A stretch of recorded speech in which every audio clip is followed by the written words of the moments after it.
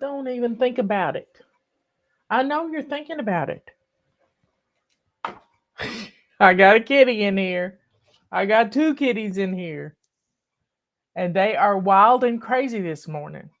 I don't know what it is. If it's the weather, I have no clue. But they're ping pong balls. They're just going everywhere. And you don't chew on that. Don't chew on that.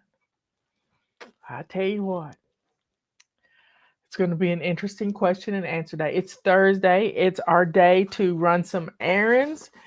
It's also our day to answer your questions. And I have 5 pages here. 5 pages. This is a bad cat. Yeah, where's my glasses? My cutesy glasses. And they have great magnification, y'all. Except there's a big blur on them.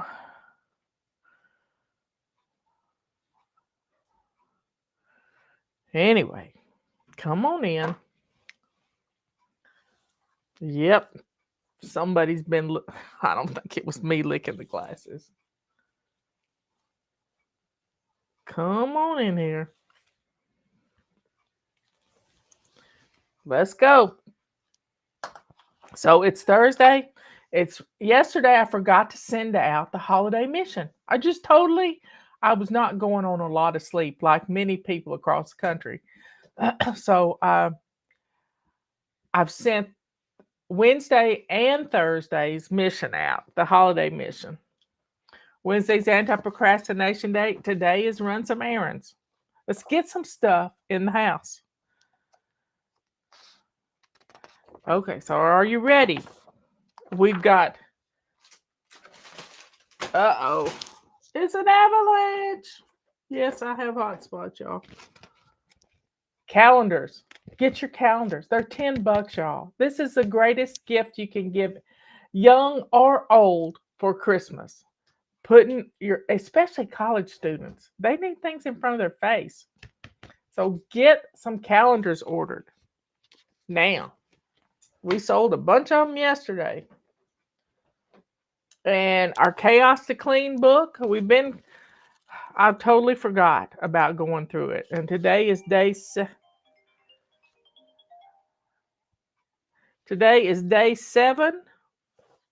And on day 7, if I get to it, your before bed routine. Pick out your clothes for tomorrow. Now, let me give you a quick tip on that. When you take your clothes off to take your bath or your shower at night, pull out your clothes for tomorrow. It takes 2 minutes, if that. And then when you get up in the morning, they're there waiting on you. I have got a little eagle-eyed kitty right over here watching me. Okay, folks. We got stuff to do. We got questions to answer. We got places to go. I'm going to ride with Justin to his house this afternoon sometime and pick up my truck. I hadn't picked up my truck in a while. I haven't had my truck in a while. I don't even know how long. Probably a year. But Sarah's driving the pickup truck and she's at college, so she's not going anywhere, hopefully. But hey, I'm going to pick up my truck and we're going to be good to go. First question.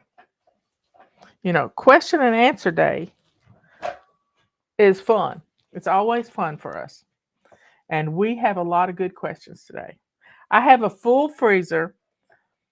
My hubby would like to know what's inside, but I've not found an inventory system that he can keep up with.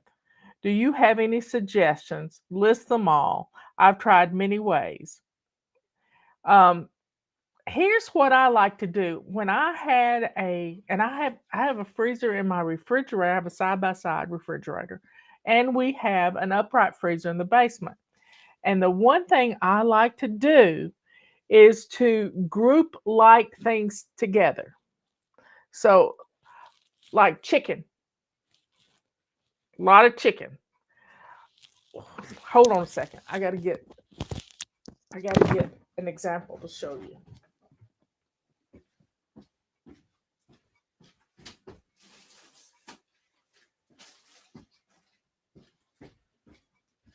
I buy these on Amazon, and they are grocery bags.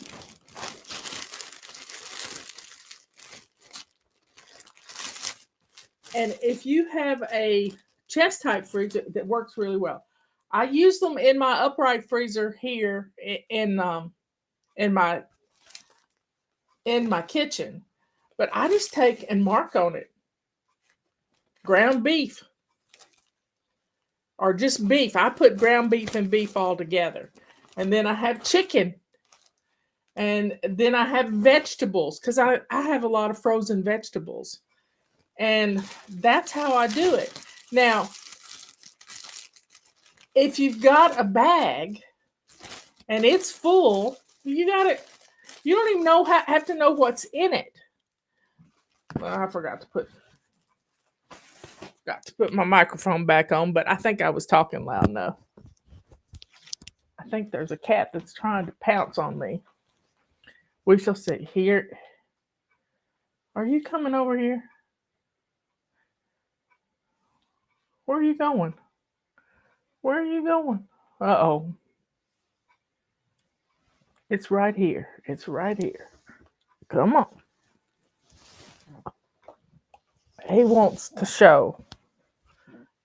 Here he is. Yeah.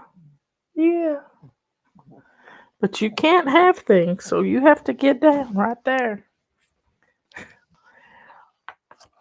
But just bag things up, sort them, put your gloves on, and get in that freezer. Now, if you want to keep up with everything that's there, then that's fine.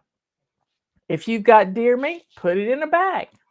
That's how I keep up with my inventory. And I have it about every 6 months to go through my freezer. Sometimes I do it once a month. Sometimes Robert goes down there and makes a list of everything that's in the freezer. He's organized like that. But if you got things in tote bags, and these tote bags are like $2 a piece, they're not bad, and they're colorful, which makes me happy. Will you tell us when and how to use a timer? I have ADHD, and I get distracted all the time. Would using a timer help me? Timers not only tell us when to start, and we can have a fun game racing the clock, but I don't recommend racing the clock. I just stay slow and steady, which I need to send that message out again. But they tell us when to stop and to go on to something else. And it works. But you set the time. I can set it for 2 minutes. I can set it for 5 minutes. I can set it for 50 minutes. I got 2 of them going sometimes where I've got one going for every hour at the top of the hour. I just set it for 60 minutes. And then when that one goes off, I get up and I do some exercises. I just change what I'm doing. I get out of my chair. Sometimes you can set things for 15 minutes, and it says on here you can do anything for 15 minutes, but then you have to stop. It doesn't say that part, but that's the whole deal. And don't say I have ADHD. HD. Say I have a superpower. Being able to go from one place to another place to another place is a superpower, y'all. We can get so much done when it kicks in. If I drink a cup of coffee, it really does help me to stay focused in the morning. Now, I don't drink coffee in the afternoon unless I'm having some cafe mocha.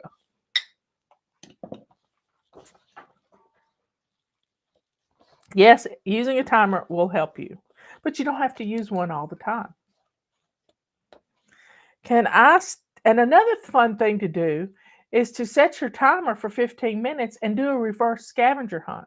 So wherever you are, and when the timer goes off, set it for 15 minutes and just grab the first thing you see that doesn't belong that doesn't belong where you are. Grab it and go. Grab it and go put it where it belongs. Then grab something else that doesn't belong there. And then keep going until you get everything put away. It's a fun game to play, and you can get things put away real quick. I forgot to put the chat up for me. There we go. Okay. Can I still start the holiday missions even though we started them days ago? Yes, just read over them. We got a whole page of them on our website, and you can read over them. You don't have to gather them all up. And we have a basic weekly plan to our holiday missions. Monday is clean and fleeing. So we need to get rid of our clutter and clean up some spaces to make room for what's coming at Christmas. Here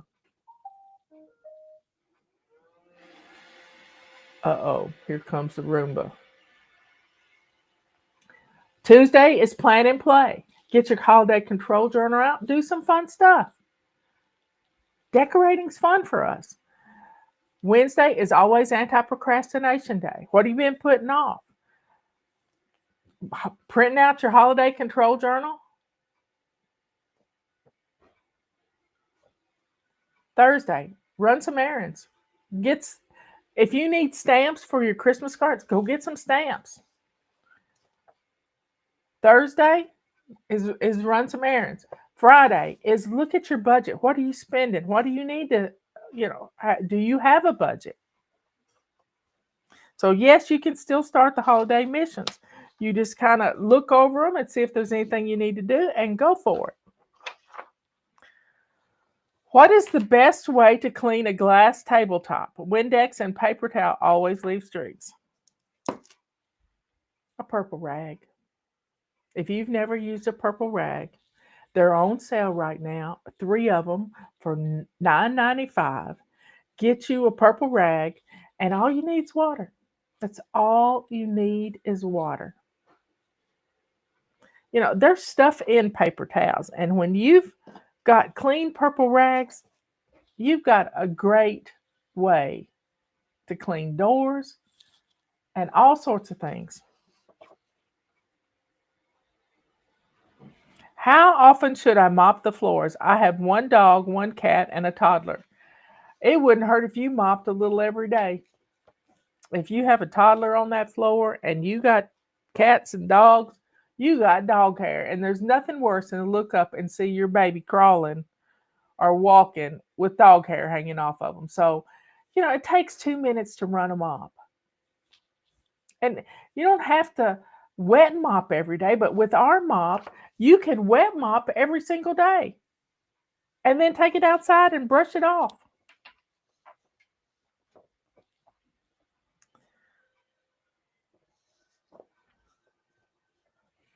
When I make your mashed potatoes ahead of time for Thanksgiving and then freeze, what temperature do I cook them on and for how long in order to serve them for Thanksgiving?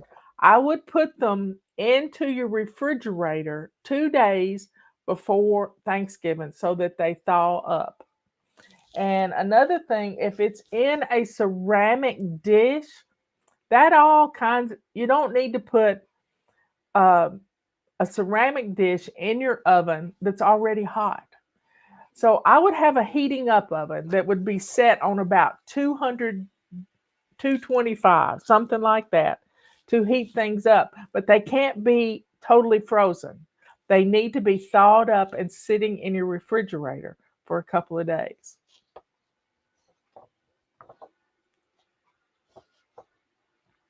And then I would just let them coast. I would probably start it at 200 degrees, 225 for about 2 hours, 3 hours, but not higher than that, unless you need to use your oven for something else. You can also put them in a crock pot. Now, if you freeze the potatoes, it's always good to take the container you want to put them in and freeze them in that container, but I would line the container with saran wrap or parchment paper or something, and then put it in a Ziploc bag after lift it out and put it in the Ziploc bag. That way you can thaw it up and it will go back in the container.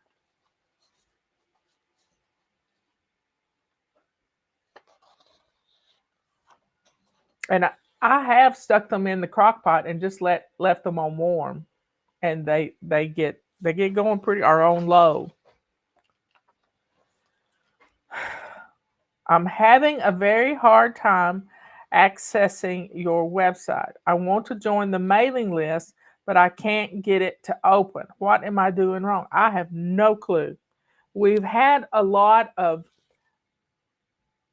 not we, the world has had a lot of cyber attacks lately. And you may have to close out a window that puts an ad on the page, but that helps us a whole lot pay for our internet service for our website. Um, with At the upper left hand corner of our website, it says join, get our emails. I don't know what it says. I don't have it right in front of me. But somebody will put a link in here to join, and maybe you can just follow that link and it'll help. So if Justin and Patty's in here, put a link to join our website. But it really does work to help you get for you to get our message. Do you have to pay to join? No, it's free. It's free. You don't have to subscribe.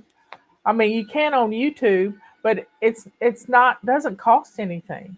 Doesn't cost a single thing. And we send out a bunch of messages every day. So sign up for our messages. Having them come to your phone and sign up with an address that goes to your phone. Yeah, there it is. Just click the link and go straight there. Do you ever make your own TV type dinners and freeze them? I want to start, but I'm not sure what to start with. Well, you can do it with a Ziploc bag. You really can. Or you can do it with those freezer things where you can make your own size bags and put stuff in them. I got some bento boxes off of Amazon, and that's what I use. They have 3 compartments and it works really well. It's great. I've got 2 sitting in the freezer right now. No, I have 3. I have some chili. I have some chicken and rice. And when you need a quick meal, it's great. I had done up some. We had homemade, not with Campbell's soup. I made homemade Sunday beef stroganoff, and then Emily and Justin had people over, and they cooked German food. So they brought us some leftovers, which were so yummy. We love German food.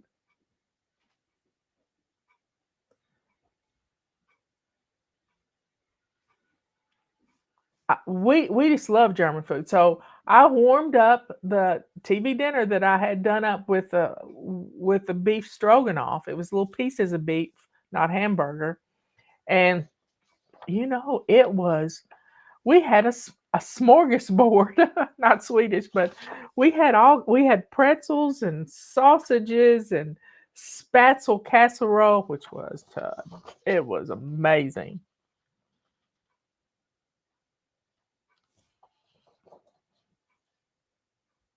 So yeah, but you can do it lots of ways. You can do it in Ziploc bags, but you need to flatten them out.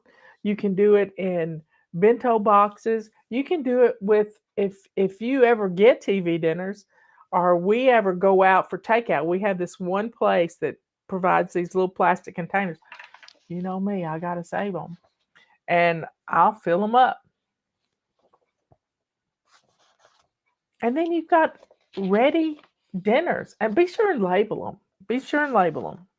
It's always good. And you can label them with a piece of freezer tape.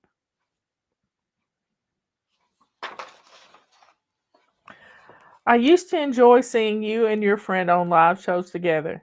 Is she still working? We used to have a lot of fun, and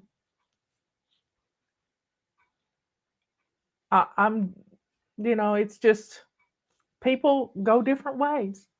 People just go different ways, and it's not a whole lot you can do about it. When when it's just loss. It's just loss, and I'm just kind of mourning the whole situation. I did have contact with her after the storm, and she told me they were okay, and that Caroline was okay. I think Caroline lived in Burnsville, and so I was just praising God that they were all okay. When your husband was a judge, did you ever worry about him dealing with criminals? Yes.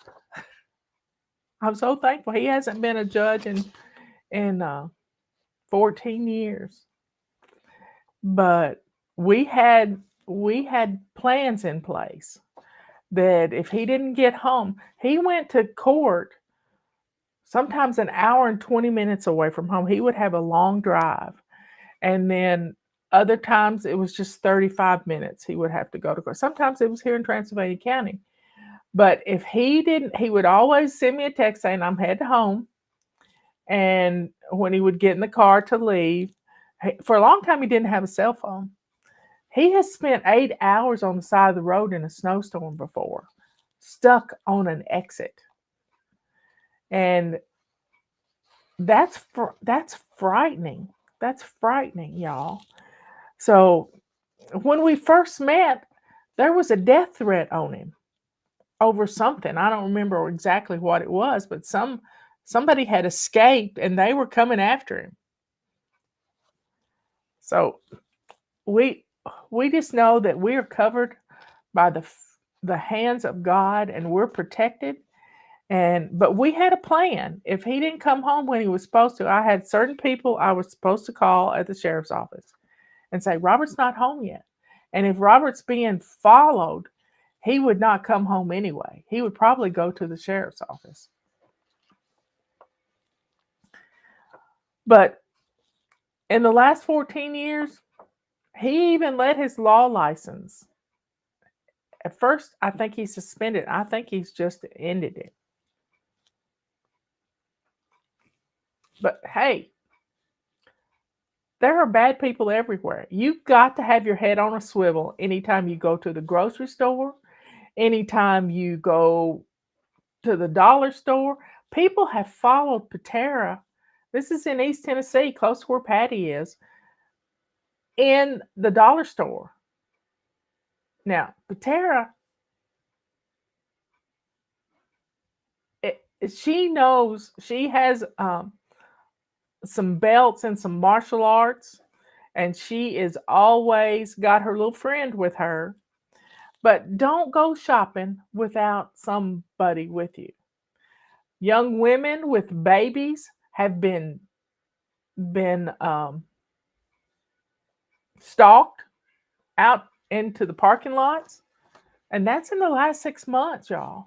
So be aware. Keep your head on a swivel. Be aware. They could be wanting to steal your cell phone or steal your baby or steal you. We got wild and crazy kitties in here. So always be aware. Always be aware.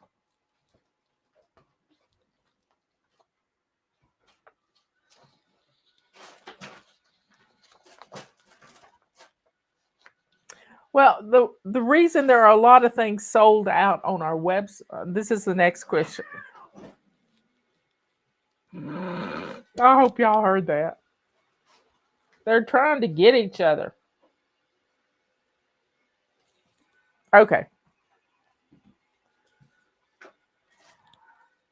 I'm going to ask for money for Christmas for some of My very own Fly Lady tools. Will you still be selling things after Christmas? Yeah, we keep the sales going on way into January. I saw on your online shop that a lot of things are sold out. A lot of things are sold out because we can't get them.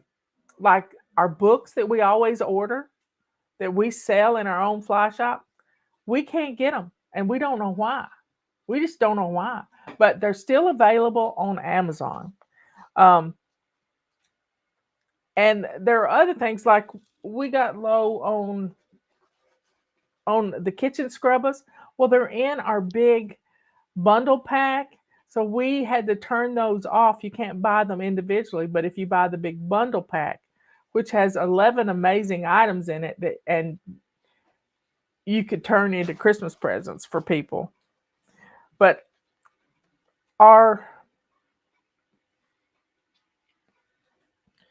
our geek that has worked with us for 20 something years, he got another job, and he's still doing work for us, but cleaning up the fly shop is not something uh, we thought was that important to have to pay extra for.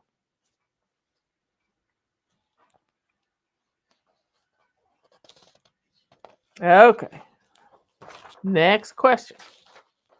On your website, I read we were supposed to declutter before doing the zone work. Is it okay if I declutter one area and do zone work in that area? Yeah, Flylight, you make it for you. Right now we're in zone two. Zone two is the heart of our home, our kitchens. And declutter as many things as you can possibly declutter right now. Get it out of your house so it makes your kitchen. Uh, Rebecca's asking, is your books at Barnes and Noble? Yeah, they have been over the past. I've done many book signings in Barnes and Noble, but they're on Amazon. They're on Amazon, and they're probably on Barnes and Noble's website too.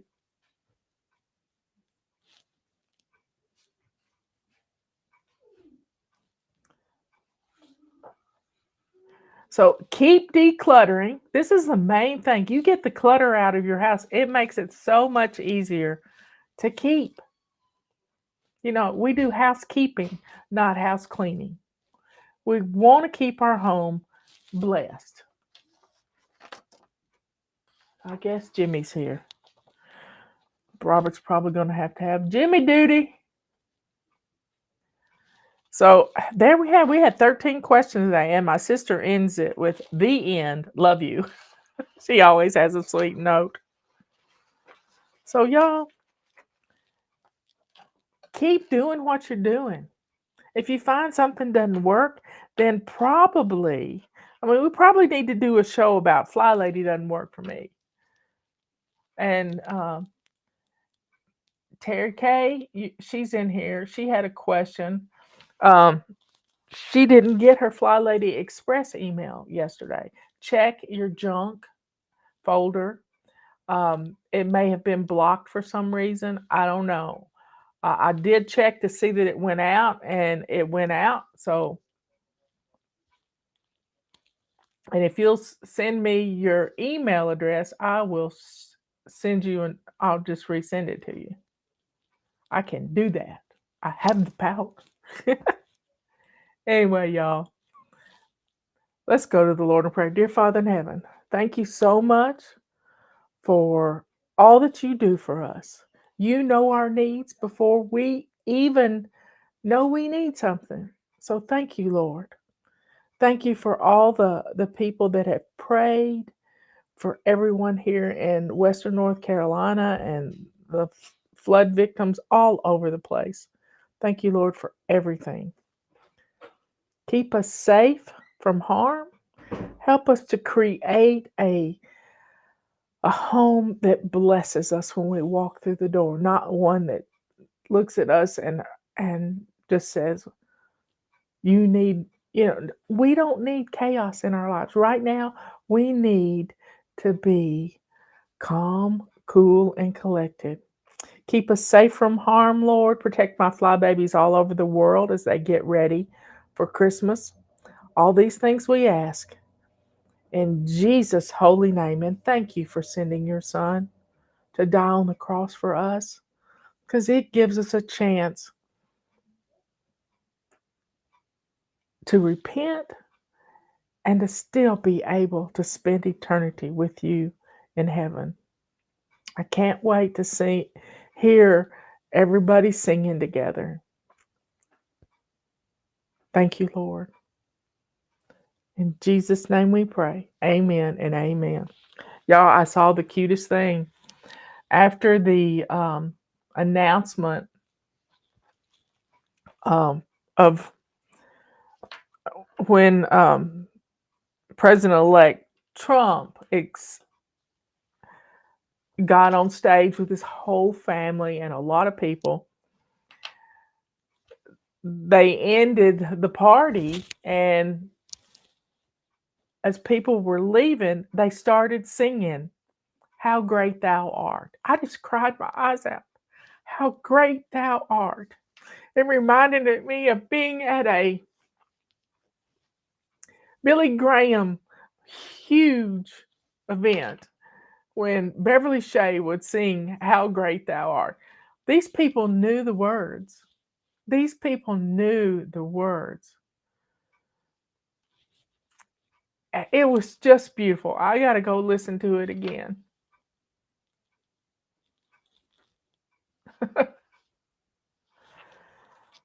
But y'all keep your heads on a swivel. Get some food in your house. We need to be ready all the time for anything that could happen. Anything could happen. There's another storm in the Caribbean. Hopefully, it's tropical storm Raphael. Robert and I looked it up. He is an archangel. So maybe he knows we can't handle any more storms right now. We haven't even gotten back. We haven't. God's going to help us get ready. We've got Amish here that are. We don't really have many. We have some Mennonites, but not any. I have not seen any Amish or buggies or anything. But we have had people come in from Pennsylvania, and they're building tiny houses, little tiny houses, so people will have a warm place to live this winter. Just a little tiny house village. So y'all, be good, kind, and sweet. Be good to yourself by taking a few minutes to listen to this whole show. Click subscribe and make a comment. It's always fun to read your comments.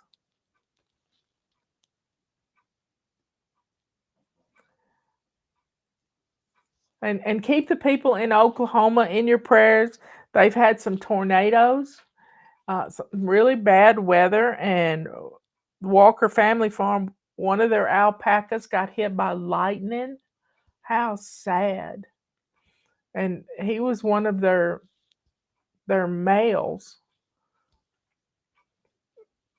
So y'all, God's got us right here. Be ready. I mean, they're talking about some kind of solar flare last night. God's got us. God's got us. So don't be afraid. No fear. Stay calm, and everything, like I said, told somebody one time, even if it's not okay, it's going to be okay.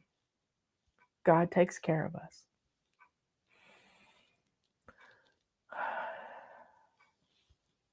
So y'all, be good, kind, and sweet.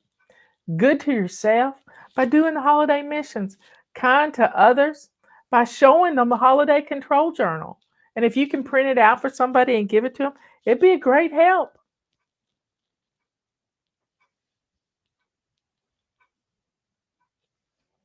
And let that joy and sweetness that is in your heart tell the world you're a child of the Most High, the only living God in the cosmos.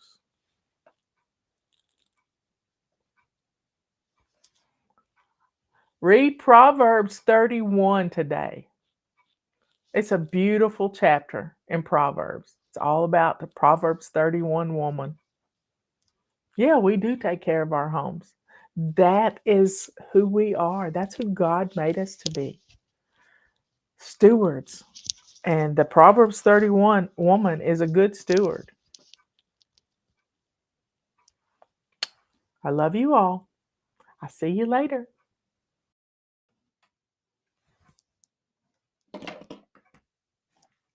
Come on in, everybody. Let me get sort of in the middle. There. I'm a perfectionist. What can I tell you? Come on in, folks. Come on in. I lost my hairbrush. I just got through curling my hair a little bit. Just a little bit. So, y'all, get on in here. Get on in here. I wanted something hot. It's kind of nasty outside. And I went into my drawer and I got my bottle of cafe mocha. Let me get the chat up. And this is my little canister. It's an old-timey, but it's new. I think you can get it. This one's made by Fido. Anyway, you can get them at the dollar store. And they make great little jars of something you put together.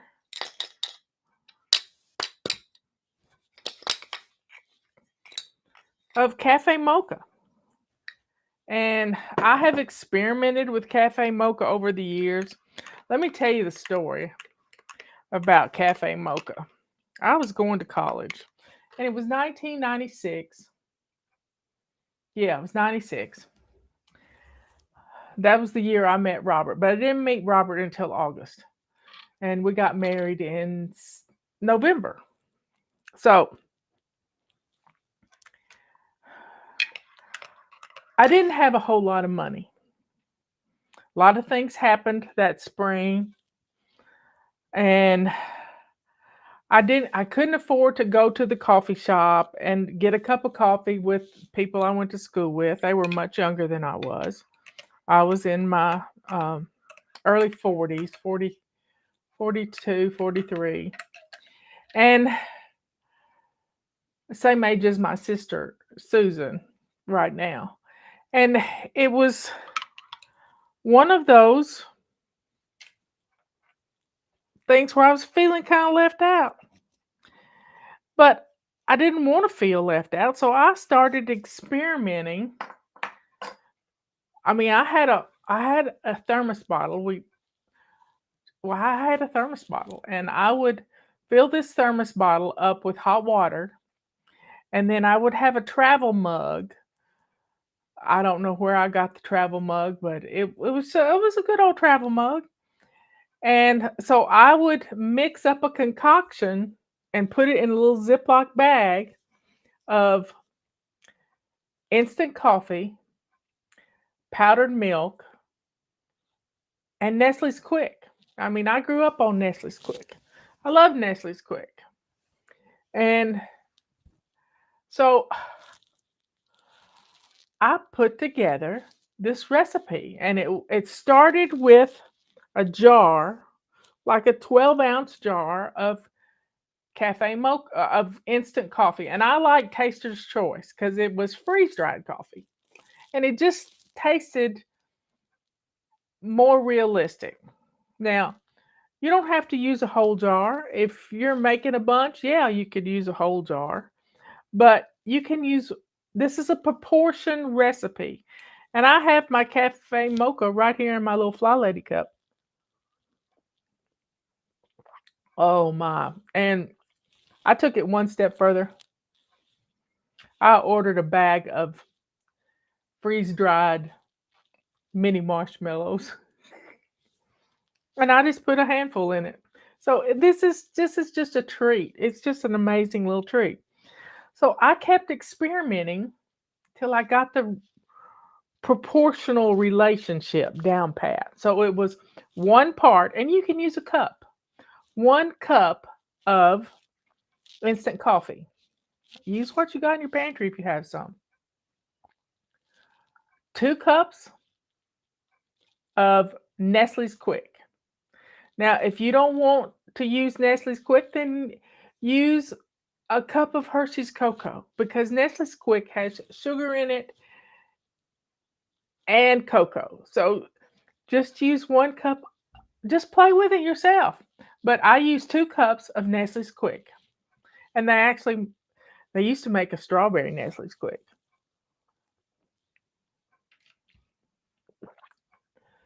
Then I put 3 cups, and I've always had powdered milk on hand.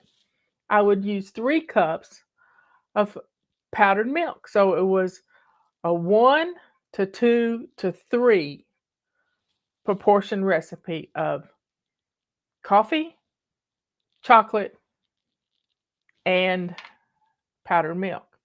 Now, here's some variations on a thing. If you want to make a pumpkin spice latte, really all that milk is just turns it into a latte. Put a little bit of put a you don't have to use the chocolate. You could use brown sugar and some pumpkin pie spice. You don't even have to put pumpkin in, just the spice of a pumpkin pie. A couple of tablespoons of that in it with the powdered milk, and you have got. They still make strawberry Nestle's Quick. That's interesting. But you have a wonderful hot drink in the afternoon with just a zap of caffeine to keep you going till dinner time. I usually get really sleepy about the time after dinner, about 7 o'clock when Wheel of Fortune comes on. How y'all liking Wheel of Fortune with Ryan Seacrest? I still haven't gotten used to it. Anyway, this proportional recipe was just lovely. So I would take a couple of 1 ounce scoops and put them in a Ziploc bag. I'm coming back around to it and take my hot water that I had in my thermos. It was a Stanley thermos bottle I'd gotten at a yard sale somewhere. And I would mix up my cafe mocha mix in my travel mug, and I'd have a cup of something wonderful. I didn't feel left out of all the other people going to the coffee shop. I had what I needed, and I'd ride home. I lived um, up a mountain about 30 minutes from town, up a mountain road. It was 78 curves up that mountain road. And I felt like I had a treat. One Christmas, I cleaned out all my mugs. And they were pretty. I had some pretty mugs. And I washed them all up. I got some, I don't think I used Ziploc bags, but I used some freezer bags that you could tie a bow around because a Ziploc bag doesn't look pretty when you tie a bow around it. But I put together, had the cup all clean and pretty, and you could, woo, that hurt. Don't stifle sneezes, y'all. You'll blow the top of your head off. Anyway,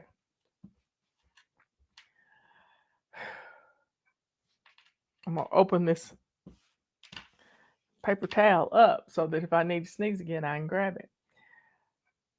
But I took some Christmas mugs that I had and turned them into a cup with a bag of cafe mocha in it. Now, if your powdered milk is a little more granulated than you like it, you can put this whole concoction in your food processor or your blender and make it finer. And I added a scoop. One year I had some wooden spoons that I could put in there. Sometimes you can put a candy cane with it.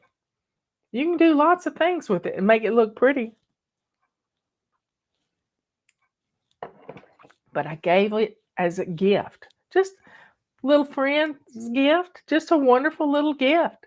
Nothing fancy, just some mugs that I was getting rid of. And in fact, I've got some right now I could get rid of and do the same thing. Cafe mocha, all good to go. And it's a thoughtful gift. Maybe you make it for your teachers. Um, Maybe you make it for your Sunday school class. Everybody gets a mug and a bag of cafe mocha. But remember, it's a 1 to 2 to 3 proportional recipe, starting with the coffee, with the Nestle's Quick, and 3 cups of powdered milk. And it works. Now you can adapt it if you want to. You can leave out the chocolate. You can take the coffee and the milk and put some brown sugar in it, so it's going to make like a caramel latte. You could add some cinnamon to the mix and have a cinnamon latte. You could just do lots of things. I don't go to Starbucks. I've rarely gone to Starbucks in my life. I can probably count on one hand how many times I've been to a Starbucks. But just think about it. Pumpkin spice latte. We've all got pumpkin pie spice in our drawers in our kitchen.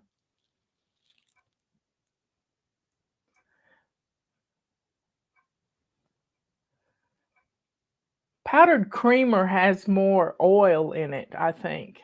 But powdered creamer, unless you've made it yourself, I wouldn't use that stuff. It's got too many additives in it. Powdered milk is just plain milk that's been dehydrated or freeze dried.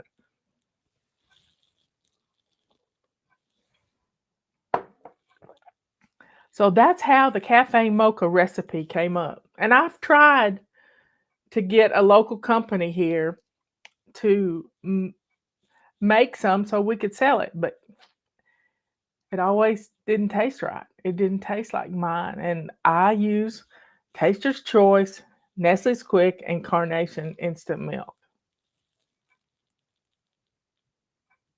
Oh, thank y'all. Thank you very much. One of our fly babies, Hello World, needs our prayers, y'all. And she has been diagnosed with something that's terminal. And we need to rebuke whatever is attacking her in the name of Jesus Christ. We rebuke that infirmity that is attacking her body in the name of Jesus. And we command that infirmity to go back to the pits of hell where it belongs, never to bother another soul again. We also agree with the word that by Jesus' stripes we are healed. Do you hear me? By his stripes we are healed. And the healing is going to happen. At this point, don't believe what the doctor said. I'm not telling you to ignore him. I'm telling you to put your faith in God. Put your faith in God.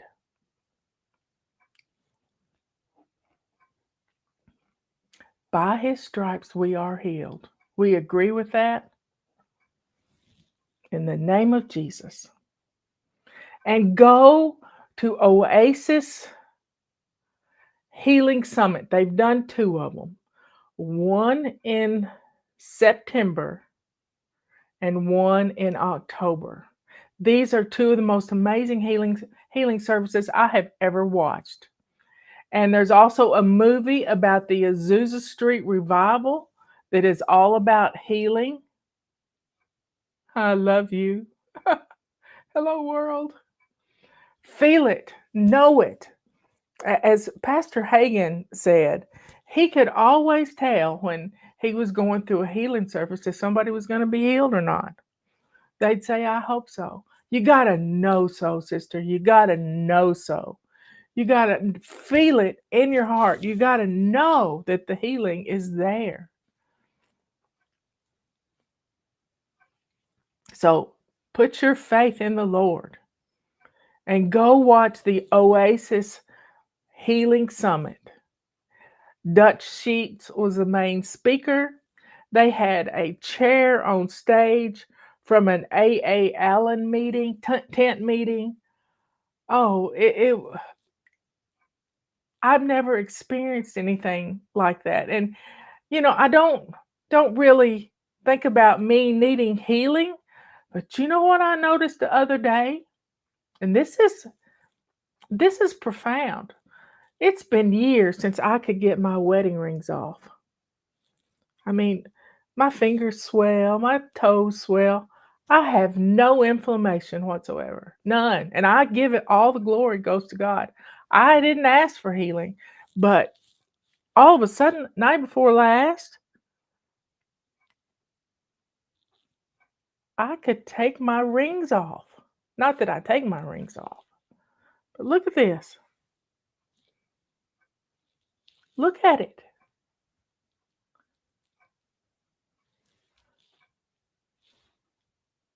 No inflammation, none whatsoever. No feet swelling, none whatsoever. I am healed by the grace of God and the glory of Jesus Christ. The 39 stripes he took. I know I was healed. I didn't ask for it, but other people have not asked for healing and they got healed. They had a testimony from a couple they were in the balcony and people were going down to get prayed over, and they didn't go down because they just didn't go down. But they had an appointment on Monday. This happened on a Friday. On a Monday, she was supposed to have kidney surgery or something. And you know what? They did some last minute exams and they told her she didn't need to have surgery. Her husband was supposed to have knee surgery in a couple of weeks. His knees were totally healed. So, folks,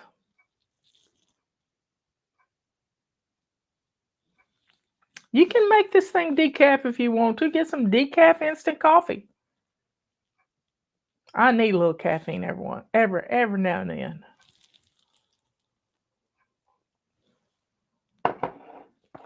And start laughing. Start laughing. One of my favorite things to laugh at are funniest home videos, the animal editions of them. And they're online. They're on YouTube. And animals can be so funny, just so funny.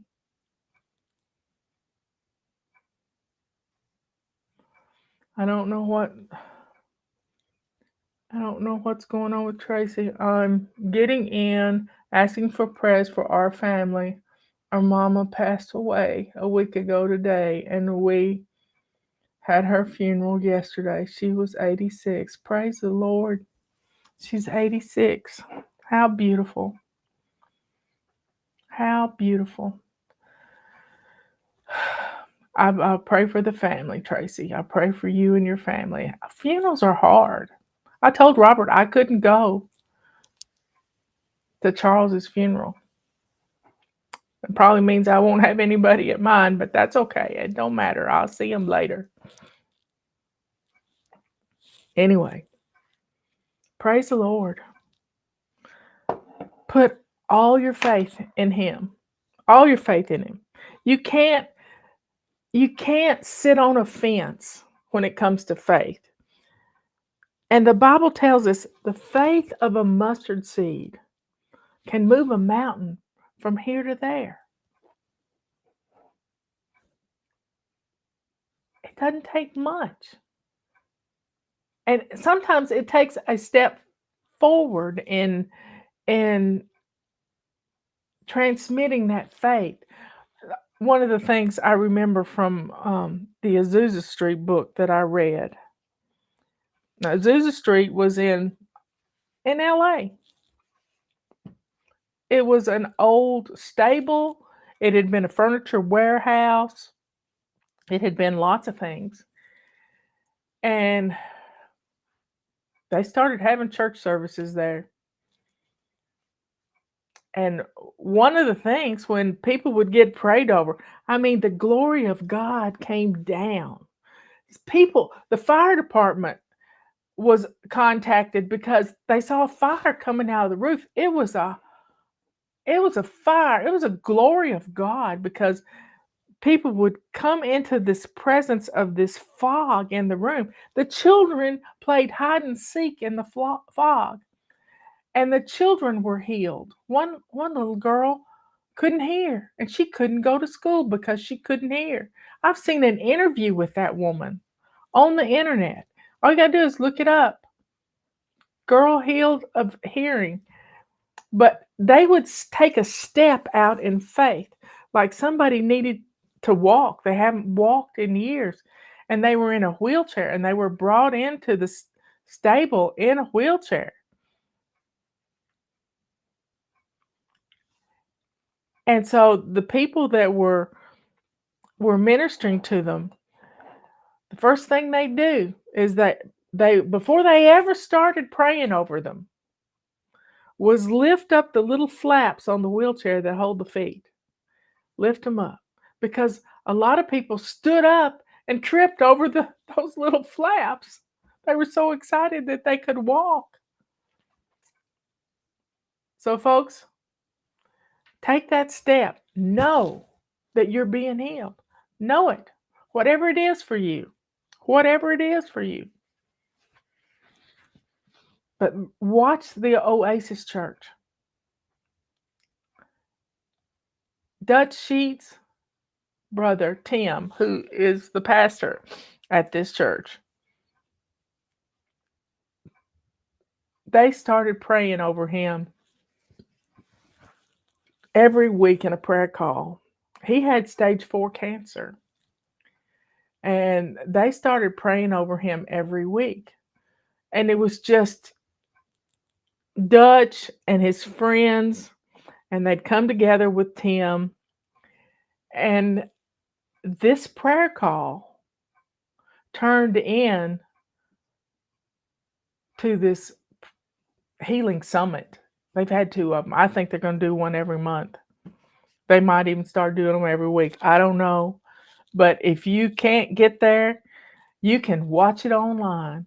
There are hubs of people all over the world that are streaming it live.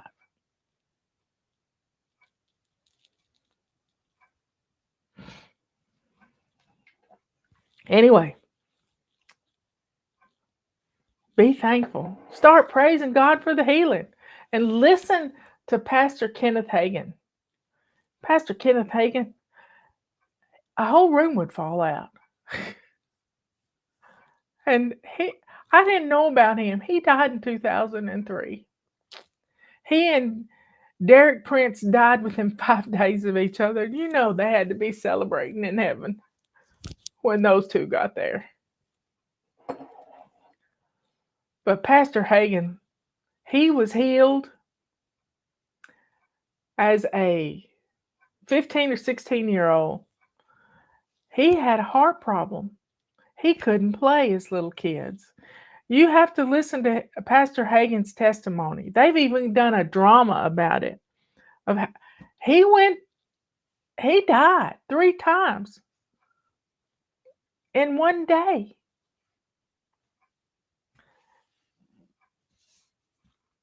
And it's just a powerful drama that they did. at Rhema Bible College, Bible Church. Just powerful.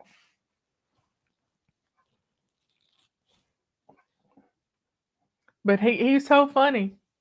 They would even take handkerchiefs and pray over handkerchiefs and send them back to send them back with the families. That's just beautiful. And that's biblical too. A cloth that they would take home. Jesus healed Peter's mother-in-law. Peter's mother-in-law of a high fever. Of a high fever. And the next thing you know, she's waiting on them. So please, everybody, whatever you need, put your faith in it. Your faith. That's why I wear this mustard seed right here. To remember that faith. That it doesn't take much. It doesn't take much. So my faith when the storm hit here,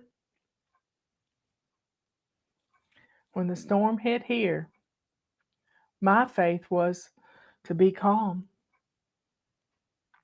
To get a book that I was reading, a book on tape, and to lay down on the couch.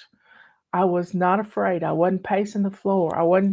I curled up on the couch with a book in my ear and a prayer in my heart. And the storm was over and the water came up on the creek. We already had 22 inches of rain. The water came up, but our bridge didn't go out. And I watched the most amazing thing on the news last night. And I'm going to cry, and I don't care if y'all don't like it if I cry. Don't care, because this was beautiful. This family was stuck. Their bridge was gone. They couldn't get to their house. They ended up having to put down things to walk in the creek to get out. And this one elderly lady, she crawled out. So the daughter put a sign up. We need a bridge. That's a step in faith. And one morning, they woke up the next morning and they had a new bridge. Now, whether it was angels building it during the night, they don't know who did it. But she put a step in faith. We need a new bridge. And there it was. We've got some Amish that have come down from Pennsylvania who are building cabins, little sheds, and making them warm. Little sheds and making them warm. Cabins for Christ. Imagine that. Cabins for Christ. So y'all, step out in faith. You'll be surprised at what God will do. I love you all. Be good, kind, and sweet. Thank you, Lord, for the healing that is coming upon your servant that has asked for prayers. Hello, world. Thank you, Lord. Heal whatever's going on in her head. Heal it in the name of your Son. Thank you for all your healing, Lord. Keep us safe from harm. Protect us from evil. In Jesus' name, amen and amen. Be good, kind, and sweet.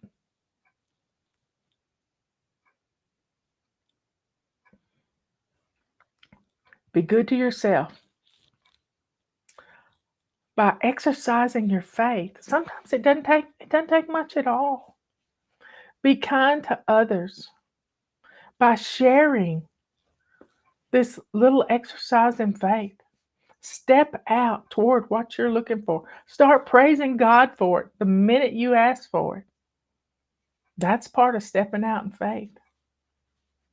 And let that joy that's in here show the world who you are, a child of the Most High, the only living God in the cosmos. Here's to seeing Him one day. worshiping at his feet. I love you all.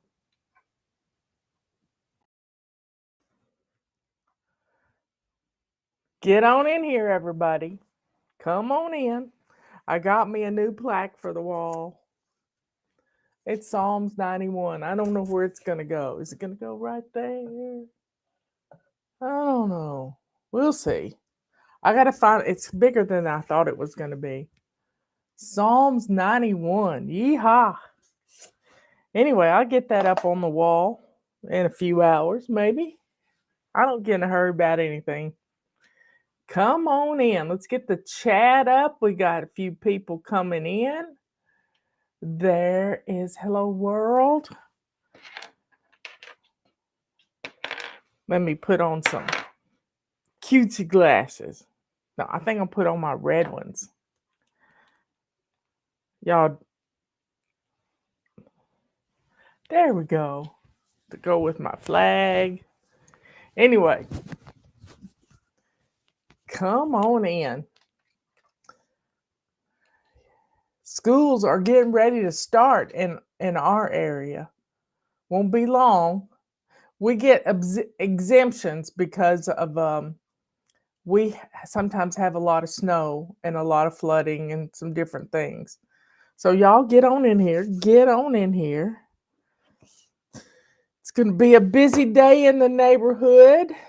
We have our calendars. We got word from our printer today that the first batch of calendars, where's the first batch of calendars is hot pink. I mean, the whole 2025 calendars are going to be hot pink. And they're on pre-order right now, and they're $10. And we've never done a pre-order sale where they're half price. Never. And it's just a tough time, and we just wanted to do something right, you know? Something that would be good for everybody. But anyway, these calendars are huge. This is this year's calendar. Let me go. But I want you to see how big the insides are. Because it's what's inside that matters. Isn't that what our grannies told us? It's what inside. Pretty is as pretty does, my granny used to say. And this calendar is huge. Here's July. That's my glasses. This is how big it is. I can't even get it. I mean, if I turn it this way, I can get it all on the screen. But it's huge. It's not just a picture here and the full calendar right here. We got lines everywhere. And this calendar was just, we love it because it's big enough to write milestones from your family, appointments for families with a lot of kids, and you're running here, there, and yonder, and you need a place to put everything so everybody can see it. So get your calendars ordered right now. I've got to get my glasses before I step on them, y'all. The do it now principle has kicked in, and my microphone's hung up on my pants. Y'all, I've been doing something weird. I've been cleaning out the drawers in my chest of drawers of clothes that I don't wear. And I'll put them on, and I don't do it fast. I put, a few things in my basket, and I put them on, and I surprise myself that I have something I really love. And that's what happened with the pair of jeans I put on this morning. They are wonderful. And I probably had them for years and never worn them. I ordered them off eBay. That's where I get most of my clothes. I never buy anything new. But I'm going through things a step at a time. And as I find things I don't like, when I do the laundry, I will put those in a giveaway bag. And that's how it's working. So, folks, Here's to getting some things done. Today is anti-procrastination day. It's Wednesday. Wednesday is always our day to stop putting things off and get it going. Now, there's lots of fun ways to do anti-procrastination day. Just pick something. But sometimes it's hard for us to make a decision. So look around your house at the things that need to be done that you've been putting off, whether it's laundry or dishes or emptying the dishwasher, you name it. Dishwashers not being empty is the cause of messy kitchens. And let's get it done. Let's just get it done. And I wanted to discuss how Fly Lady works. Many of you join up and you never read an email. How can you commit to doing a system and not know how it works? Or not even read a message? I don't get that. Sometimes we get 50 clicks on the flight plan. The flight plan is the most important email that goes out all day. It tells you what's going on tomorrow. It gets you ready for tomorrow. So here's how Fly Lady works. People pay thousands of dollars for an immersion class in learning how to speak Spanish or something else, maybe Italian. They pay thousands of dollars to do that. Well, we're giving you a system for free. All you got to do is sign up and get the emails, and we're gonna put you into immersion class. If you commit to getting our messages,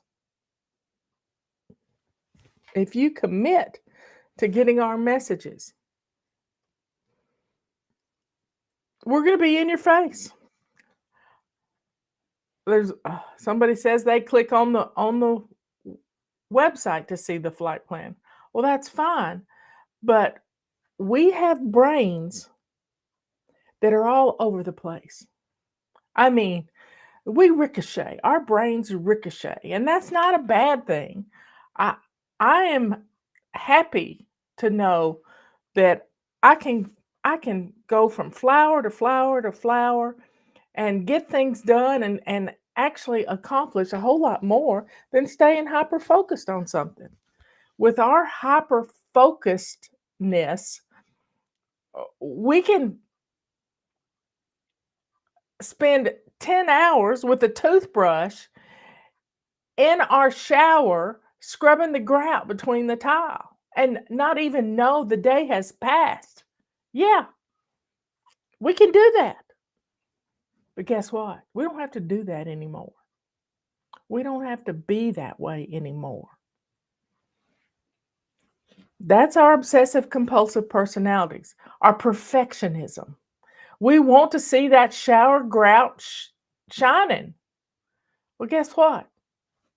It's grout. It's grout. You don't want to put some chemicals on your tile because you got to smell that stuff. So you need to be careful with what you put in your lungs. I've had a friend from high school who was cleaning her shower, and she sprayed it with something, and then she sprayed something on top of it, the chemicals mixed, and she fell out with little kids in the house. She fell out in the floor. She asphyxiated herself with some chemical that was awful. So you got to be careful with what you mix. That's why we recommend only using like shampoo or old body wash to clean your shower. If you'll take a purple rag, you can clean shower doors with a purple rag and no soap, because the soap film that's on your shower doors or on your shower walls is soap. Soap is soap. Now we got this great little scrubber tool that is wonderful. We have where is it?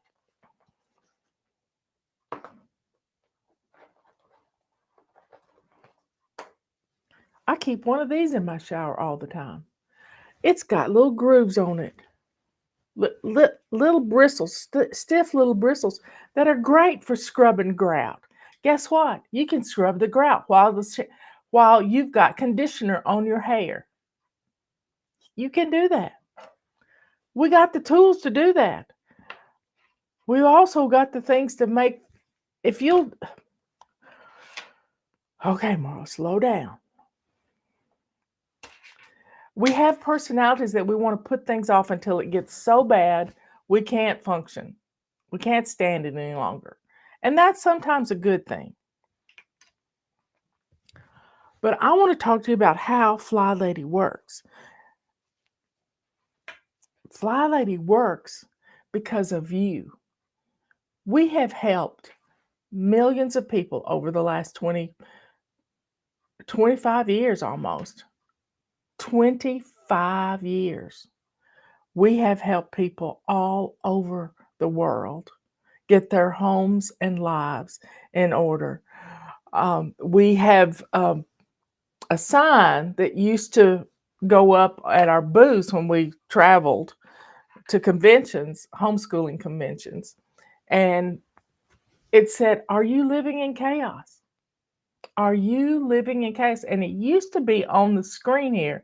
I don't know why it isn't anymore. Let's see if I hit this design. There we go. There it is. Are you living in chaos? I put it up there. Yay! I could do it and talk at the same time. Are you living in chaos? Chaos stands for can't have anyone over syndrome. Now, folks, chaos is a horrible, horrible thing. Seems like the whole world is in chaos. I know one time that can't have anyone over syndrome. I'll have to tell you about that sometime. I got a testimony from a general many years ago. A general in the military of our country.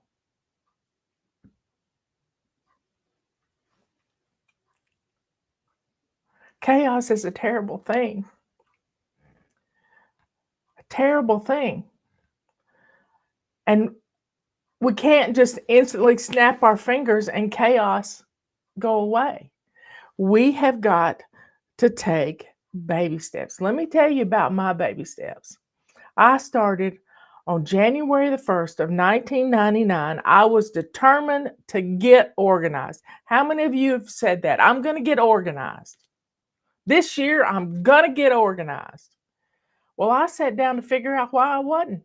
Here I was, 43 years old, and didn't know how to clean house. And I was scared to death that people on the board of commissioners in our county, I was going to become a county commissioner, they were going to find out my dirty little secret was that I couldn't keep house. Robert deserved to have a home that blessed him. I deserve to have a home that blesses me. Y'all, we have a home that blesses us now.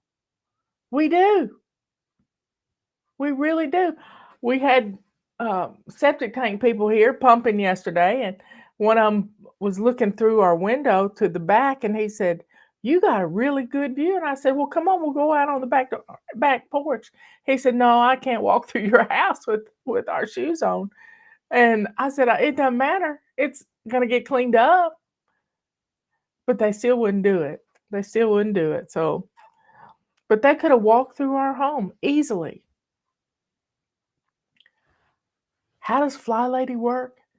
We start with one habit, keeping that sink clean and shiny. That's it. It's all you have to do.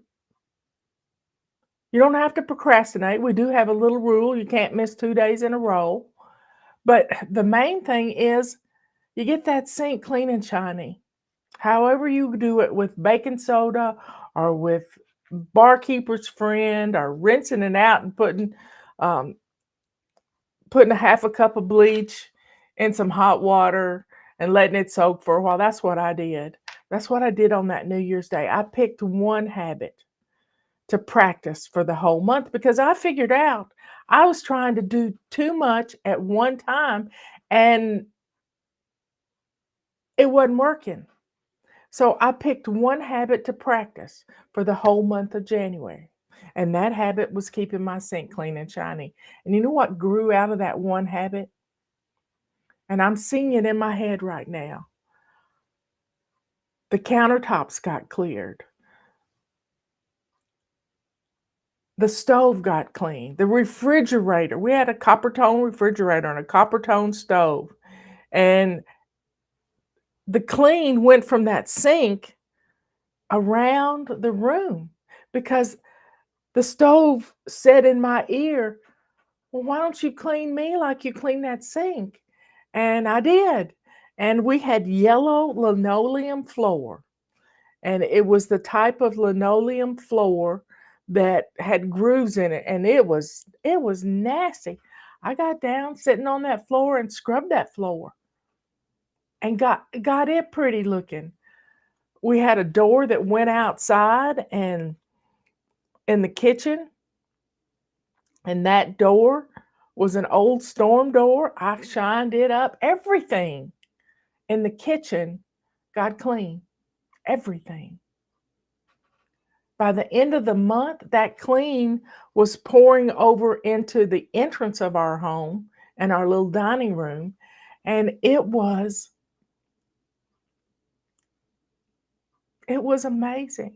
I'd walk into the kitchen in the morning and I'd be blinded by this shiny sink in a good way. I wasn't walking into the kitchen being greeted with mystery water, stuff floating on top of the water, sinkfuls of dirty dishes. And we had a dishwasher, and I had sinkfuls of dirty dishes. And Robert had asked me, if you'll just keep one side of the sink open, I will make you coffee every morning. Guess what? He makes me coffee every morning. Y'all, it's that shiny sink changed my life. But it also taught me to establish habits, simple habits. They are the foundation to our system, is establishing a simple habit. Get up in the morning, make your bed, go to the bathroom, swish and swipe as you're getting dressed. Put your makeup away, wipe down your counters. It takes 30 seconds. Grab a load of laundry, put it in the washing machine.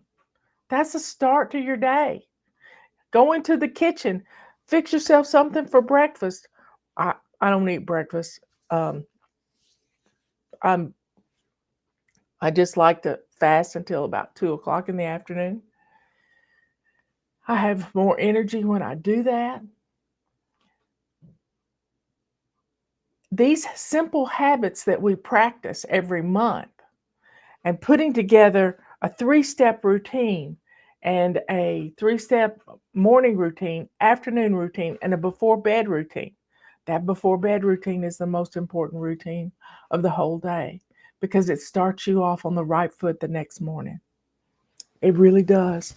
So, folks, this is how the Fly Lady system works.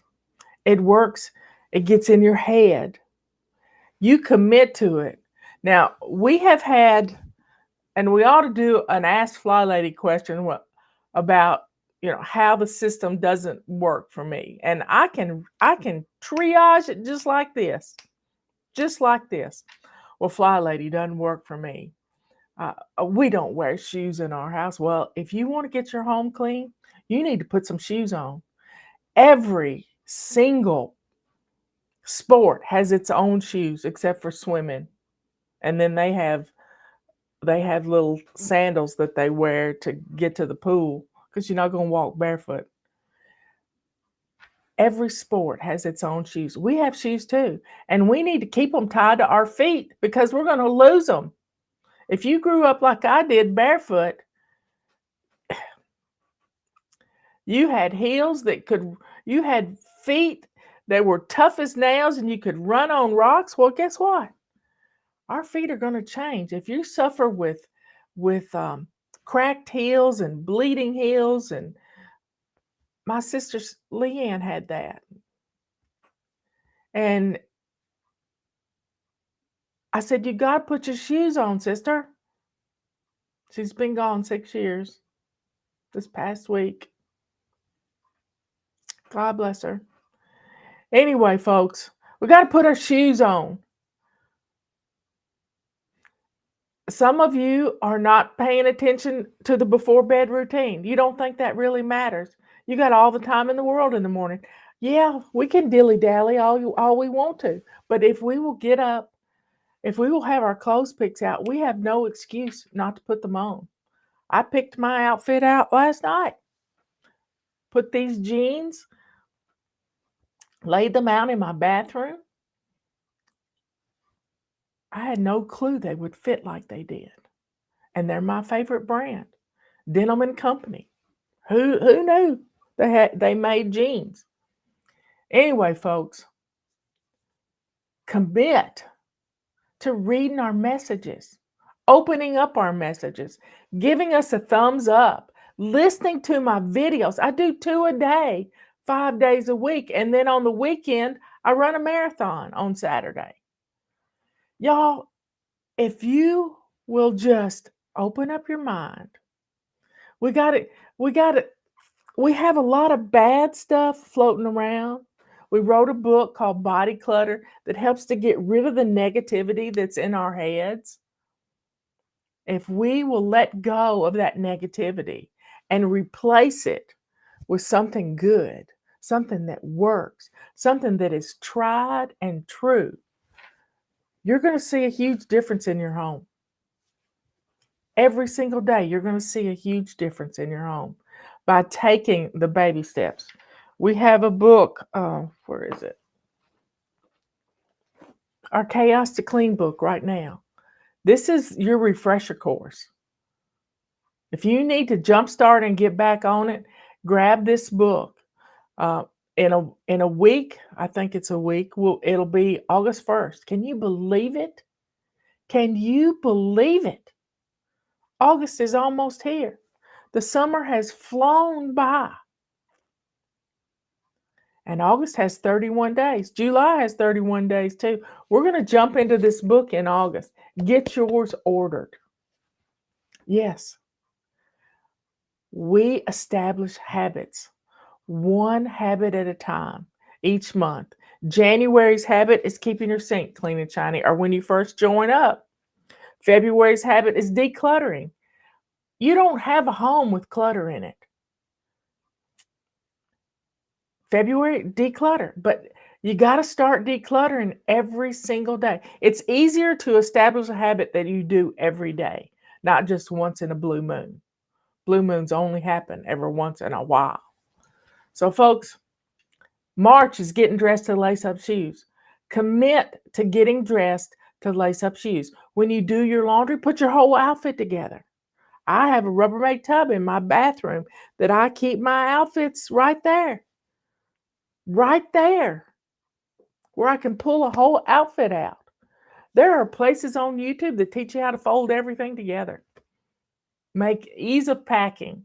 But guess what? When you can do your laundry and put your whole outfit together, you take it off to put it in the laundry hamper.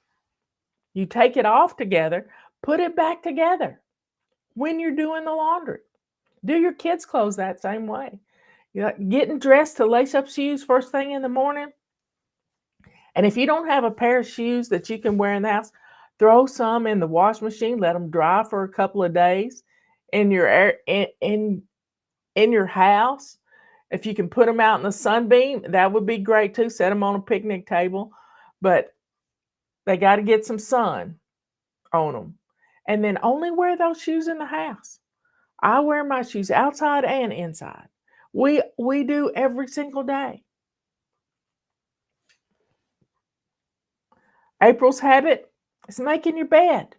There's nothing better than walking into your bedroom and seeing that bed made. It changes your attitude. It puts a smile on your face, just like that shiny sink puts a smile on your face.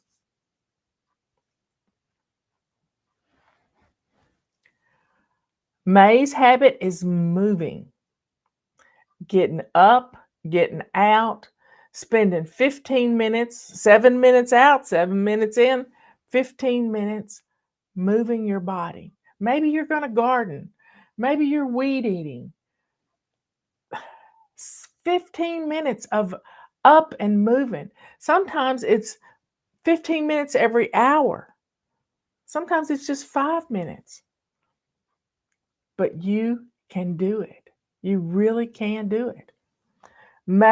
May's habit is moving. June's habit is drinking your water, staying hydrated, not drinking sweet stuff, water. Drink your water. And you're going to feel better. You're going to be energized. Now, not drinking excessive amounts and just sipping on a cup of water. If you drink a cup of water every hour, look at what you're going to get in. A cup is 8 ounces. This probably holds about 10 ounces. That's 80 ounces of water that you've sipped during the day, during the hour. Refill your cup. July's habit is swish and swipe. That's what we're practicing right now. Swish and swipe in our bathroom. But every room has a little swish and swipe. And keeping your sink clean and shiny in your kitchen, wiping down your countertops, that makes your kitchen look good. Making your bed in your bedroom, that's a swish and swipe. There's a swish and swipe in every single room. Cleaning off your flat surfaces in your living room makes your living room look neat. Yes. Let's see, that was July. August habit is doing a load of laundry every day. If you will do a load of laundry from start to finish every single day and put it away, you can start it at night when everybody's got their jammies on. You got a load of clothes. You got a load of clothes to put in the wash machine. And then first thing in the morning, when you get up and you're taking another load of laundry to the basement, put that load that's in the wash machine that you did last night in the dryer. And you're going to get probably 2 loads done today. Having that laundry done makes it easy for people to get ready to go to school in the morning when they pick their clothes out. And you can put your kids' clothes together in the full outfits. September is practicing our before bed routine. It changes your life. When you do that one routine, you are going to start out on the right foot every morning because you set up a launch pad so the kids wouldn't forget their clarinet or whatever they've got at school today, gym shoes, whatever it is. You've got it set on their launch pad. Now's the time to establish a launch pad. It can be anything from a crate and a hook on the wall for backpacks. That's all. That's it. Some place for somebody to sit and put their shoes on and grab their backpack. Have a place to put things so that they're ready to walk out the door to go to school. Yeah, it's on their way out the door. October is dealing with your paper clutter. We have paper clutter everywhere. When October rolls around, that's when we can, have a fire pit outside or start a fire in your fireplace. You can burn some stuff that you're scared that's going to get in the trash and people are going to steal your identity. But you can deal with it at home. If not, get a shredder. You can shred everything you need, and kids love to help. November, it's menu planning. We do menu planning every single week on Tuesday. We menu plan. If you don't do it on Tuesday, we got to end up procrastination day. Do it on Wednesday. It's going to change your life. It's going to change your finances because you're going to be planning for those leftovers. You just have to think about it. And we got a calendar that's big enough to put your menu plans on the calendar. Yeah, you can do this. And December's habit is pampering yourself every single day, whether it's putting some cuticle oil on your fingernails. I put chapstick on mine every night when I put chapstick on my lips to go to bed. Put it on my cuticles. It changes. When you take care of you, there's nothing like a hangnail or a cuticle that's gotten dry and pulled away and it hurts. Take care of you. If you don't take care of you, who will? And that's what these pampering missions are all about. Sit down and get your Bible and read. We can read our Bible in a month. And I got it on our website. Take care of you. Take care of you physically, spiritually, mentally. Sometimes we just need to take a nap. It's not a bad thing. If you got little kids, when they take a nap, you may need to sit down and rest. Don't say this only time I've got to clean. Well, you got a little army right there with you.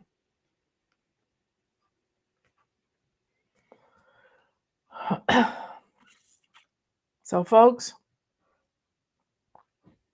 life's too short to keep going from system to system to system. Stick with something. I don't care whose it is. But our system works. I'm living proof. I am living proof. God gets all the glory, y'all. God set my feet in motion to be Fly Lady. Somebody asked me yesterday, the septic tank guy, he said, well, what's your website? I says, flylady.net, because he won't tell his wife about it. And he said, well, what does that mean? And I said, well, I used to teach fly fishing. He said, I've always wanted to learn how to do that. You know what? I came in here to my studio on my shelf over here. I had 2 books. There's 2 guys. And it was the Curtis Creek Manifesto. I pulled them out. I've got 2 more in my nightstand drawer. And I handed it to him. And then I gave him a 5-minute lesson on how to fly fish. But I said, the Fly Lady turned into something entirely different. God had a plan for me to teach women how to be kind to themselves. And that's what we do. We teach you to get rid of that negativity. My granny always said, can't, never, could do anything. Well, if you say you can't, you won't. But if you say, I'm going to give Fly Lady a try, I'm going to give it my all. I'm going to do this. One time we were at a convention at the state fairgrounds in Nashville.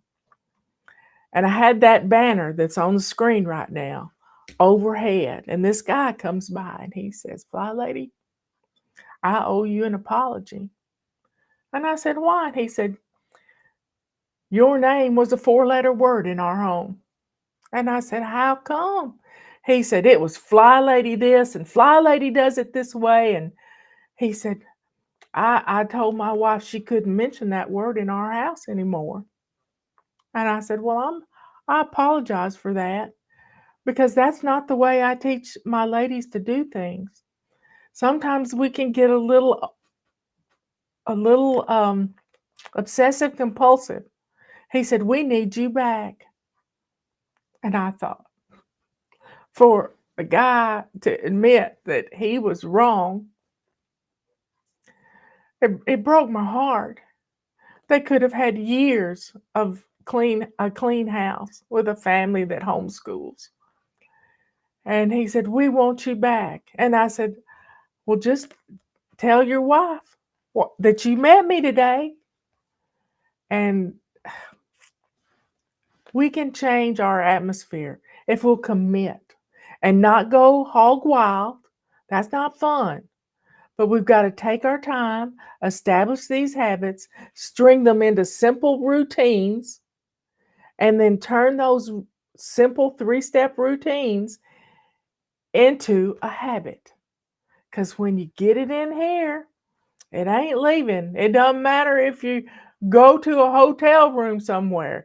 You're going to shine that bathroom sink. You're going to make that bed, even if housekeeping comes in. You're going to make the bed. Y'all, life, God put me here to help you.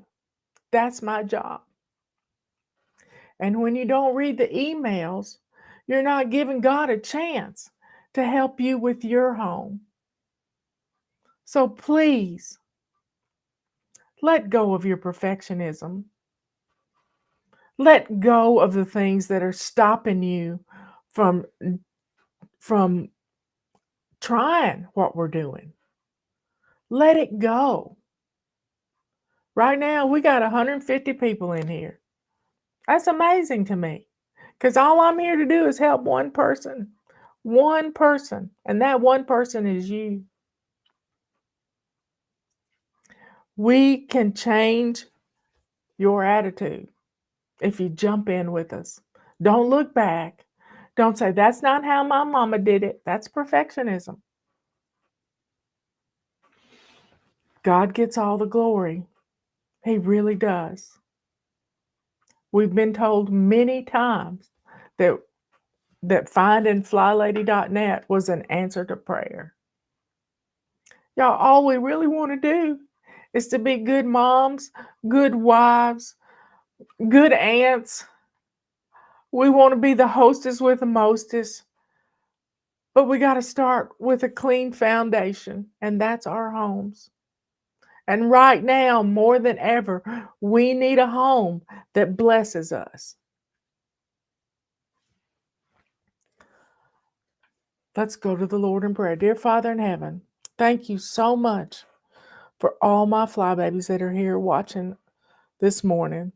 Thank you for the love that you give them. Thank you for everything that you have done in my life to prepare me to be the helper to all the people that have followed me over the last 25 years. I'm humbled, Lord. Thank you for giving my life purpose. Thank you for helping me find that purpose when I got my home in order. I was bored and I started writing, and you knew that would happen. You knew it. So thank you. Thank you so much. Thank you for sending your son to die for all of us on the cross so that we could have everlasting life with you. Thank you, Lord, for giving all my flybabies a purpose. And maybe when they get their house in order, they will find it. Because right now, chaos is running rampant in their homes, Lord. Let's get rid of the chaos and send it back where it belongs, to the pits of hell. In the name of Jesus, we pray. Amen and amen. Okay, folks, we got lots to do. We got a whole lot to do. You know, we get dinged for praying on here. YouTube won't share our videos, so I'm counting on you to share the videos. Please share our videos. Give us a thumbs up. It changes the algorithm. It really does.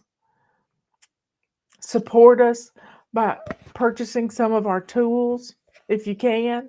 If you can't, that's okay too.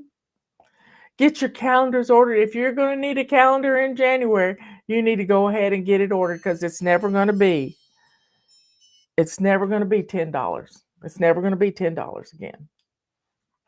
It's never going to be. So get it now. I love you all. Be good, kind, and sweet. Be good to yourself by going and shining your sink. If you've not done that yet, do it now. It's Anti-Procrastination Day. Do it now, and then send me a picture of it. Be kind to others.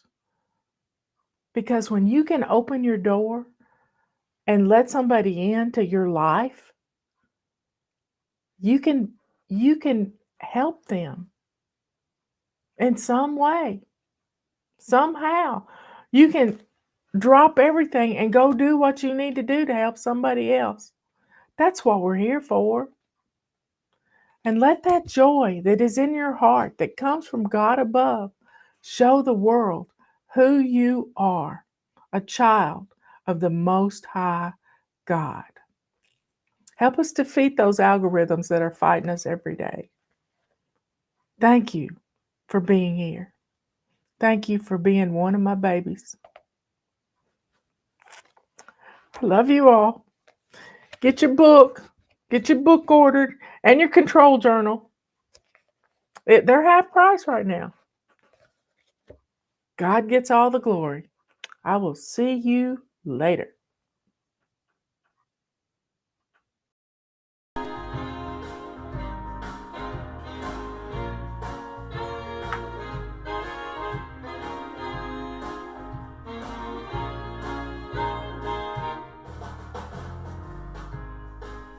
Oh, this is just a...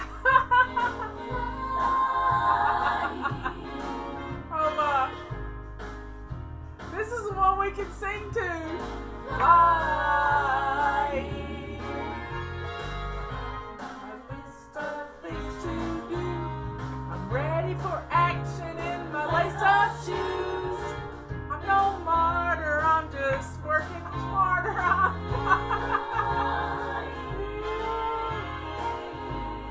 Oh, that's funny. I didn't know I had those on here. That's cute. My voice isn't cute, but anyway.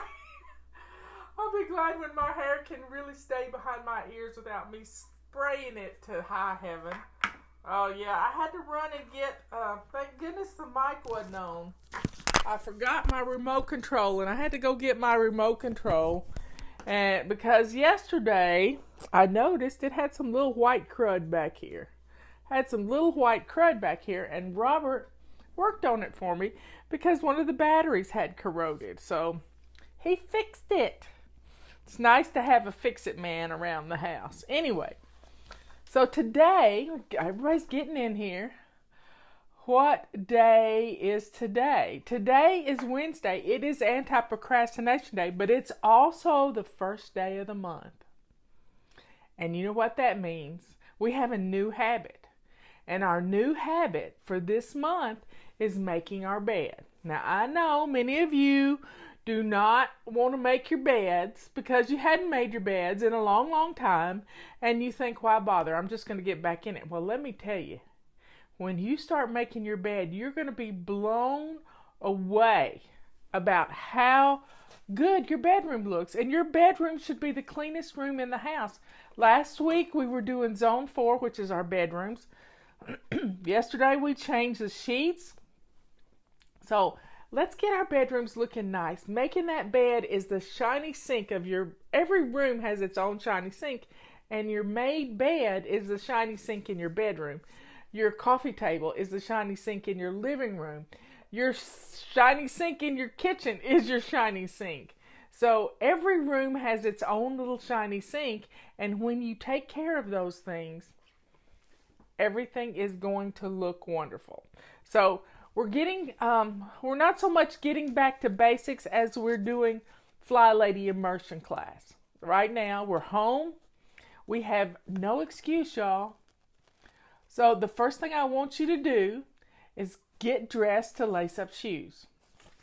Got it? Get dressed to lace up shoes. That starts your day on the right foot. Robert's sending me pictures. I went outside to take a picture of my triple trillium and the dog sat on it. I was so not happy. Oh my. She wouldn't pay attention to me. She knew I was taking a picture and she's trained by a cat, and so she sat down on my trillium. My triple trillium.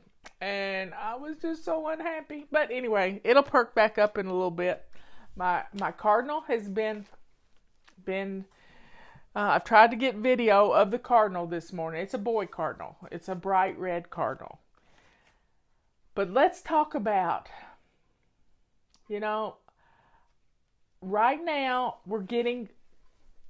we need to circle the wagons, and we're home And let's take advantage of being home because we don't usually get this kind of opportunity. You're listening to me. Look how many people are in here. We're hitting 400 right now, which is right at 4,000, I think. Now, if you have not shined your sink yet, after you get dressed to lace up shoes, I want you to go shine your sink. Yep. I am in this swish and swipe mode for my whole house right now. And guess what my swish and swipe tool is? It's a purple rag. I use a purple rag in my hot soapy water in my dishwater. And I am wiping down everything. I'm wiping down everything from my kitchen counters to my stove, my microwave, my stove knobs. All of everything's getting a swish and swipe. Big time.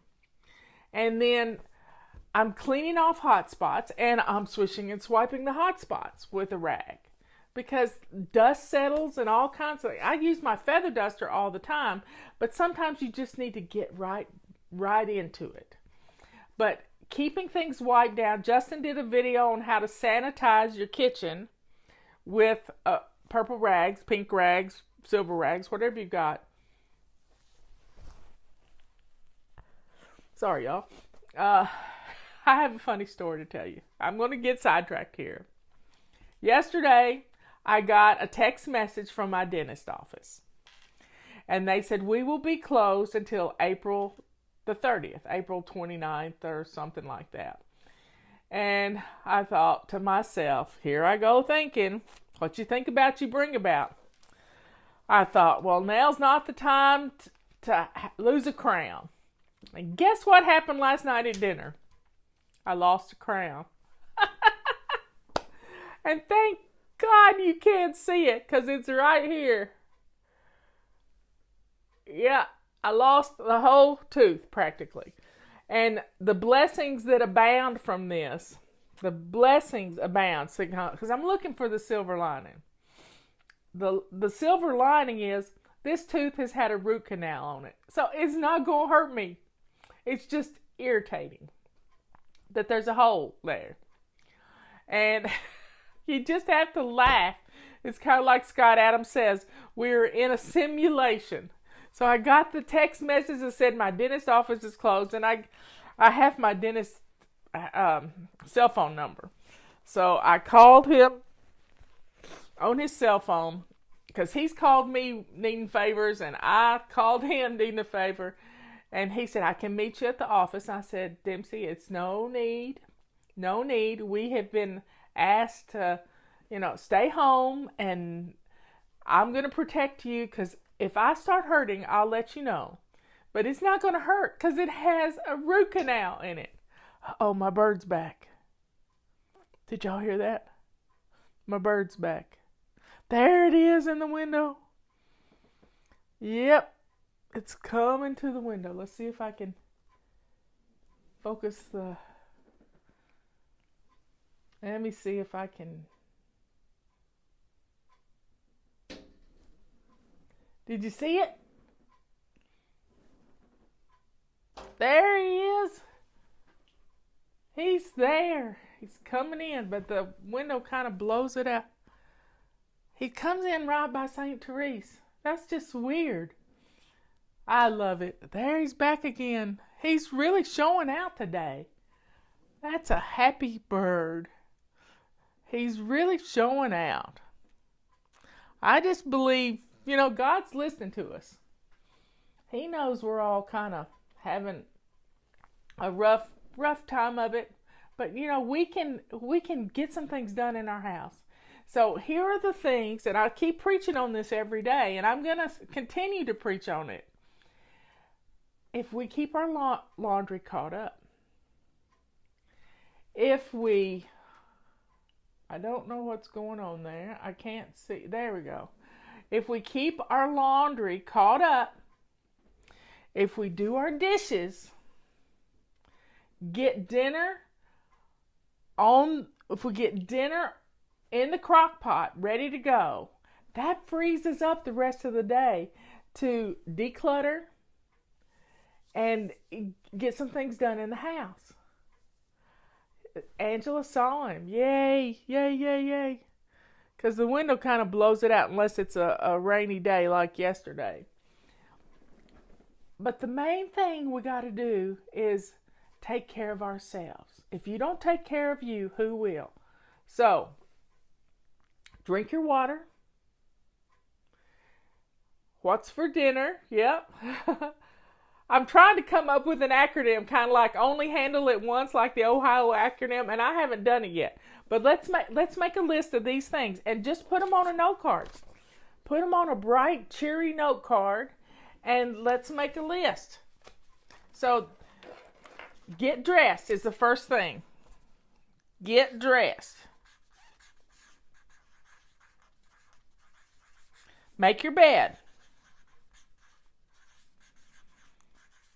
Swish and swipe your bathroom.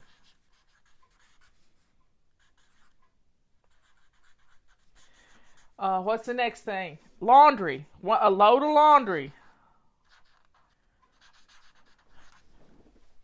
Okay. Empty dishwasher.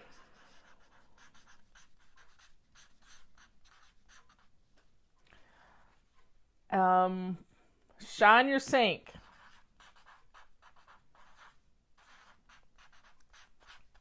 And I keep a sink full of hot soapy water going all day long at this time that we need to keep everything sanitized. What's another thing? Oh, hot spots. Hot spots. So there you have 1, 2, 3, 4, 5, 6. That's 7 things. This is like a daily weekly home blessing. 7 things. Get up and get dressed. Make your bed. Swish and swipe your bathroom. Bam. That part of the house is done. Grab a load of laundry. Put it in the washing machine. Empty your dishwasher. Get something in the crock pot for dinner. And shine your sink while you're in the kitchen. And then put out the hot spots. You know where those hot spots are. Your dining table, your island, your coffee table in your living room. See? If we'll do these 7 things every day, your house is going to be wonderful. Absolutely wonderful. So let's get these things done. So what's for dinner at your house? What's for dinner at your house? Knowing what's for dinner is going to make your day wonderful because you're going to feel at ease. Now you can have little things for lunch. You know, you can fix the kids a peanut butter and jelly sandwich, and you can have something. You can have leftovers from last night. I loved planned leftovers. I've got some leftover chicken. And today is Wednesday. It's anti-procrastination day. So we're going to factor in our basic weekly plan. So Monday we do weekly home blessing, but we didn't do it Monday because I was out and about. So we did it on Tuesday. So you don't have to be a perfectionist about weekly home blessing. You do it when you can. I like to do it twice a week sometimes to recover from the weekend and to get ready for the weekend. But you know, when you're staying home, the more you're home, the messier your house is going to get, unless you do a simple weekly home blessing and get things put away. So if you get something out, put it away. If you get it out, put it away.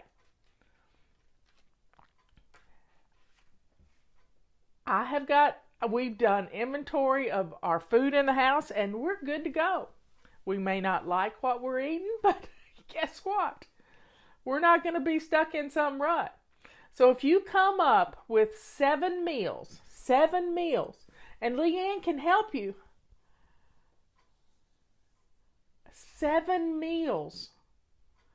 And she's got her dinner answers for $7 for a month. $7 a month. Guess what? Since you're not going to Starbucks, you got $7. I guarantee you got $7. And this can help you plan those 7 meals. And if you have 7 meals, you're going to feel at ease. Yeah, you're going to feel good about what you're cooking. And that's just what you have to do every week, these same 7 meals. I saw a recipe for the tater tot casserole the other night on Facebook, and I almost gagged, y'all. It had mustard in it, and I just couldn't even imagine. But anyway, I digress. But we have potatoes, we have onions. Leanne said, Marla, I'm getting low of onions. And I said, I got 2.5 bags of onions, Leanne. You can come and get some onions. And she'll keep her distance, and we're going to share. We miss each other. We always had dinner together every Wednesday night. We miss each other. So we spent an hour on the phone yesterday while we cooked dinner. And she made lasagna and I made carbonara. And we don't eat pasta. So, here's the deal. If you want to make a tater tot casserole, grate up your own potatoes. Don't use tater tots. You use your own potatoes. Yeah. So, Leanne's needing onions. I got onions. And we're going to keep our social distancing. We'll be fine. We won't be hugging each other. And it'll be fine. It'll be just fine. Yep, she misses me too. So if we can get dinner going and dress to lace up shoes, not jammy mode. Nope. It's not pajama casual anymore. It's get dressed to lace up shoes. We have stuff to do.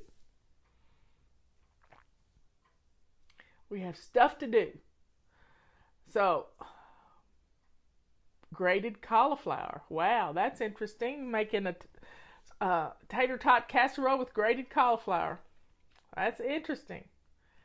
You can put any vegetable in it.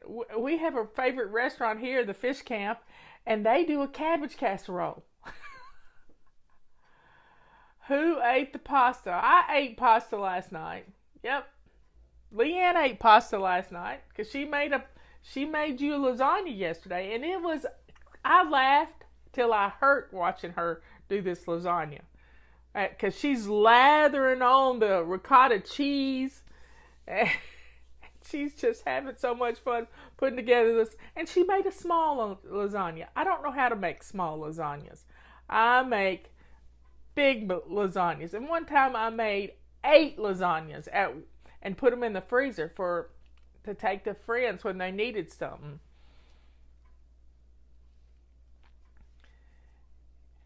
So folks, we can get this done. Get dinner on the table, get our laundry going, get the machines going. Leanne calls them indentured servants. Get the machines going. A lot of you have bread machines. Get them going. Get them going. Empty your dishwasher. If you've got dishes, if your kitchen is a mess, start running your dishwasher. Start running your dishwasher. And you're going to be blown away about how good your kitchen's going to look and smell and get things going. Now, I have made lasagnas with Italian sausage instead of hamburger sauce. Hamburger spaghetti sauce. But the main thing you got to do is get going. Here it is noon, almost noon on the East Coast, and it's time to start thinking about dinner. So get your dishes done, get your laundry going, and keep this going every day. If you do your dishes and your laundry and clear out your hot spots, your house is going to be fine. It's going to look great. And then you have time to play and help educate your children because they're having to do homework. They're not playing. They're not on vacation and you're not on vacation. You have a job to do. You got the most important job in the world, and that's to educate your little children. If you're retired and you don't have any children at home, your job is to get your home ready for this to be over with. So we can have a party. Let's plan for a party.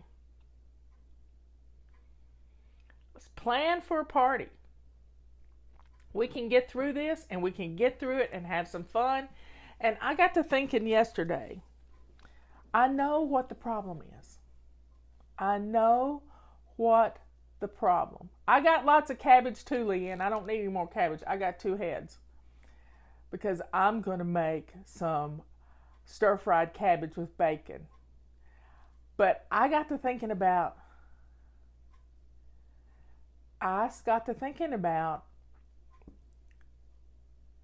what the problem is.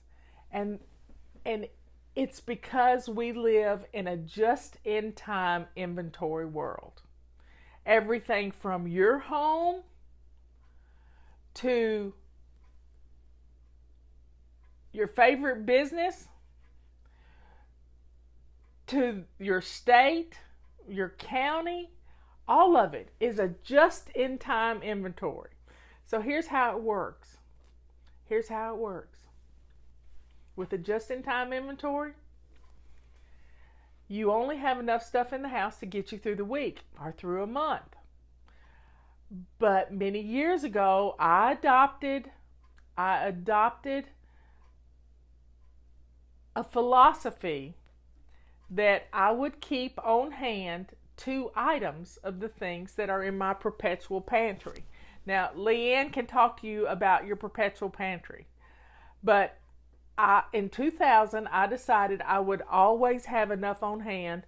I would have for two items. So when I used one item, that would go on the grocery list. And when I would use the oldest one in my pantry, and then first in, first out, that's the rule. But when we live in a just-in-time inventory, we don't have backups. So when there is a problem with the supply chain, which has been the problem with our supply chain, when 2 big ships from China get turned around with all of our protection devices for our hospitals, and they go back to China to save them from this virus, you know what? We're stuck.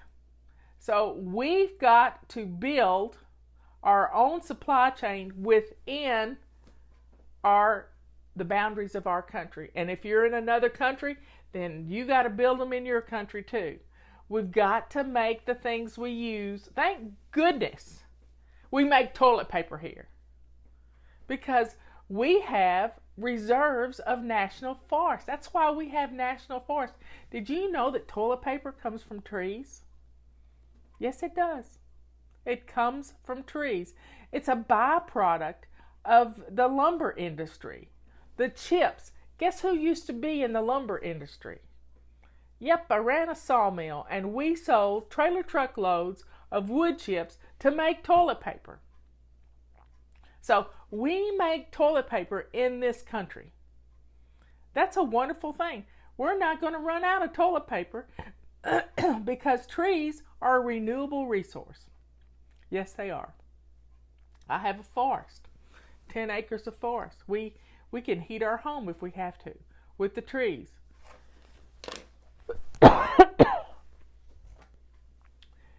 Anyway, folks. Yep, I always keep 2 cases of toilet paper on the shelves in the basement.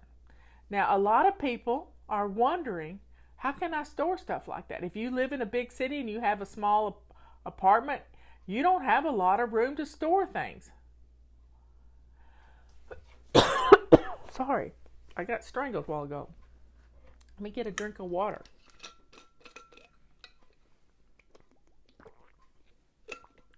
Okay. So, yeah, I've done a lot of things. I worked in a furniture store. I did their books, but I also cleaned air conditioners and fixed vacuum cleaners. I've done a lot of things, but everything I've ever done has prepared me for this moment in time, for such a time as this. Yep, I used that quote this morning. It's from the Bible. I don't know where it comes from. Somebody can tell me. For such a time as this. I think it's Esther something. I've done a lot of things, and I've been good at a lot of things. As Scott Adams says, I have this talent stack. I kept books. That's that's what I went to school for. In fact, it was my bookkeeper that recommended me for the job that I got with her dad. Yep, I kept books. I worked on things because I like to tinker. What else did I do? When I moved to North Carolina, I used to teach fly fishing. That's how I got my nickname. I used to teach fly fishing. But before that, I ran a sawmill. When my boss died, we closed down his company, and I went to work the next day for this sawmill. Yep, I went to work for this sawmill, and there was 40 men working there. I kept the books. I was also the manager. I did a lot of things. And we made pallets for businesses to ship products on. And then when I moved to North Carolina, I worked at Kmart. It wasn't the greatest job, but I needed a job, and I was a geek back then too. So I liked electronics, and I worked in the electronics part of the Kmart store, and had to deal with a bad person who was my manager, and he was hateful, and he took great opportunity to belittle me because I wasn't a little person. He liked the little skinny girls, but he didn't like the big girls. So, and then I went to work at Earthshine Mountain Lodge, helping teach kids about nature and hiking and the outdoors. Right up my alley.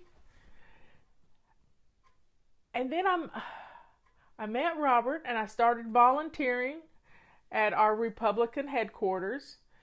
And then I realized that our county commissioner was going to get elected to the North Carolina House of Representatives. I said, honey, I think I want to put my name in for that. So Robert ran the campaign for me, told me what to do, and I got nominated to replace her because of toilet paper, y'all.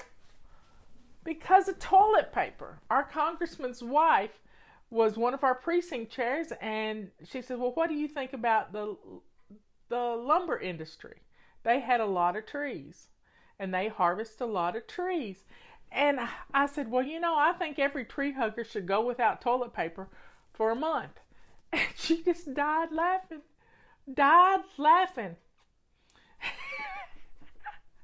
And so she nominated me, and I told her about my stint as being a manager for a year of a sawmill.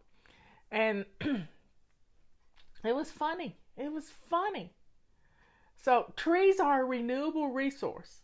They live to be about 80 to 100 years old, and then you harvest them. And they come back. It all comes back to toilet paper. So somebody said they're a tree hugger. I'm a tree hugger, but I get your point. We're all kind of might have to go without toilet. Maybe we're going to come up with a new way to clean our bottoms, So it's all good. And so then I got nominated to be a county commissioner. I served 6 years. 2 years of being nominated in a 4-year term.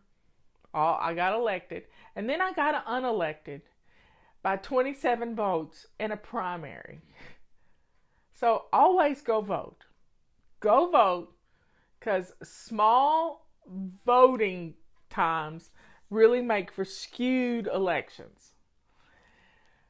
And so I was a county commissioner, and Fly Lady started while I was a county commissioner. It started because I was a county commissioner. And I needed to get organized, just like you're trying to get organized right now. And it was an amazing process.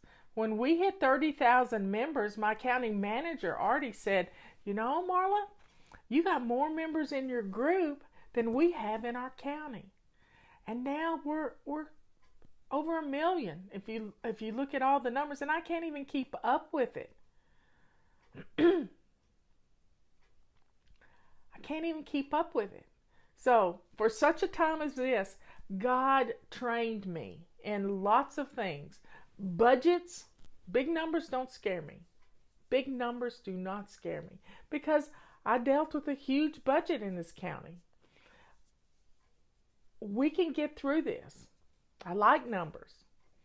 I was part of the emergency management team. I know our county is in good hands right now. And I know this state is in good hands. And I know this country is in good hands because I'm watching the press conferences every day.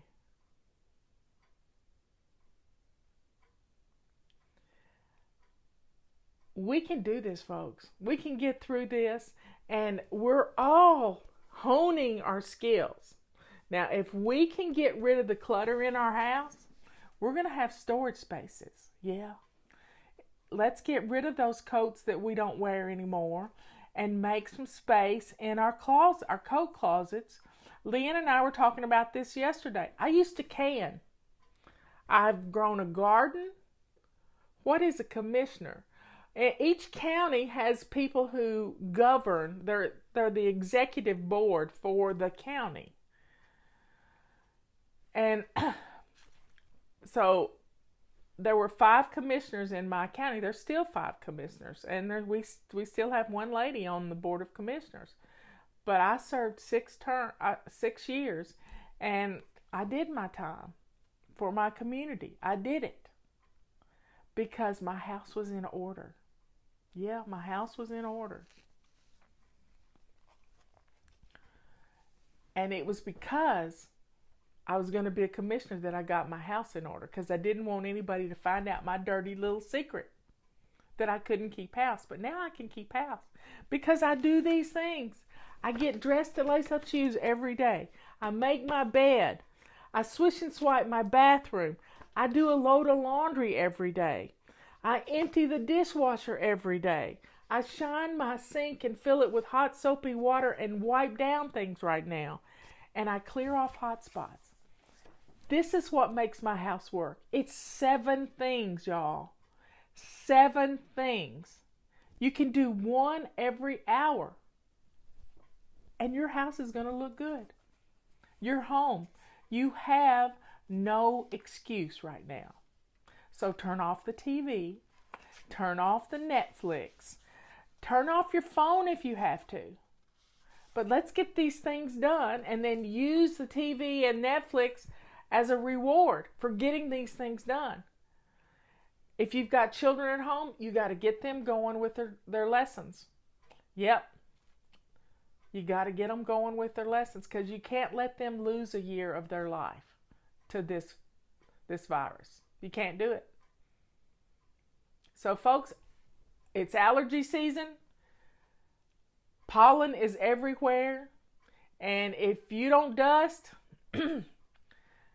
you're going to get a sinus infection. So let's get our homes dusted. So grab a purple rag or a feather duster and let's get some things dusted today.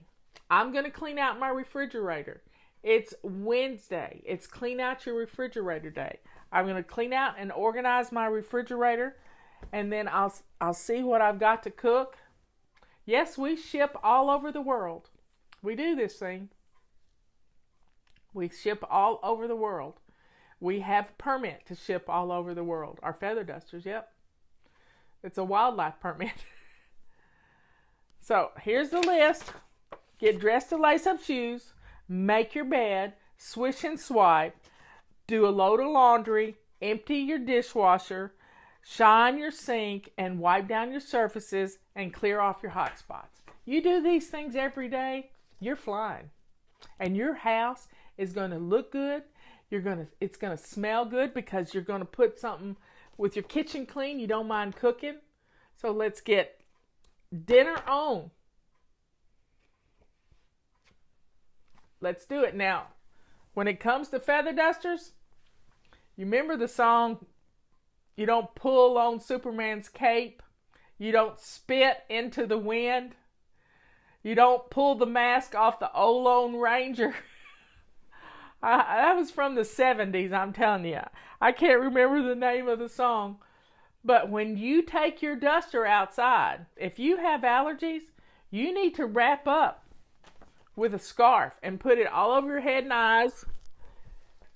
And then go outside and don't face the wind so the dust is going to blow back. Turn your back to the wind and stretch your arm out as far as you can get it and shake the dust and turn your head away. Got it?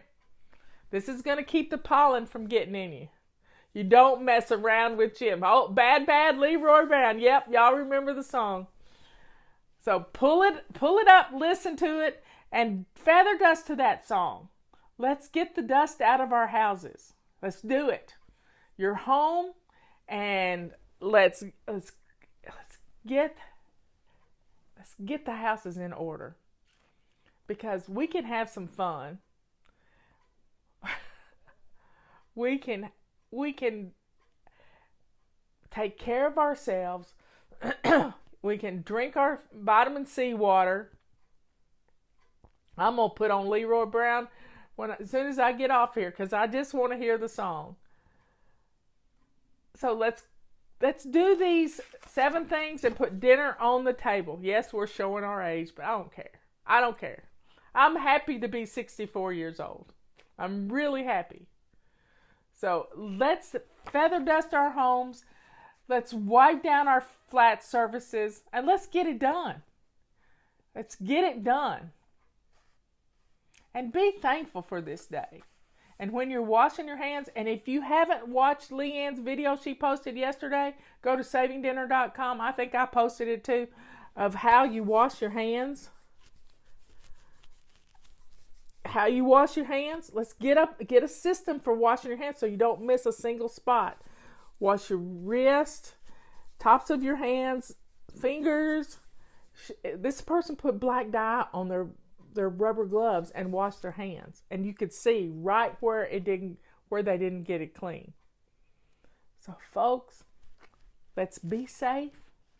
Let's take advantage of this time. Let's clear out some cubby holes so we can have an inventory in our house of the things we need. And you may need to put together a control journal so you can remember where you stash stuff. Ask me why I know. Yep.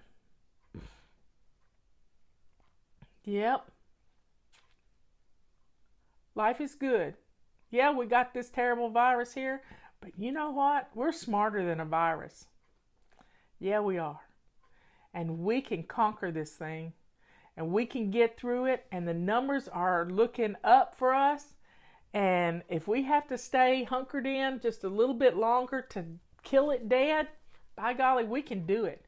And when we get through this, we're going to have houses where we can have more than a just-in-time inventory. We can have stuff the places we need it. And we can be prepared. We can be prepared. Yep. Let's get it done. I love you all. I'll talk to you at 3 o'clock this afternoon.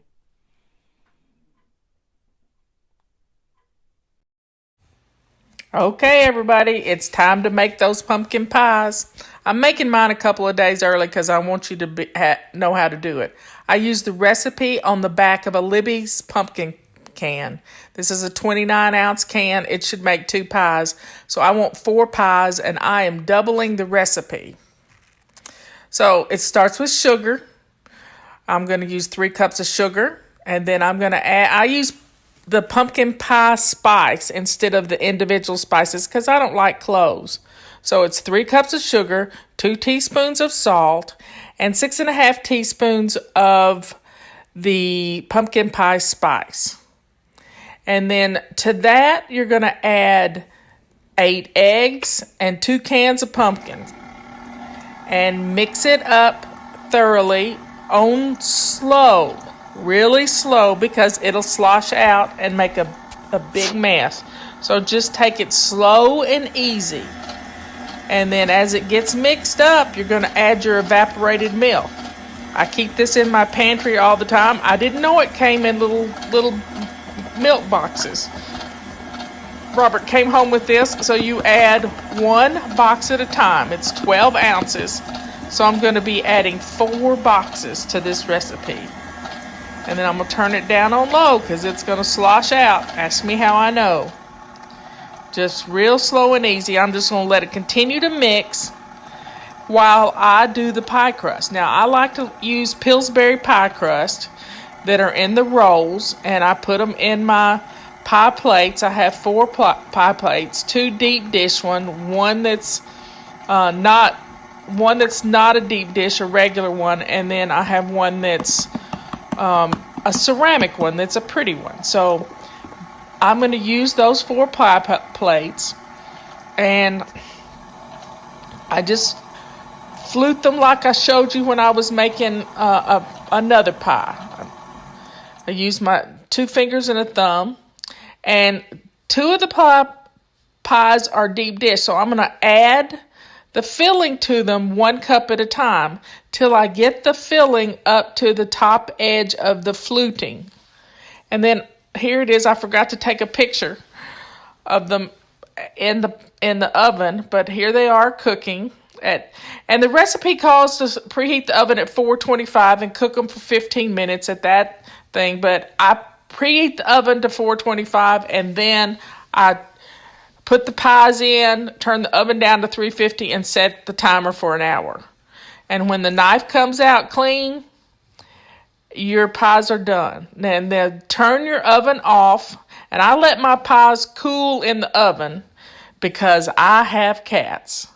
You're going to love this. Yum, yum, yum. Hey, everybody, let's roast a turkey.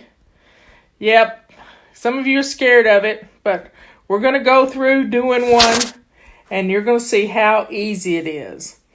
I have looked on the tag, and my bird weighs 13 pounds, 0.14, and you multiply that by 13 minutes, and you get 2 hours and 51 minutes that this bird's got to cook.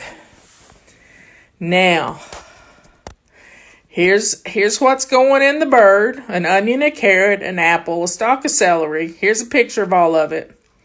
I got it all laid out so I don't have to go hunting for it with turkey hands. So get out your rubber gloves and let's get started. I've got a pair of surgical gloves here. They are sanitized and ready to go. First thing you got to do is get the bird out of the package. And if you don't have rubber gloves, you can wear some Ziploc bags on your hands. That's a funny thing, but it would work too. Now, let's get that bird out of its packaging. It's in a nylon net, and it's in my clean and shiny sink. So let's get started. Let's cut that thing off of there. It's not a very big bird, but it's clumsy. I don't think I could handle a much bigger bird because you got to be careful. You got to cut the end off, and then you got to cut the package off and get down in there and get all the giblets out of it. There's a packet in the neck of the bird, and then the neck is in the other end of the bird. The neck is not where the neck is supposed to be, in other words. And sometimes, now this was a thawed bird, a fresh bird that Robert got at the grocery store. So it was still not frozen, but it was still kind of a little frozen on the inside. But it was not so much so that I couldn't cook it. Now, taking it out is not easy.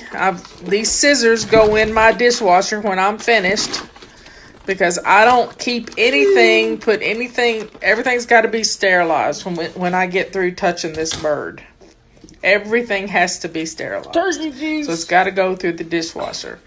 And your roasting pan, my roasting pan is, there's the giblets. And now for the neck, which is stuck in the other end. And it was a bit frozen, so it was hard to get out of there. But you get your roasting pan out, and your roasting pan has the bottom, and then you've got the rack. Yes, I'm and correct. I don't like the turkey to sit down in its own juices. I want the juices to drain off, and I want to keep them in the pan, and I don't want them to burn either. So we're gonna, once we get this turkey stuffed with some celery and an apple and an orange, there's not a lot of room in there, so I've chopped it all up. Cut it half in two. I didn't even bother peeling the onion. And I'm having a little trouble getting the neck out. It's there. Finally got it. Finally got it.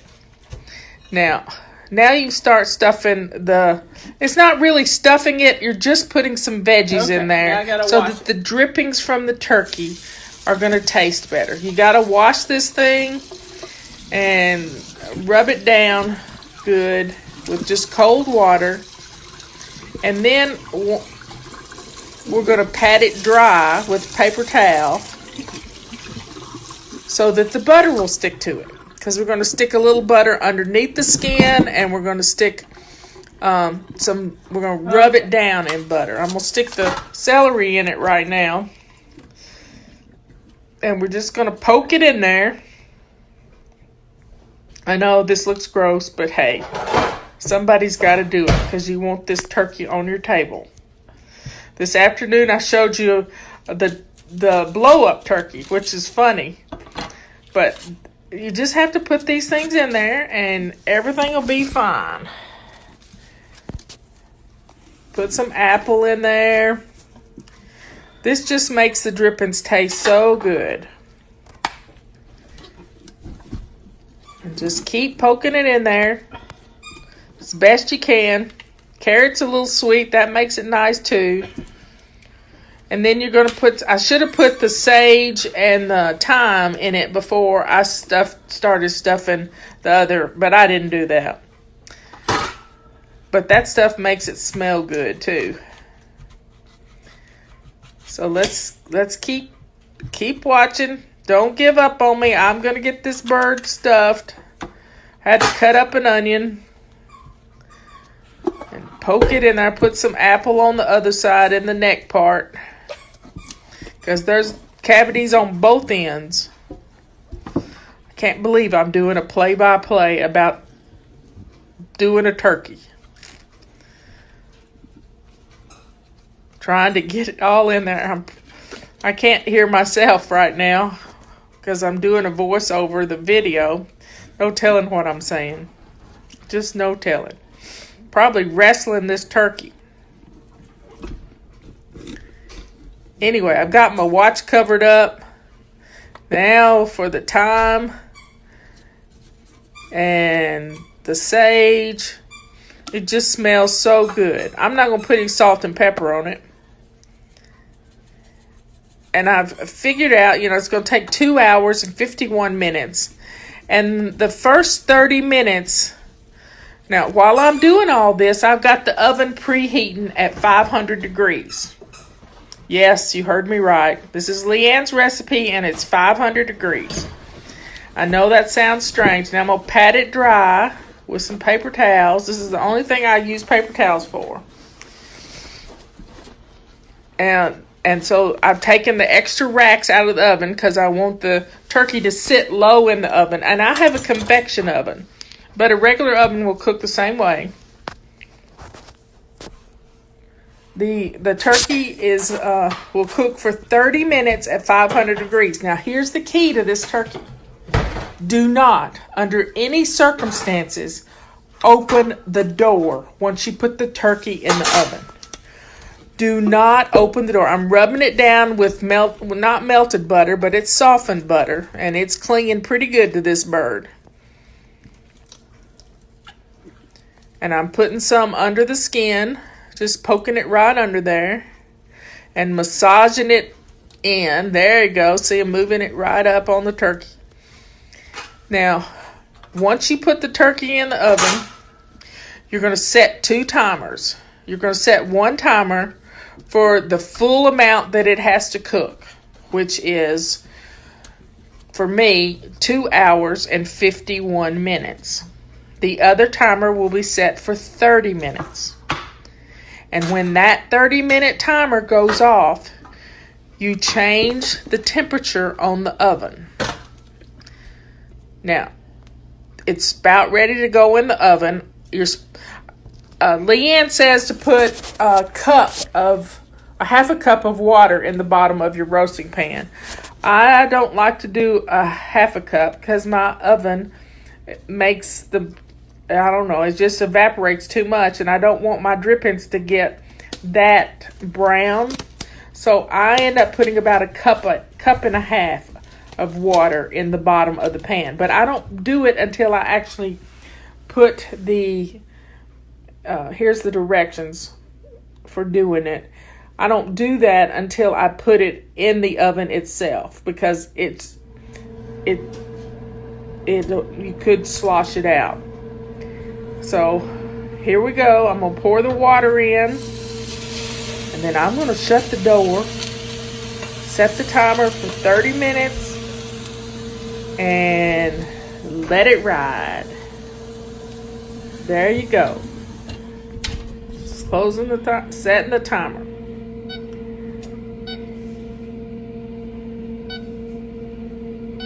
So 30 minutes at 500 degrees. I know that sounds high, but it isn't. And I'm going to do 2 hours and 51 minutes is the total time it cooks. And that's all you have to do.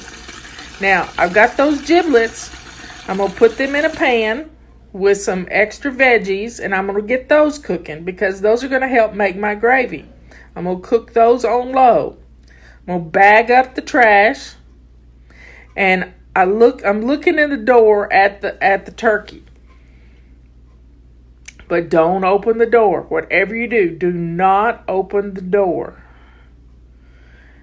And the timer goes off for the 30 minutes. I still got 2 hours and 21 minutes. And here is the bird. Look at this. It is so pretty. Now, I'm going to cut it all up, but that's going to be another video altogether. It's going to be a total another video. But here's my plastic one right beside it, my blow-up plastic one. They're not exactly alike, but my bird is prettier than the plastic one. Love you all. This is going to be a yummy Thanksgiving. It's Friday. Don't tell anybody, but we're going to do something fun. Yeah, we're going to have some fun today. Get on in here. We're going to put some tunes on and get the chat up and running. And I think we're going to do the Swish and Swipe song. Here we go. 1, 2, 3, 4. Swish and swipe. I'm swishing, I'm swiping, but you won't hear me griping, 'cause I'm blessing my house today. I really dig it, I get it. It only takes a minute to keep my house looking this way.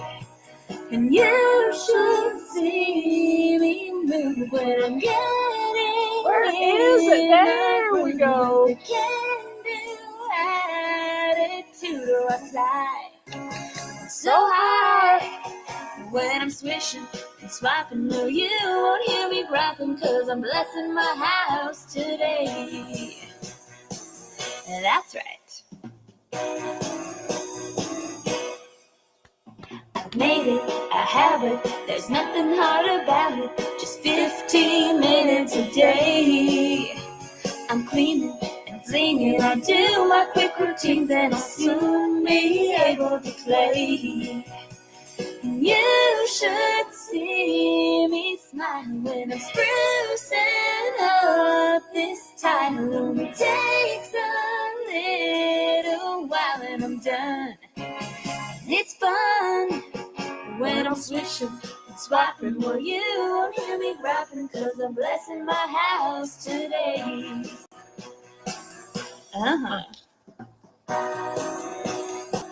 Here we go now.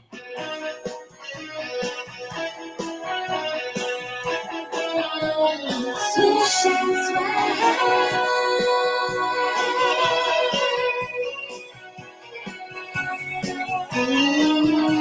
Round and round I scroll, just once around this midst of it, things are looking up and I fly so high. When I'm swishing and swiping, no, you won't hear me griping, 'cause I'm blessing my house today. That's right. I'm blessing my house today.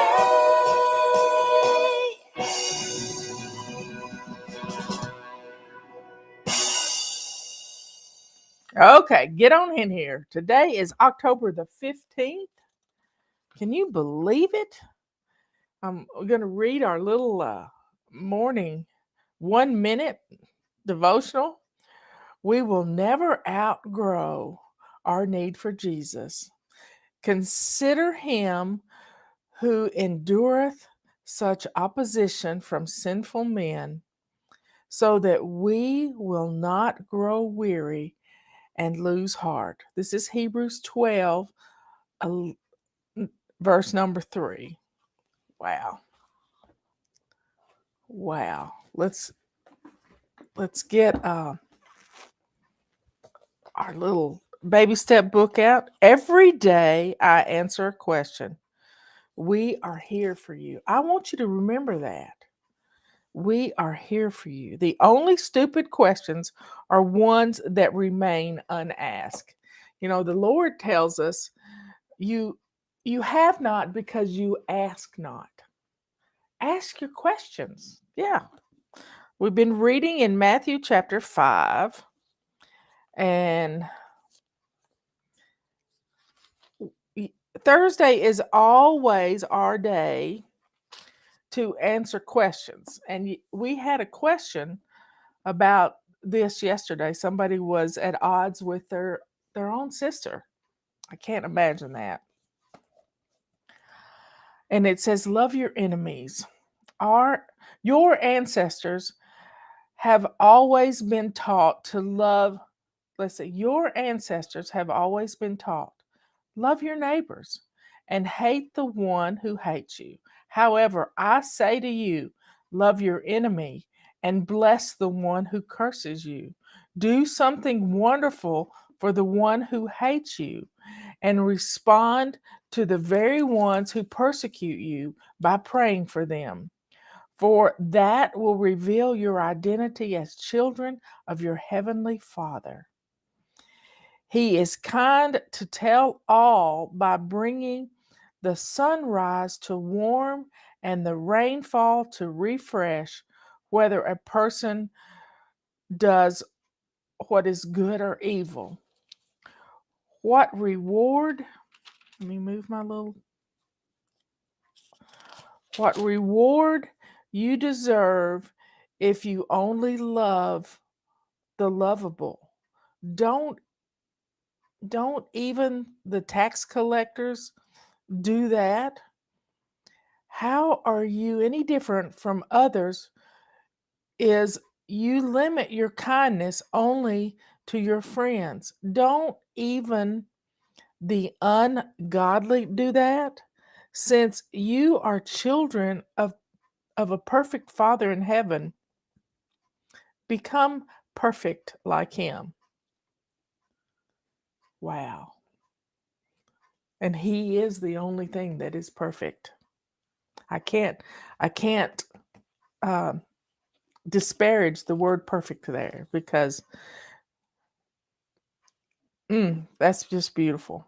So that's from Matthew chapter 5, verse.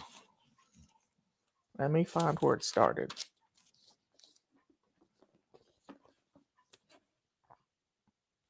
I can't even see the verse number.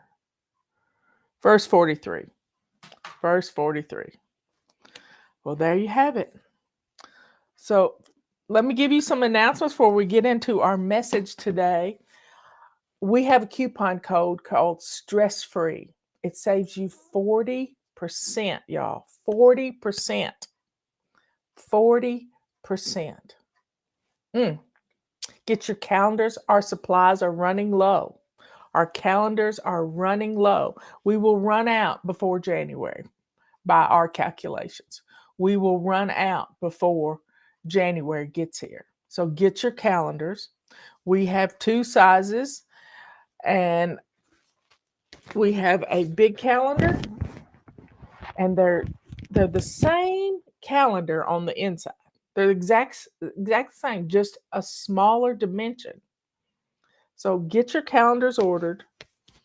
That 40% applies to anything in the fly shop that is not already deeply discounted. So you could get a la carte stuff and um, take the 40% discount on the stuff that's just in the cart, but the packages have already been discounted. Calendars have not been discounted, so you can take a 40% discount on those. Yeah, Justin surprised me the other day. He showed up while we were doing a show, and he came in. I sent him a text, said, "Get in here. Ladies want to see you." Anyway, folks, we got lots to do. And we're going to start. I'm going to kick off this show with, it's Friday. It's the weekend, and I know many of you have great plans for fall festivals this weekend. I mean, stuff's going on everywhere. Streets are closed down in towns. It's just a lot of fun things going on with the leaves falling and our colors are beginning to pop. It's just amazing how it is here in Western North Carolina in the mountains. It was a little cool this morning. So I want you to get out and enjoy the great outdoors. Alabama got some rain. They have been in a major drought. We're in a drought right now. I tell you, the surefire way to stop it from raining is to put a tarp on your truck. We did that 3 weeks ago. We got a quarter inch of rain from Hurricane Ian, and that's it. We didn't get any more. We didn't get any wind. We didn't get anything. So, folks, enjoy the weather, because before we know it, it'll be snowing and we'll be complaining about the cold and all kinds of stuff. So enjoy each season as it comes. Fall is my favorite time of year. I absolutely love fall. So let's take some time this weekend to get out in the great outdoors and enjoy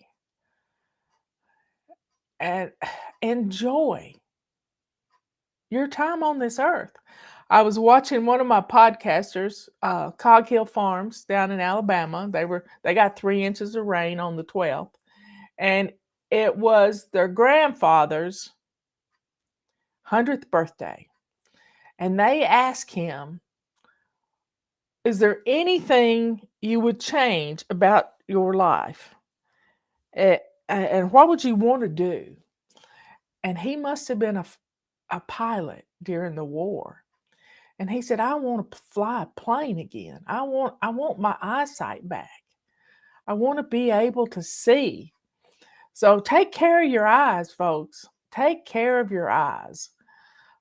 He misses. He said, if I had to pick between flying and driving, I'd pick flying. And he talked about how he almost crashed a plane, but he landed this plane. It was just amazing. Robert's Aunt Nancy passed away on Tuesday, I believe it was. No, on Wednesday. We got word yesterday that she passed away. She was almost 97. Robert's mother almost lived to be 100. She was 99 and like 50 weeks. She was 2 weeks from her birthday. Her brother lived to be 100. Robert comes from a long line of people who lived to be 100 or close to it. I did too. My grandmother lived to be 98. Her birthday would have been October 5th. She'd have been 108, but she lived to be 98. So she's been dead 10 years. So folks, enjoy your life. Don't pine it away wishing for this and that and the other thing. Get out and do something. My granny always told me, Travel while you're young. Well, we've had 2 years where we couldn't travel, but travel while you're young and you can enjoy it. What diet and supplements do I use? I mainly take vitamin D. That's my main supplement. Take vitamin D. And if I start to feel, which I haven't, knock on wood, well, there's some wood. Um, I haven't been sick since April of 2019. I don't, with vitamin D, I don't get sick. I just don't do it. Now, I've always been a germ phobe, so I don't touch doorknobs. I always use my shirt tail to get in a building. Robert just laughs at me, but I don't get sick. And if he gets sick, I take care of him, and I'm not afraid. I'm not afraid. So, vitamin D is an amazing supplement. Study about it. That's what you got to do.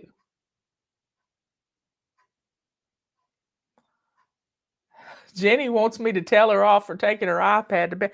Do not take electronics to bed. I keep my phone in the living room. Now, Robert's phone is in our closet, and if it were to ring, he would hear it.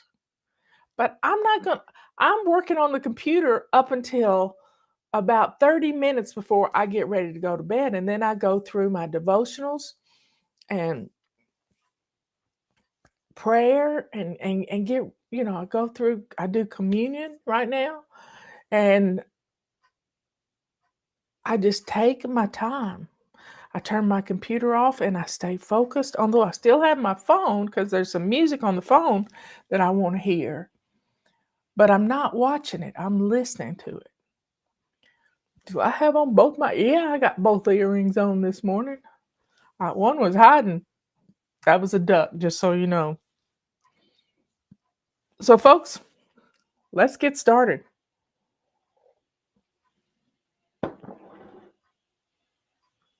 Okay. Many people have been asking about what cruising through the holidays is all about. Well, many years ago, I set up a pretend thing that on December 1st, we were going on a cruise from December 1st to the 21st. Now, this is just a scenario to get us in the mood to get this done. We need something to just, jumpstart us. And I know many people are going back on cruises. I'll probably never go on another cruise. I've been on two. One to the Caribbean and one to Alaska. The one to Alaska was a lot of fun. I met some fly babies, and the one to the Caribbean was a flybaby cruise. Fly babies went on the cruise. I met a lot of fly babies, and we had a great time. But I got seasick. I don't want to go on a cruise. But the idea of planning to go on a cruise excited me. Got me really excited to know that for me to go on a cruise and enjoy a cruise, I got to have everything done, especially if it's on December 1st. I got to have everything done so that when December 24th rolls around, I'm ready to celebrate Christmas. And that's why we set up these Christmas missions, these holiday missions. Now, we call it holiday, not because we don't want to say the word Christmas, but it's because we have fall festivals, we have Thanksgiving, we have Christmas, we have Hanukkah, we have New Year's, we have all these different celebrations in these next six weeks, and then you add forward in the next 12 weeks. We've got all these celebrations to be prepared for. And we just want to have fun. And you can't have fun if you're at the last minute doing things. You're stressed out. And when you're stressed out, your mouth goes 90 miles an hour and you make everybody in your home miserable. this Monday, we start the cruising missions. They're Christmas missions. They're to get you prepared for the holidays so that you can enjoy yourself, so that the whole month of December, you have nothing to do but play with your grandchildren, play with your children, bake cookies, uh, make presents. You get to enjoy the holidays and not be stressed out. You'll have everything, when you follow these missions, you'll have everything in your house you need to bake cookies and cakes and enjoy the process. You'll have everything you need to plan your Thanksgiving meal. You'll have that turkey. You'll have everything. And you won't have to worry about it because you're prepared. We're going to think about it one day at a time and do what we can to be ready. Now, let's look at some of the things. Our perfectionism is what gets in the way of you having a fun time during Christmas. You're such a perfectionist. You move the ornaments when the children have helped you decorate and they're only this tall. You move their ornaments around. That's your perfectionism. That is your perfectionism. So we're going to cut out perfectionism and we're going to have fun. Now, we break the week down into a basic weekly plan for getting ready. Monday, we're going to clean. We're going to do weekly home blessing, crisis cleaning, whatever you need to do. We're going to clean. We're going to clean something. And we're going to fling some clutter because you can't organize clutter. You have to get rid of it. So we're going to clean and fling on Monday. Tuesday, we're going to get out that holiday control journal and we're going to plan. We're going to plan. We're going to write some things down. That gets it in our head when you write it and you read it and put it into action. So we're going to plan. And then we're going to play. Plan and play. We love to decorate. We love to play with our stuff. Yeah, I've got several boxes of Christmas ornaments. Some are for a little tree, some are for a big tree, and some are for my little wrought iron tree that I love to decorate. Plan and play day is important to us. Wednesday is always anti-procrastination day. What are you putting up? Putting off. For us, we put off addressing Christmas cards. We put off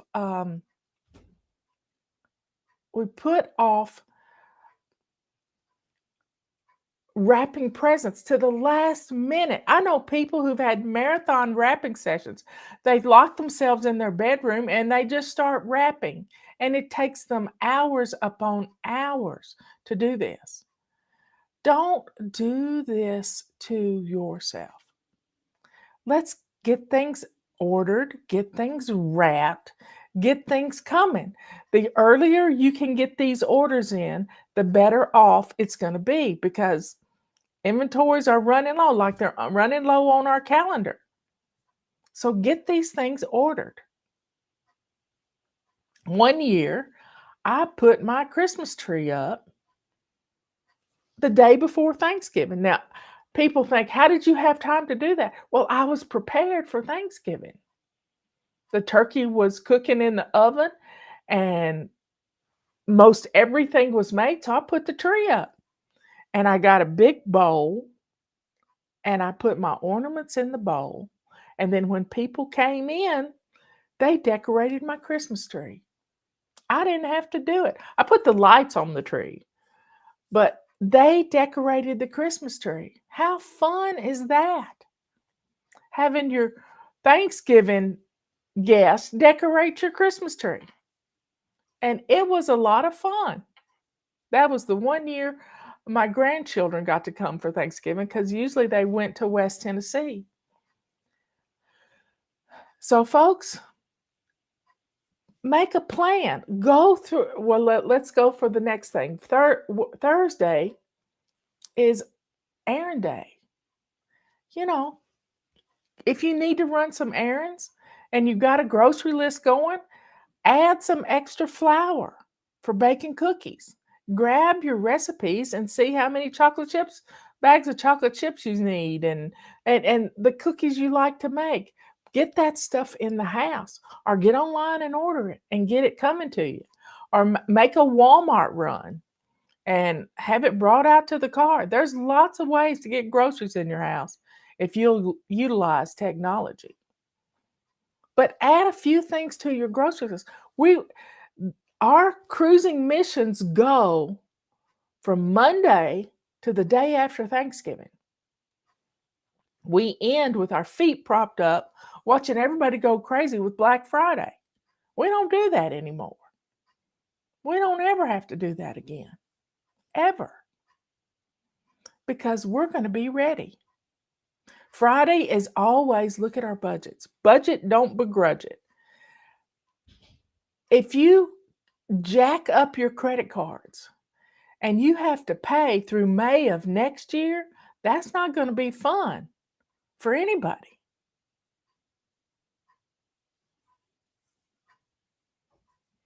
It's not going to be fun. So take some time today to print off your holiday control journal, grab an old 3-ring binder and put it in there, or order you a red office in a bag. I keep my red office in a bag in the kitchen with my recipes because I have all my holiday recipes for Thanksgiving and Christmas and things I like to make for my daughter-in-law, because she always has a house full. All the rest of the family comes to their house and stays the night, stays the week pretty much. And so she needs some sweet breads and different things like cinnamon rolls and coffee cakes and all kinds of stuff like that. They utilize it. We don't eat much of it. And Justin always likes his boiled custard that his Granny Elizabeth used to make. So she taught me how to make it. So I make that for him. And they drink on that all through Christmas. Plan. What is it that you like to do? Have you got to go somewhere for Thanksgiving? You going to grandma's house? Have you got to go to travel? Then let's get your car ready. Do you need new tires? Is the battery over 5 years old? Do you need a new battery? Get these things in your budget. Yeah, because it's going to be wintertime and it's going to get cold and the car might not start because the battery's old. So think about these things. We just had to have the batteries worked on at the office for our forklift, and they're expensive to change out. So get your control journal out, start working on it, print it out. It's not very long, but it's worth printing. It's worth printing. And punch some holes in it and put it in a 3-ring binder, and then get it out, put it by your chair so that you can grab it. And when you're watching TV, you can go through one page at a time, getting ready. Put the S in front of it, y'all. Put the S after the HTTPS because it is secure. It is secure. So put the S. When you copy and paste it or go to it, you can put that S in front of it if you're worried about security. Our website is secure because Michael does a great job of it. So, folks, we're going to cruise through the holiday. We're going to put our feet up. We're going to have a cup of tea on Black Friday, and we're going to be done. I mean, when is Thanksgiving? Thanksgiving's on the 24th. The 24th of November. Let me get to it. The 24th of November. And we will have a grace 4 days. I mean, we'll have 4 extra days But we're not going to take advantage of those extra days because we're going to be done by the time Thanksgiving rolls around. And those of you, I think, those of you who don't celebrate Thanksgiving the same week that we do, some people have done it October 1st, and we're going to get it done so that when December rolls around, our habit for December is pampering yourself. So getting your nails done, getting your hair cut, doing the things you need to do so that you look like the hostess with the mostest when everybody comes to your house or wherever you go. But you got to plan for it. You got to get those appointments made. You got to be ready. And that's what the holiday control journal is all about, is you being ready. And we're going to give you a mission every week. And I'm going to be putting the missions up on YouTube. Well, there's already missions from 15 years ago up on YouTube. But I'm going to redo them. I've committed to doing that. And they're simple. They're going to be 5-minute missions. Things like setting up a gift wrapping station. Well, if you got a folding table somewhere or a desk you don't use, take everything off of it and put a roll of wrapping paper there. Some Scotch tape, some scissors, you're good to go. Name tags, yeah, you're good to go to wrap presents as they come in. And then you can hide them wherever you have a hiding place. I want you to have a peaceful, stress-free, peaceful and stress-free are the same word. But that adrenaline that gets pumping through our veins when we're stressed out, that's not good for your body. And when you're rushing, you're going to get sick. We have 2 speeds, 90 miles an hour and dead stop. I want you to slow down and take baby steps to get through the holidays. You hear me? We're going to take baby steps to get through the holidays. We can baby step our way through everything. I think I've sent out a testimonial already that is about a lady who did our holiday missions. She says, bring on the cruising missions. Bring them on. She planned a wedding and Christmas all at the same time. And she said she was at peace. So take the time to do these missions. Don't get caught up in your perfectionism saying, I don't have time. You have time for 5 minutes. We've all got the same 24 hours in a day. But when you're under stress, you throw the baby out with the bathwater and you say, this fly lady's crazy. And just chunk it. Well, I'm here to tell you, if you'll do what we say with these missions, your life is going to change. Your life is going to change. Christmas is going to become a time where you really get down to what's going on. You get down to the real meaning of Christmas. And you teach your children. You read it in the Bible to them. Well, I want for you what I have. A stress-free holiday Christmas season. These next 3 months, you're just getting ready for Christmas. This is a wonderful time of year unless you ruin it by being a perfectionist. Say no to perfectionism, and you will have the most blessed Christmas you've ever had. Calm, collected, loving. You can do it. You really can. Well, let's go to the Lord in prayer.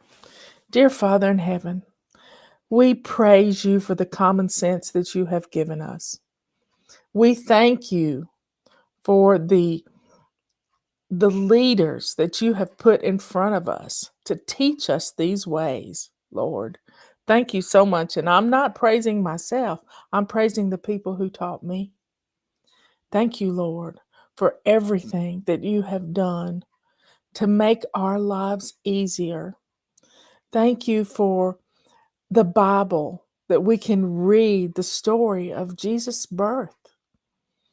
The whole Old Testament is just getting ready for Jesus to come to earth. And we thank you for sending your Son to this earth to live a life like we are living, to show us the way we should go.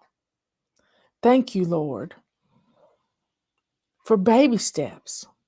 You know, we watch a little kid learn to walk, and my great niece, Beckett, is just now learning to walk. And it's just beautiful. They fall on their little bottoms and then they get back up. Thank you, Lord, for giving us this ability to take baby steps and to not beat ourselves up. We love you, Lord. Be with my fly babies all over the world. Keep them safe from evil. Help them to learn how to rebuke the evil when it does come after them. Keep them strong in the faith. Keep them in their Bibles. And help them to know that the Holy Spirit is there for them. They just have to ask. All these things we ask in your Son's holy name, Lord. The name of Jesus says it all. Amen and amen. Okay, folks. Are you ready to cruise? We're going to get started on Monday with the missions. On Monday, they're 5 days a week. And then you have some weekend time to implement some of these things. And you do it during the week. It's 5 minutes. 5 minutes. So y'all be good, kind, and sweet. Good to yourself by doing these missions. Don't procrastinate on them. Don't procrastinate. Be kind to others by showing them who you are and praying for them. Whether you love them or not, pray for them. Pray for them. Pray for our enemies. And let the joy and the sweetness that is in your heart. We read about that today at the end of chapter 5 in Matthew. For us to pray for our enemies, that the law was changed. Pray for our enemies and do good things for our enemies. And that's how you show them you're a child of the Most High God. We love you all.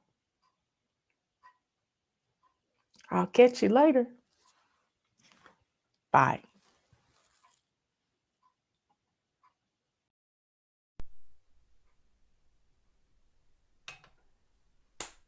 Get in here. We're going to get started. I have promised you all I'd be on here at 1:30. I'm about 2 minutes late, but something happened weird with my phone. But I've got my bottle of water. You need to get you a bottle of water. You need to be dressed to lace up shoes. And we're going to get started with crisis cleaning.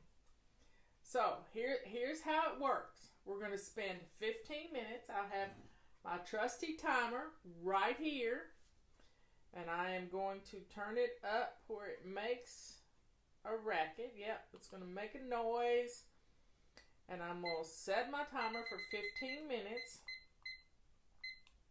And we're going to start in our kitchen. It is the heart of our home. And this is exactly where we're going to start. Now, this is, let's just say you get a call from somebody you went to high school with and you haven't seen them in 20 years and they're in your neighborhood. I mean, they're gonna be coming to your town and they'll be there in an hour, 15 minutes tops. Yep. So, this is what you do. Okay, so you're dressed to lace up shoes, and you're going to set your timer for 15 minutes. Are you ready? And we're going to our kitchen. Now, I'm going to talk you through this. I'm going to talk for 15 minutes on what we're going to be doing in our kitchen. So, go to your kitchen, and the first thing, sorry. I forgot to put my microphone on. Okay, what we're going to do is we're going to go into our kitchen, and we're going to put a stopper in the sink, and you're going to fill your sink full of hot, soapy water. Always, when you go into the kitchen to do anything, you fill your sink full of hot, soapy water. And this is how you do it. I use a silver rag, and you're in luck. Silver rags are there's a special deal on them right now. I keep a silver rag or a purple rag in my sink at all time for washing dishes. They make the best dishcloths you've ever seen. So we're going to focus on the sink full of hot soapy water. Do not leave your kitchen. You're going to stay in your kitchen for 15 minutes. And this is how we're going to do it. Sink full of hot soapy water. And you're going to start putting dishes in the sink while the water's filling up. And I want you to open up your dishwasher and think about, is it clean dishes in there or are there dirty dishes in there? If there are dirty dishes in there and it's full to the brim, I want you to start the dishwasher and get it running. This is half the battle. Let's get the dishwasher going. Let's get those appliances going. Now, you're not going to clean your oven out right now. You're not going to clean out your refrigerator. You're focused on the surface clutter, your countertops, your sink, and your dining room table or your kitchen table. And this is all we're going to focus on right now. So, if your dishwasher needs emptying, let's do that while I'm talking. It only takes 3 to 4 minutes to empty your dishwasher. So let's get the dishwasher going emptied so you can put more dishes in there. If it's full, you're going to have to let it run. Let it run. And then start washing dishes. Now, wipe down your countertops so you can put a dish towel out to lay your clean dishes on. And I just got through washing a bunch of dishes. My dishwasher had dirty dishes in it. I started it, but there were still a few that wouldn't fit in there. And I am running my dishwasher, and then I washed a few dishes, wiped down my countertops, wiped down my stove. So that's what you're going to focus on, just your kitchen. Focus on the left side of your sink, and just look at your kitchen as if you never looked at it before.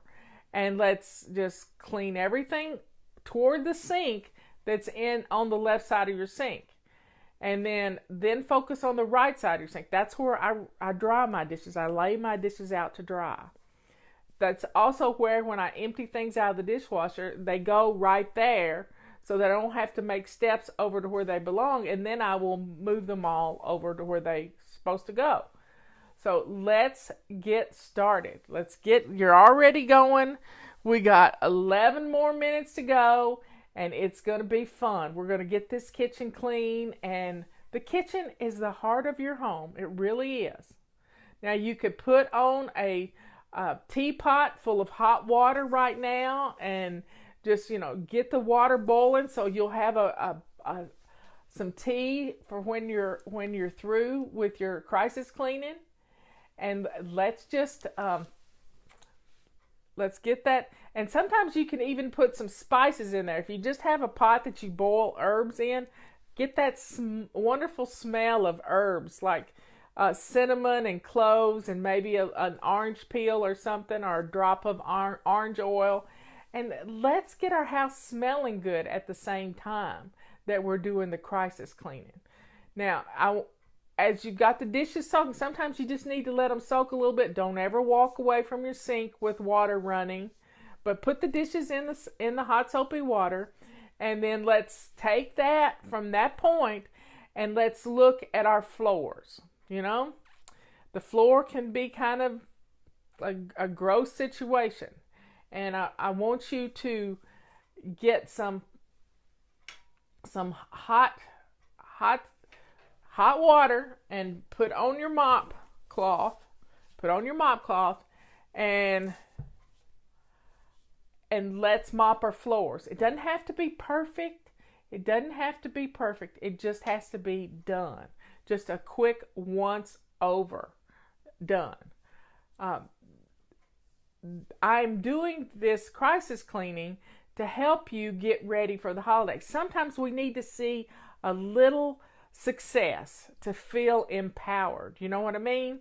Let's feel a little success in what we're doing, and then that way we're spending 15 minutes in our kitchen.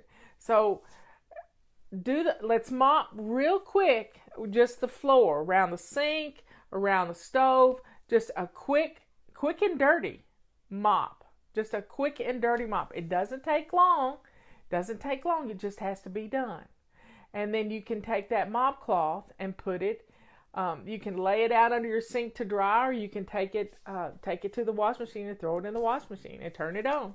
You know, it's all about getting those appliances running. That's what we used to say. You know, just get the appliances going and it'll look like you're doing something. But this time we're really using a little elbow grease and we're getting things done.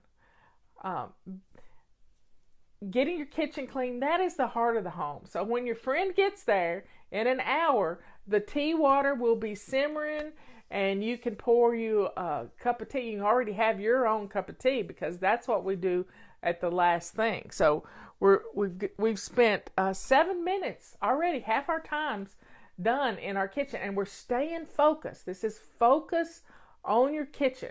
We're not leaving the kitchen for anything. We're focusing on our kitchen.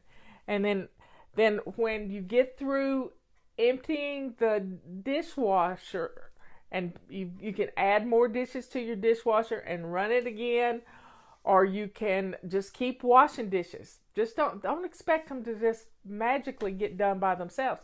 Wash the dishes, rinse them, lay them on your dish towel, and before you know it, your kitchen is going to be looking good. Now, it doesn't take long to do the floor. So you've done the floor. I want you to rinse out your purple rag or silver rag. There goes my magic wand. Purple rag or silver rag.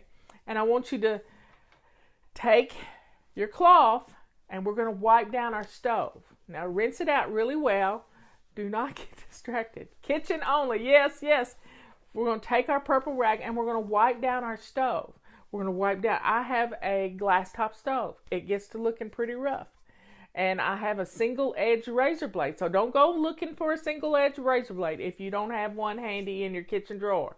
But I use that to scrape off things around the circle on the eyes of my stove. But if you don't have one, don't worry about it. Don't go looking for it. We don't want to get sidetracked. You hear me? No getting sidetracked. Wipe down your stove surface. And if your grates look pretty rough, don't worry about those either. Just leave them on the stove because it's going to look like it's part of the stove. And then we're going to wipe down our oven front. So stay focused on the kitchen, just the kitchen. That's all we're doing right now. And once you wipe down the stove, go over to the refrigerator and wipe the fingerprints off your refrigerator. A knife can actually cut grooves into your stovetop, so be careful using a knife. I like to use just a single edge razor blade, like you were taking a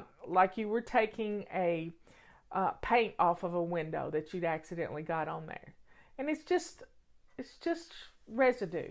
It's just residue. So you can do this. Stay focused in your kitchen. Stay focused in your kitchen. Now, let's look at your dining table, the table that's in your kitchen, or the bar, or if you have an island in your kitchen. Let's look at that island and see what's on there that needs to be put away. You got it? So grab a box or basket or something and start taking things off of the island that don't belong there and putting them in this basket. Now, I don't want you running around. You got water going in the kitchen. I don't want you running around. You're staying in the kitchen. Stay in the kitchen.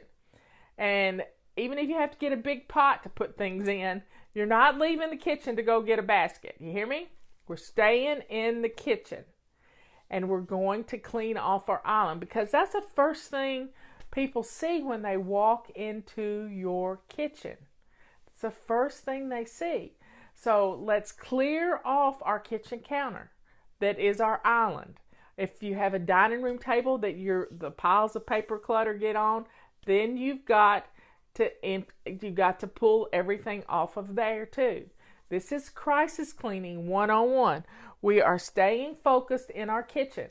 We've got 4 more minutes. 4 minutes and 40 seconds. So let's stay focused on our kitchen.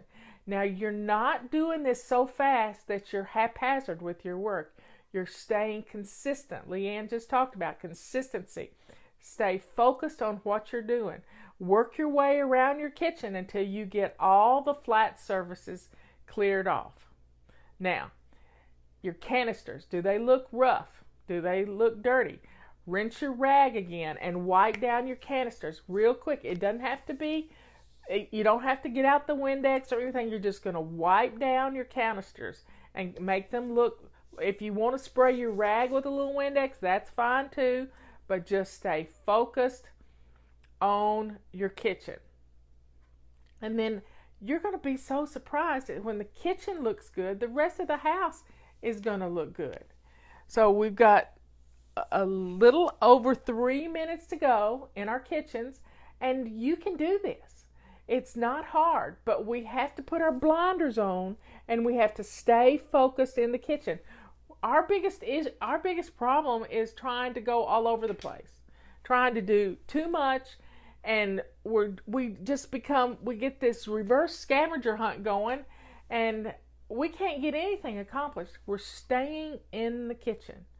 I mean, and if you want to get out 2 cups and a saucer for your friend that's coming, this is going to be a fun time for you to make a pot of tea and have a cup of tea, because that's what we're going to do at the last thing. Now, the secret is we're going to stay 15 minutes in our kitchen, 15 minutes in our entrance and our main living area, the things that when somebody walks in your door, they see. And then we're going to spend 15 minutes in your main bathroom. And then the last 15 minutes is the most important 15 minutes of the whole hour. And that's 15 minutes to catch your breath, because this is sort of an aerobic atmosphere that you're in. You're getting things done. You're staying focused on what needs to be done to make your house look good. This is crisis cleaning. This is crisis cleaning. And this is when you get that call from your mother-in-law that she's almost, she's an hour away and you got to get the house clean. So we've all done it. And what makes our house look messy is every flat surface is cluttered. And that's the way it is in the kitchen. Every flat surface has clutter on it. So let's stay focused in the kitchen. We have 2 minutes. It's a 2-minute countdown. We can do it. They do it in football all the time. We got a 2-minute countdown, and we're going to get our kitchens looking good. Now, once you get the dishes emptied and dishes put away, your kitchen is going to look great. You got a pot of water on boiling if you want to put some spices in it, that's fine. Doesn't take much to get the smell going. And your house is going to smell good too as you do your crisis cleaning. But just let the water simmer. Don't put it on full boil. You don't want it to boil dry. We're staying focused in the kitchen. 1 minute and 15 seconds to go in your kitchen, and then we're going to move on to the living room. So just look around your kitchen, see what else needs to be taken care of. You cleared off your dining table and your island. Push your bar stools up to the counter, and it will make, get everything. Put the chairs up to the table, wipe the table off. And there you have it. You've practically cleaned your whole kitchen in 15 minutes time. You can be surprised at how much you can get done in just 15 minutes. And it's so fun to stay focused. So anytime you want a crisis clean, put on this little video. Don't watch the video. Just put the phone in your pocket, put your headset on, and let me talk you through it. Don't watch it. That's going to ruin it. So Set the phone up in your kitchen and just let me talk to you. You don't have to watch it because that's going to keep you from doing what you need to do. So stay focused, let the dishwasher keep running, and leave the hot soapy water in your sink for right now, because if you need to, you can come back and do the kitchen again. Work in the kitchen some more. Okay, that's our first 15 minutes. Setting the timer again for another 15 minutes, and we're going to peek out the front door and see if you've got a rotten pumpkin on your front porch, or whatever decoration needs to be taken off that's from the last holiday.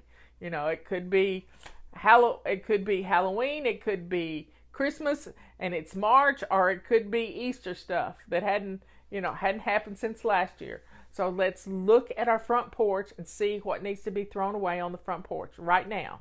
That's our first thing. Then look at your front door. Does it have fingerprints and puppy nose prints and paw prints on your front door? Grab a purple rag and we're going to wipe the windows down. It takes 30 seconds. That's all we're going to do. We're just going to get the fingerprints off the windows and wipe down the door if it's got some muddy paw prints on it. And let's get that looking clean, because that's the first thing your guest is going to see. You want that front door looking pretty. And you can do this. It's so easy. Now, once you've gotten that door cleaned, because we get muddy paw prints on our door all the time, you take your broom and head out to the front porch and just quickly sweep the front stoop. That's all you got to do. Just sweep a path. If you got leaves out there, just sweep them off to the side. You don't have to sweep the whole porch. You're just making a path. You're just making a path.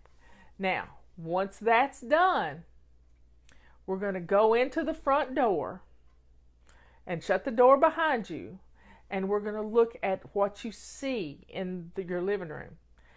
Don't look at the whole thing. What's the first thing that catches your eye? Is it the credenza? For me, it's the credenza right behind my couch. It is a catch-all. Sometimes it piles up with things. If packages come in, that's where Robert puts them, and they have to be emptied every day. So let's clear off the flat surfaces. Grab a box or a laundry basket, and let's go to every flat surface and let's clear it all off. Now, this is crisis cleaning. This is not fly lady cleaning. This is crisis cleaning. Somebody's coming to your house and you need the house looking halfway decent. Yep, that's all it is. But it will give you some success. It will show you that there is hope. So let's walk around the living room and the entrance area of your home and gather up everything that's on a flat surface. Yep. And you're going to put it in the basket. Laundry basket should hold it all. And you can do it. You can do it. Don't say I don't have time, because you do have time. You have 15 minutes and we're staying focused. We got 12 more minutes to go in our living room and we're clearing off the flat surfaces. You can't dust a flat surface with stuff all over it. So what we're going to do is, once we get the stuff off our flat surfaces, go put that on your bed, because that means you have to deal with it before bedtime. You got that? There's a method to my madness. You have to deal with it before bedtime. So what we're going to do is we're going to put that basket on your bed. So you have to deal with it before you go to bed. Yep, after your company leaves, then you're going to take that basket and you put everything where it belongs. But right now, we're clearing off the flat surfaces. Then I want you to take your feather duster and a damp purple rag. Feather duster and a damp purple rag. I want you to feather dust right quick. It takes 2 minutes to feather dust my whole house. And you can do this. We're going to feather dust the living room. And then if it's no time at all. Just run around the house and in your living room and feather dust everything that has a clear flat surface. And then if it needs a little extra wiping, use a damp purple rag and wipe things off, because it'll dry right quick. It'll dry and it'll look good. It'll look great. Now, when you get through wiping down all your furniture, I want you to look at the the back of your couches. I want you to think about, I have a dog that has decided that the back of the couch is where she has to watch for us to come home. And she's lying on the back of our couch waiting for us to come home, and she smushes it down. So I have a rubber scrubber that cleans off my dog hair and pet hair and cat hair from the back of my couch. Also, the back of your couches get dusty. So do a quick just brush of the back of your couches and the seats of your couches, and then that way it looks good. It looks good. And don't worry about the floor just yet. Just sweep it right on into the floor, because we're going to get that up in just a second. But right now we're dealing with the backs of the couches. And we've done our flat surfaces, and it's going to look good. We have 9.5 minutes to go. Look what we've gotten done so far. So let's get the backs of our couches looking good and the seats of our couches, and let's plump the pillows. Pretty pillows make everything look good. If you've got a blanket, put that in the basket along with the stuff you've cleared off the beds, and let's, messy blankets on your couch make the room look messy too. So let's gather that up. And I have a fireplace that can get quite messy, and just a quick sweep of all the ash residue into the fireplace is good enough. It's just good enough. And it feels so good. Then I want you to take your purple rag and rinse it out real good, and let's go do your back door. If you have a door, I have a door out to my back deck, and it gets those puppy nose prints and those muddy paw prints on it all the time. And that'll make the room look good. It'll make it look great. And then while you're in there, it never hurts to put on some fun music. Some fun music on your stereo system. And then that way you have music keeping you company and me keeping you company, and you're getting things done in your living room. Now, the next thing I want you to do is I want you to think about the floors. If you have hardwood floors, grab your mop again, and we'll do a quick mop. If you've wipe down the couch with a rubber scrubber and that stuff's in the floor, your quick mop around will gather all of that up. If it's gone under the couch, don't worry about moving the couch. We're not moving the couch. We're clearing off our coffee table, and we're making everything look presentable. You've done a little feather dusting and wiping down the flat surfaces. We've wiped down the back door, and it's looking good already. You can't believe the difference that getting all of the stuff off of your flat surfaces has done for your home. It's going to change everything. We have 7 minutes to go. We're halfway there. And I'm trying to think of other things. Are there magazines and books that are out of place? Put them on the basket, and that basket's going to go into your bedroom, because nobody's going to go in your bedroom, even if you have to lock the door. Even if you have to lock the door to keep somebody from going in there. And we'll get this room looking good. When you come into your living room, this is what you're going to see. A clear, great looking living room that's lived in. It's not perfect, but guess what? It's welcoming to guests. And you can set a coffee cup on your coffee table and not be embarrassed to have to move stuff out of the way. You're going to do this. This is crisis cleaning 101. 15 minutes in your kitchen, 15 minutes in your living room, and then we're going to do 15 minutes in the bathroom, because you do not want to be embarrassed by somebody going into the bathroom, the main bathroom of your home, and it being a disaster area. We're not going to do it. But we're staying focused in our living room. We've got 6 more minutes. 6 more minutes. Now look around and see if there's anything that I've missed. Do you have rugs that need a good carpet sweeping? So grab your carpet sweeper and do your rugs right quick. Takes 2 minutes, 2 minutes at all. And this is going to be, your rugs are going to look good. If you need to, you can sweep it with your sweeper or your broom, and then use your mop to gather it all up and get it out the door.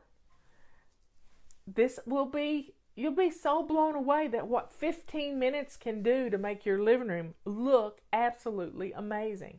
You walk into the entrance of your house and there you see this beautiful living room all put together. And you know how to karate chop those pillows like they do on HGTV. Make your pillows look good.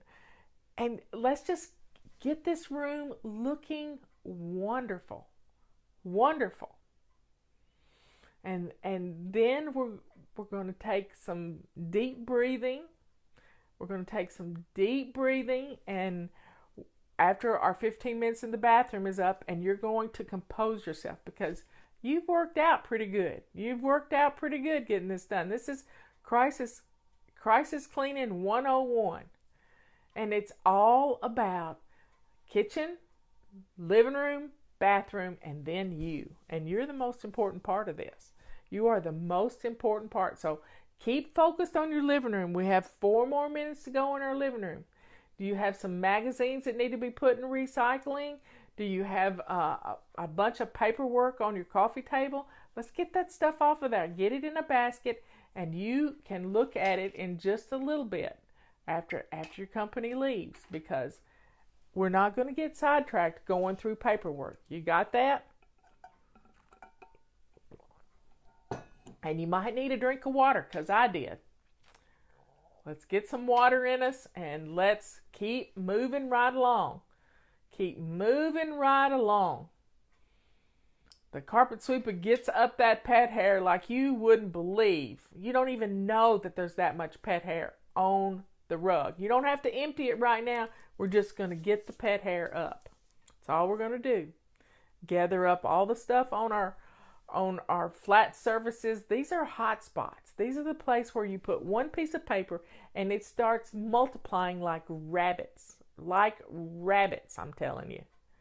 So we are going to gather this paper up, and then you can breathe. Then you can really breathe. Yes, we have a lot of paperwork, and it needs to have its own home. Everything has a home, everything in its place, everything has a place, and everything in its place. But right now is not the time to try to figure out where that place is. Do you hear me? We're staying focused on making the living room look clean. What we want to do when we know company is coming is we want to start painting or doing something stupid. All we got to do is clean off our flat surfaces. We just have to clean off our flat surfaces. That's it. And our houses will look clean. Our houses will look wonderful. And it will be fun. It will be fun to do. But we're staying focused on our living room right now and the entrance of our home. Do you have a bunch of shoes right by the front door where people come in and they trip over these shoes? Gather up all those shoes and put them in a basket and take them to your bedroom, or take them to the kids' room, whoever they belong to, and get them out of the living room. Don't start putting them away, but just get them out of the living room for right now. That's all you got to do. I keep saying that's all you got to do, but we're staying focused in our living room. We got 1 minute and 44 seconds in our living room to go. 1 minute and 40 seconds, and we can do this. And your living room is going to look good, and you'll be able to go, wow, my living room can look like this, and it will look like this. It can look like this. It can be beautiful. But you just have to stay focused and not be running around all over the place. Yes, I know people who have done this. Now, take your damp purple rag and wipe down some your switches. Sometimes they get dirty handprints and we don't even notice it. So wipe down some switches right quick. Doesn't take but just a second to do this. And we got 1 minute to go, and your living room is looking good, honey. It is looking good because you have stayed focused. You haven't left the living room. And the next thing we're going to do is we're going to go into the bathroom, but we still got 30 seconds. So take a deep breath. I want you to look around your living room and see if there's anything else out of place. Just look around and see if there's anything else that's out of place. And deal with it. That's all you got to do. Anything else out of place. Put your purse where it belongs. And just, here we go. 7, 6, 5, 4, 2. There, we got it. Living room. If it's not done, it's real close to getting done.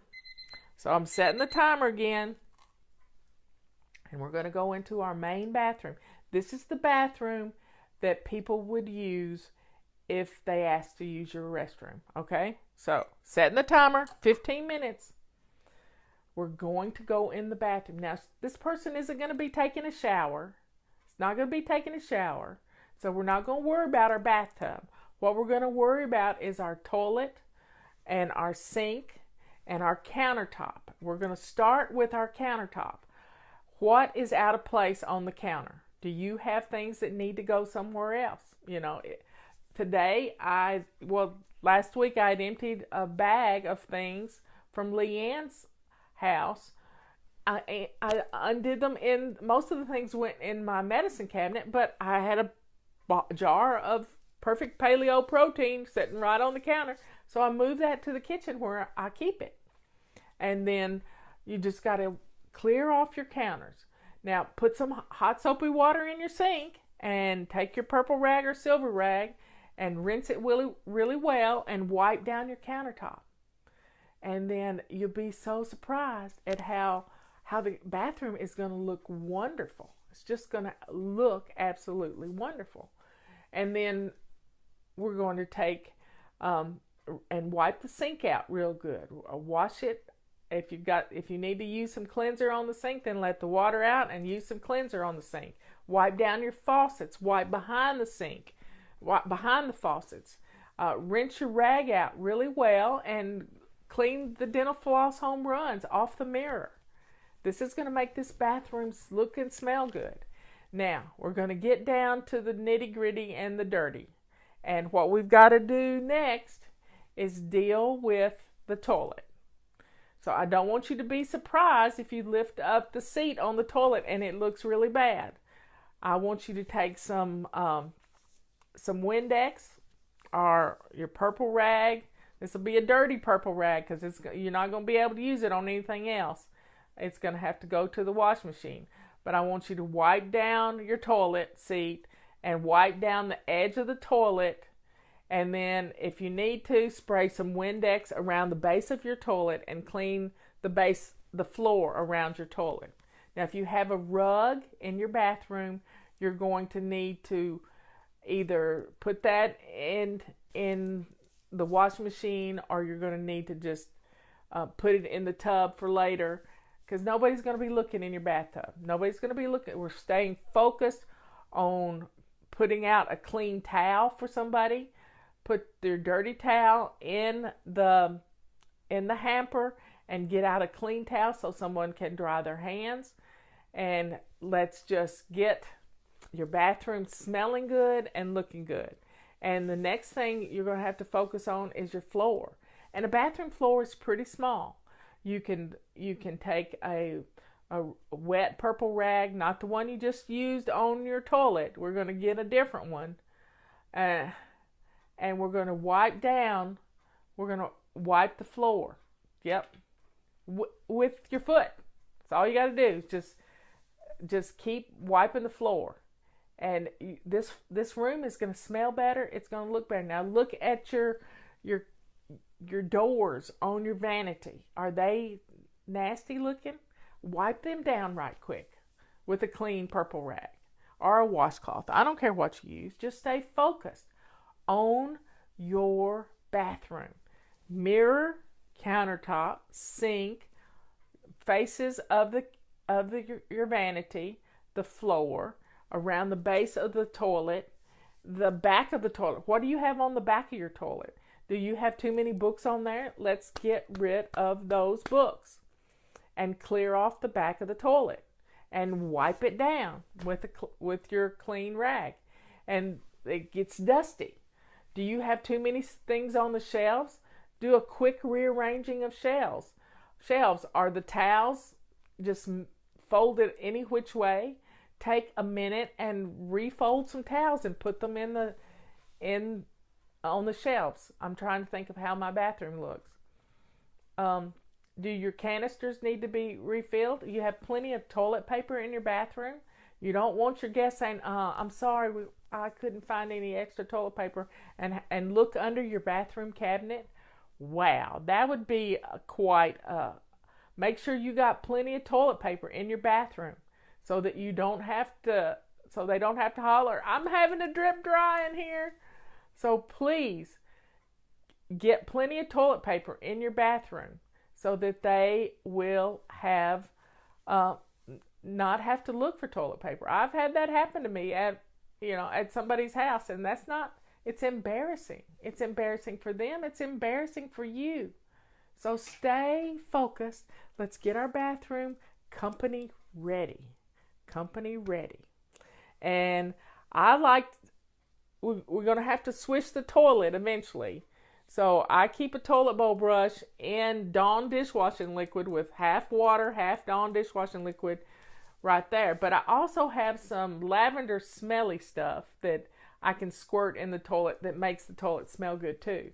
So do a quick swish and swipe in your toilet after you've already wiped down the seat and the rim, and your bathroom is going to smell good. It's going to look good. If you have some lavender oil, you can take a little drop of it and put it on the inside of your toilet paper roll. And then when they roll it off, it's like air freshener.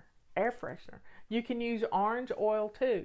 It all is good just to make your bathroom smell wonderful. And it's just, we've done 7 minutes in here already, and look how good it's smelling.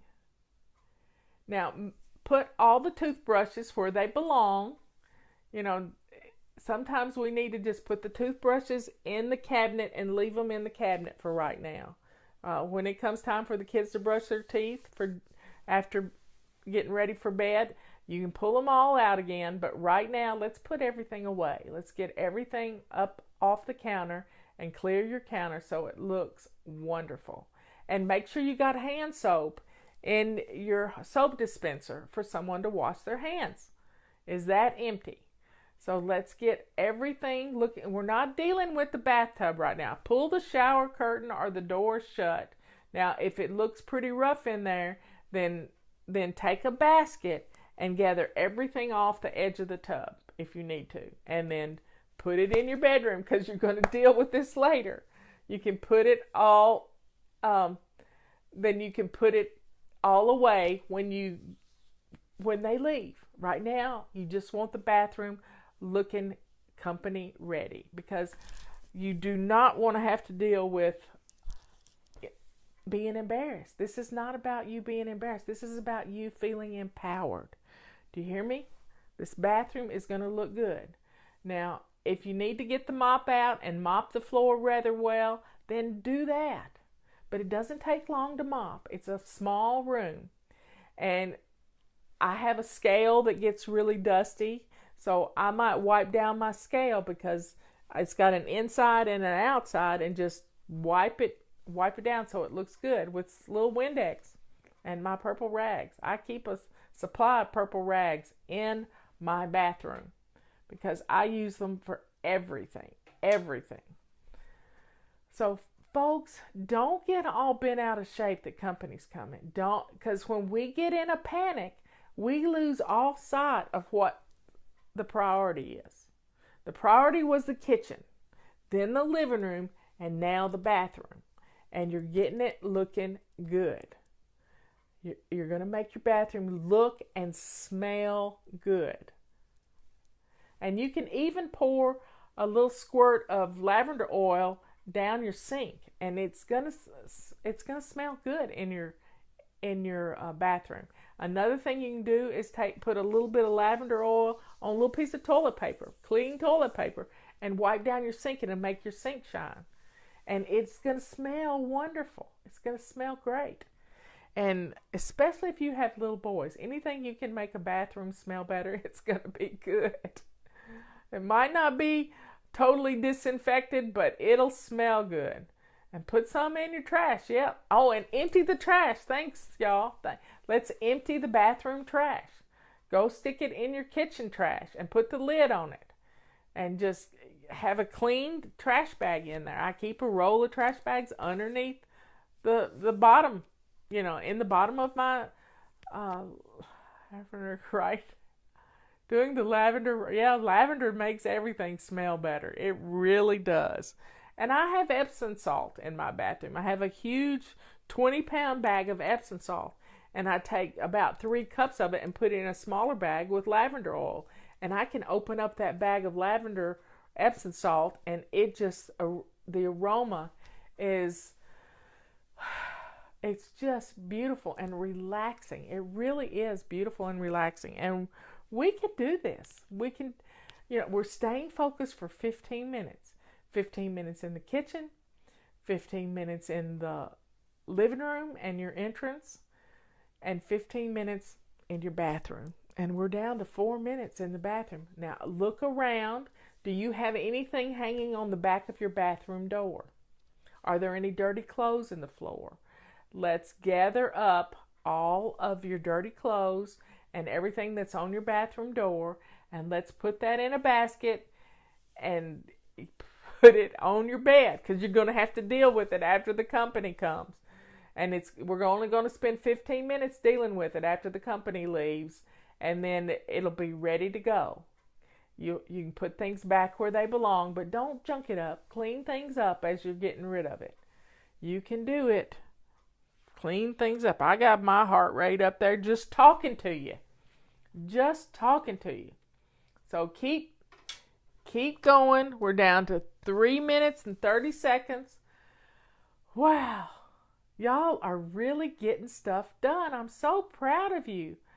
And if you do swish and swipe every day, your bathroom always looks pretty good. It always does. So let's stay focused in this bathroom. Do you need to put out some other fresh towels? Fresh, clean towels actually smell good too, especially if they've just been washed. So put them on the towel rack, and it's going to help make the bathroom smell wonderful. So what else can you think of that your guests might need in the bathroom? Do you have too many magazines in the bathroom? Let's get rid of some of those.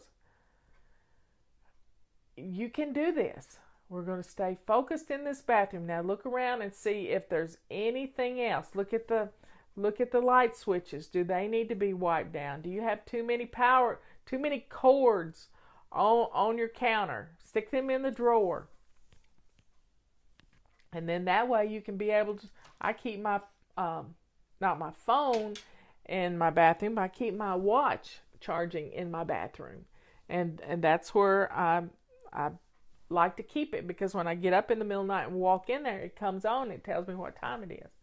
I don't have to search in the dark for the clock to look at it. So everybody just please stay focused. We got 2 minutes to go. And your bathroom's looking wonderful. It's smelling wonderful. And everything is, everything's just beautiful. And when it smells good, you feel good about it. You really do feel good about it. So folks, please stay focused on this bathroom and start slowing down just a little bit. We got 1 minute and 40 seconds. And just look around and see if there's anything that's out of place. And you can take care of this. Anything else that's out of place. And, take the dirty laundry, start winding things up. Are all the light bulbs working in your bathroom? Yep. Sometimes they burn out and we don't know it.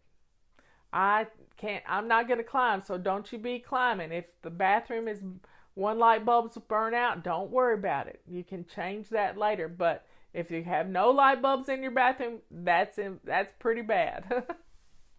But hey, you can get it done. You can get it done. So we're down to 1 minute. 1 minute. You can do this.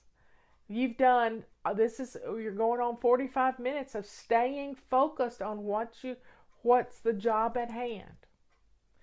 Now, the next thing we're going to do, we got 30 seconds to go. 30 seconds. Yeah, get a load of stuff going in the wash machine, and that's going to make your house smell good too, because washing things, that soap smell is in and around, and you can do it. 20 seconds. 19. Just start. Just breathing. Breathe slow. You can do this. Just breathe slow, and let's get this done, because you're going to feel good about your whole house right now. And there goes the timer. So the next 15 minutes, here's what we're going to do. I want you to pour yourself a cup of tea. Yep, a cup of tea. A cup of ice water. Get yourself something to drink, because we are going to decompress just a little bit, and we're going to start thinking about. Now, I want you to look at your clothes right now. Do you need to put on a clean top? Have you gotten your shirt all messed up from cleaning right fast? I want you to go to your closet, and if you need to get a new clean shirt on, I want you to do it right now. Go do that. And I know you got on your shoes, and then go to the bathroom, and I want you to look to see if your makeup needs to be freshened up. So let's get a clean shirt on, and let's look at our makeup. Put on some lipstick, a little blush. This is a quick and dirty way to look your best. Put some lipstick on, and then take your fingers and go like this and make blush out of it. And rub it in real good, and you'll have blush. Look at your glasses. Do they need cleaned? You don't want all spotty glasses when your friend comes to the door. So let's stay focused on yourself right now. Now get your cup of tea, and I want you to go sit down in a comfortable spot where you can see the door. You're going to look like the hostess with the mostest, or maybe be standing at your kitchen waiting to see somebody come down the driveway. I have a long driveway, and I look right down my driveway from my kitchen sink. And just, empty out the sink, and just stay calm. We're just staying calm. I want you to breathe. I want you to sit down, put your feet up, and I want you to relax just a little bit. We're not going to jump back in and get started. We're just finishing up and looking around at the house and feeling really proud of yourself. Really proud of yourself, because look at what you've accomplished in 45 minutes. And now we're going to take care of ourselves. We're going to get some water down us. We're going to get a cup of tea, and your house is smelling good. And just think about this. This is wonderful. We got 12 minutes to chill. She'll be here in 12 minutes. And I just want you to relax. I don't want you out of breath when you answer the door. I want you to be calm and cool and collected. How cool is this going to be?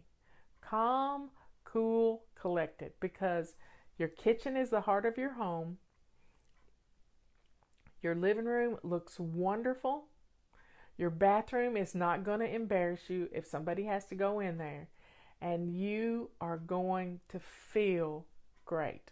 Feel great when you're getting to have a visit with your friend that you haven't seen in 20 years. So let go of all your anxiety, and let's just breathe. In fact, my watch just told me to breathe. So let's focus and breathe. And say a prayer for old friends. And just stay focused on loving yourself, being kind to yourself, and not trying to kill yourself by running all over the place. Just staying in one room while you're being focused on that one room is going to keep you cool under pressure. We're staying focused. And right now, our focus is taking care of us. Taking care of us. And you can do this. You really can. Because it doesn't have to be hard. We have 11 minutes to go before that doorbell's going to ring. 11 minutes to go. What can you do in 11 minutes? You know, is your dishwasher finished running? Just stay in your kitchen if you want to, at your kitchen table, with your feet up in a chair next to you. That's fine. But if you want to finish up a few little odds and ends things, we're not being rushed. We're taking it slow and steady. Slow and steady. We're catching our breath, and we can do this. We really can do this. Look, you stayed focused with me for almost an hour. How wonderful that you've gotten all this done. And this is a great way to get your house ready for company, because once you get all of this stuff gathered up that was making your house look messy, when the company leaves, you can go in one basket at a time and start putting things away or putting it in the trash. A lot of times it's just trash. Just trash. So let's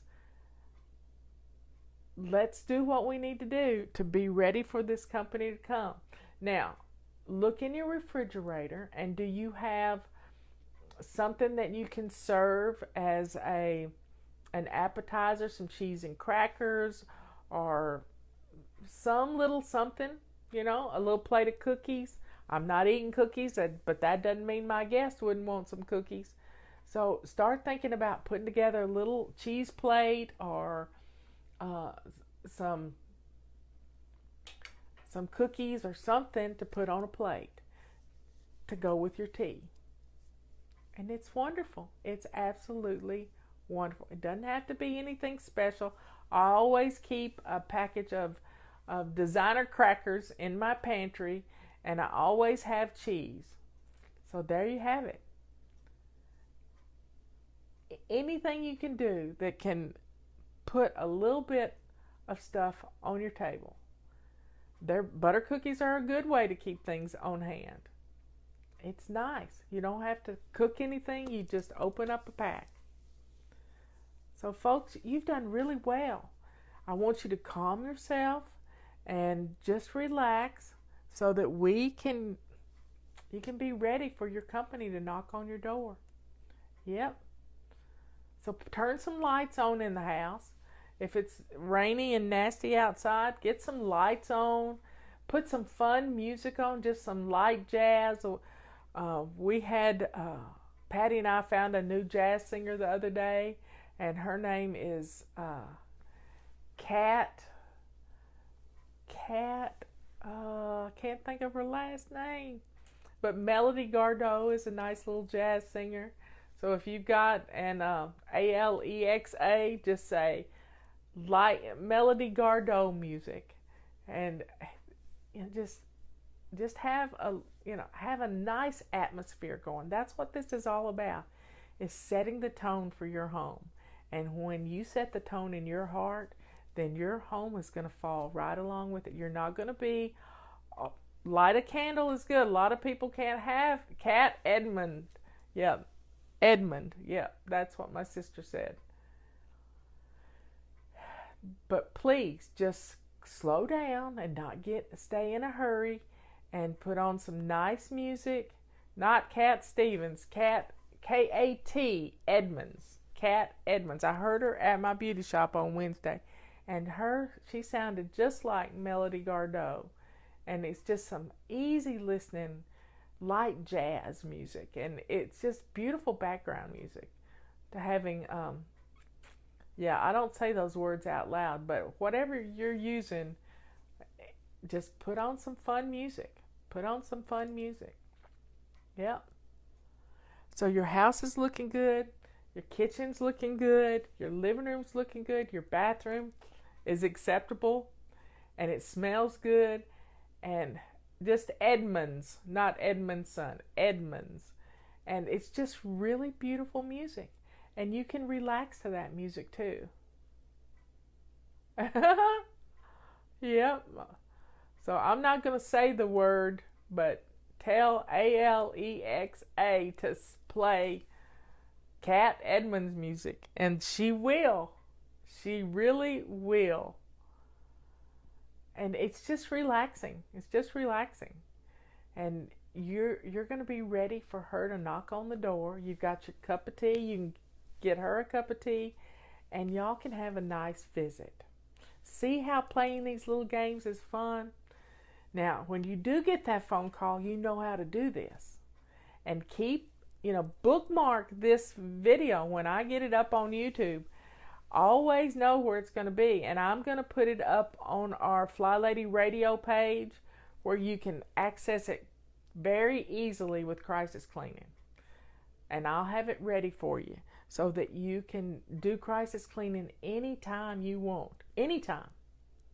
And it makes us feel empowered. It gives us hope that our house can look good in just a few short minutes. It really can. And when you're doing, this may be the last time you ever have to crisis clean, because establishing simple habits these simple habits are going to make your home be on automatic pilot. And your home is going to be absolutely cleaning itself without you even realizing it. So you can do this. You can do this. We got 4 minutes to go until she comes to the door. 4 minutes to go. And I want you to realize how strong you are. You don't have to be embarrassed by your home anymore. Our routines, our simple little habits, strung into routines, are going to change your life. This can happen. You just have to stay focused. Focused on what you're doing right now. You're chilling out right now. You're getting your house, it's sounding good, it's feeling wonderful, and you are going to have a great time visiting with your family. Look around, see if there's anything you missed, like toys in the floor, shoes by the door, coats, too many coats on the coat on your entrance.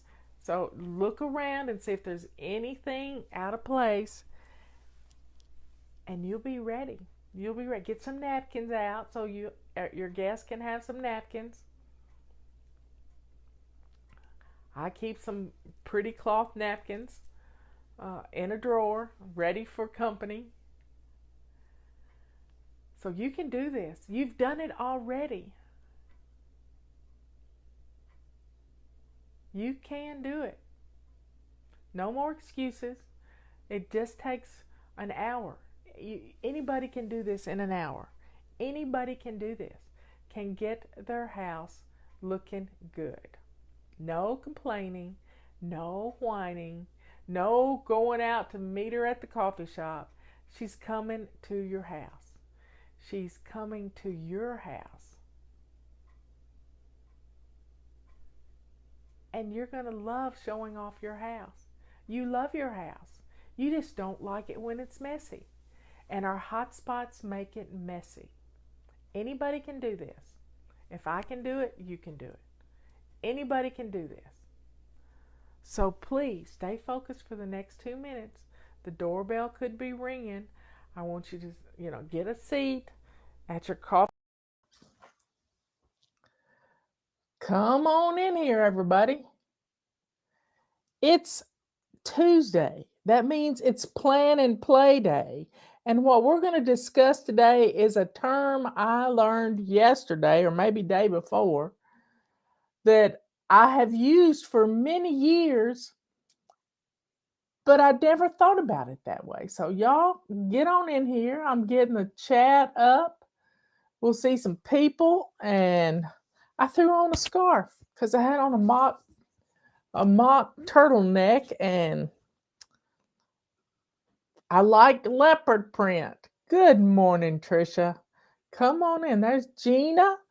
I want to get out my romper room spyglass. A lot of y'all don't know what that is, but I do. So get on in here. We have got coupon code FLY45. that saves you 45% on a lot of stuff in our fly shop. We have used that coupon code when you're pre-ordering our calendar, our calendars. We have small ones, we have uh, the regular sized ones, and it's all good. It's all good. So get on in here. Let's get some stuff done. Let's do it. Because a lot of people are hurting right now. A lot of people are suffering, and it's the best way we can save some money is learn to cook. Is to learn to cook. And you just start with one dish, just one dish. One of the things that one of the first things I ever learned to cook was spaghetti. Just a simple pasta meal. And spaghetti comes in lots of different sizes and uh, just lots of different ways you can cook pasta. And some of the easiest ways are just to take some tomatoes and slice them up and make a pasta sauce out of those. Especially if you've got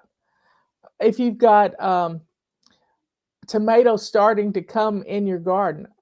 For us, when I was a young mom, Granddaddy would plant 200 tomato plants, and we'd come back from a vacation, and there'd be 25 gallons of tomatoes waiting for me to put up. And our tomatoes didn't come in until after the 4th of July.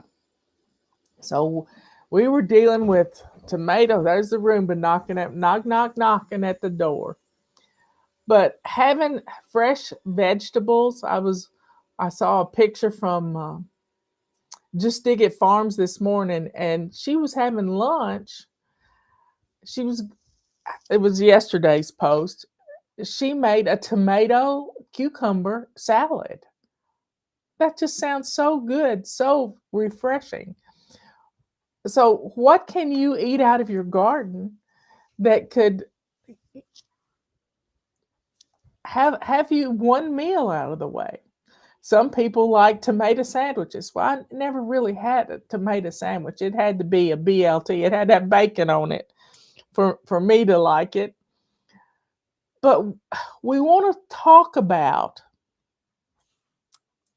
the the meals that you know how to cook.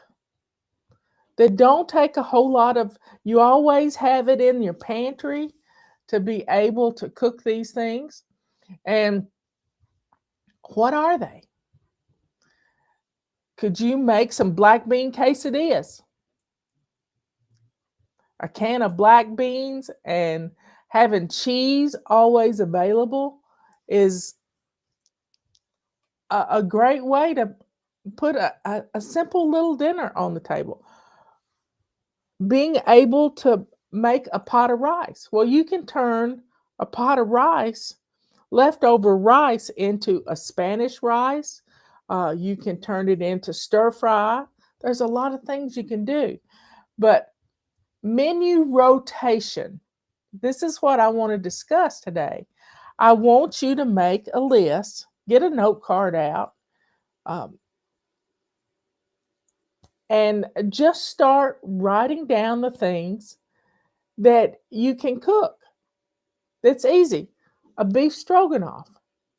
I've taught you how to take a large amount of hamburger meat, ground beef, and pre-cook it in your crock pot, and then bag it up into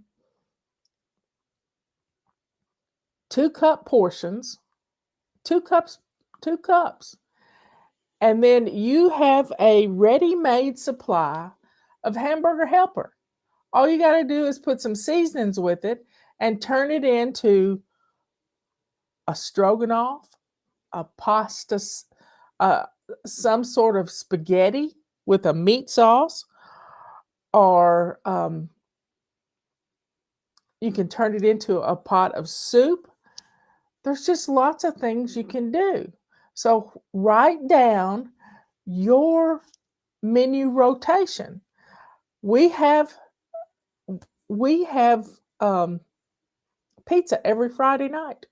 Friday night is our pizza night, and that takes care of one day. What is another rotation that you get? Quesadillas, Mexican of some kind. Quesadillas. We had quesadillas last night. They're easy to make. They're super easy to make, especially if you have ground beef in your refrigerator or leftover chicken that you've frozen that you can turn into like a rotisserie chicken that you turn into chicken pieces that you can put on a quesadilla with some cheese and some black beans, and you got a meal. So, what are some of those menu rotations that you can clear out 2 or 3 meals every week that's your family loves? What is it?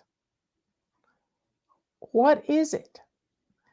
Utilize those to fill in your week of menu planning. And most of the time, you've already got the stuff in the pantry.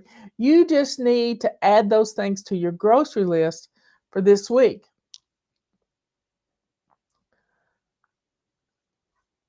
So start building your menus around the stuff you already know how to cook. And maybe once every couple of weeks, you try a new recipe. You find some little short on YouTube that looks like a lot of fun. I watched I don't know her name, but she's perky and she's a lot of fun to follow. But she was making guacamole with a friend of hers who taught her how to make guacamole. If you order guacamole in a restaurant, it's $15 practically. But with 2 or 3 avocados, some garlic, and a tomato, you can throw together, and an onion, a red onion, you can throw together guacamole for a whole family. And it's easy. It's not difficult.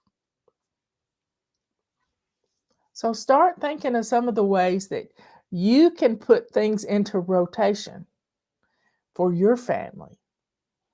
And do it, because teaching your children how to make these items is going to give them a menu rotation in their future. It's not hard to cook. We just have to get it on the schedule.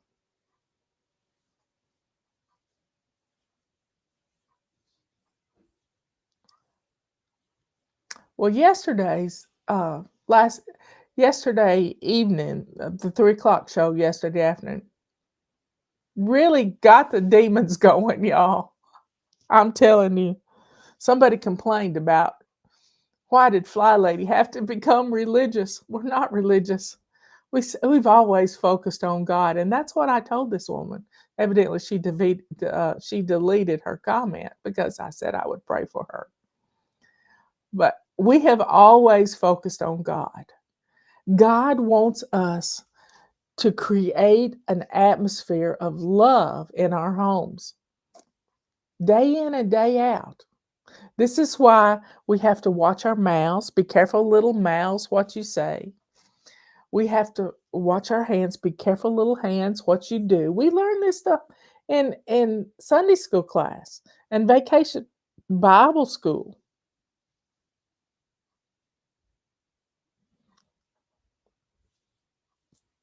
So be careful, little eyes, what you see.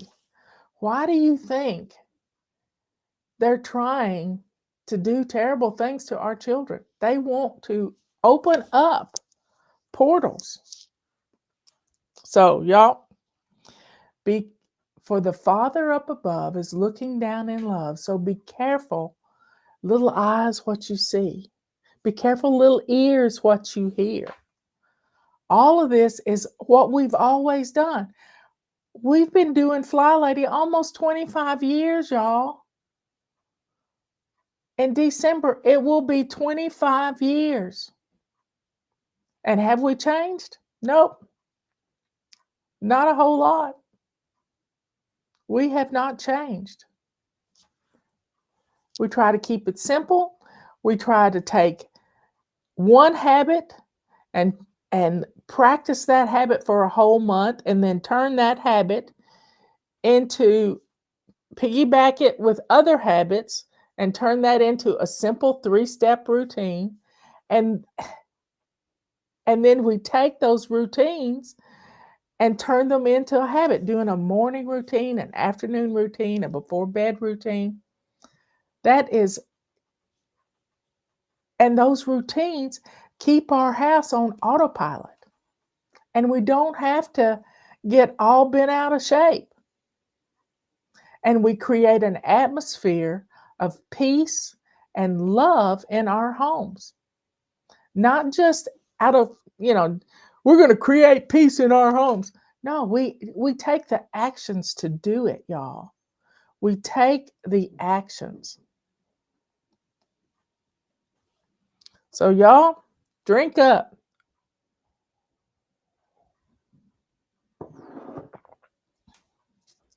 Take some time today.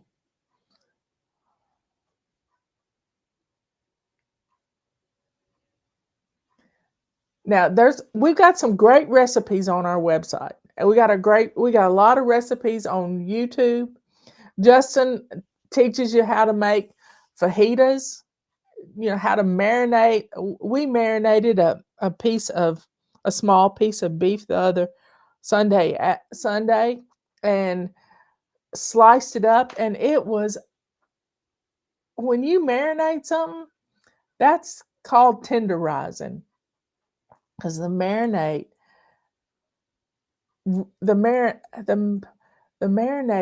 tenderizes a cheap, it was a skirt steak. It was just a small little skirt steak. And it was just enough.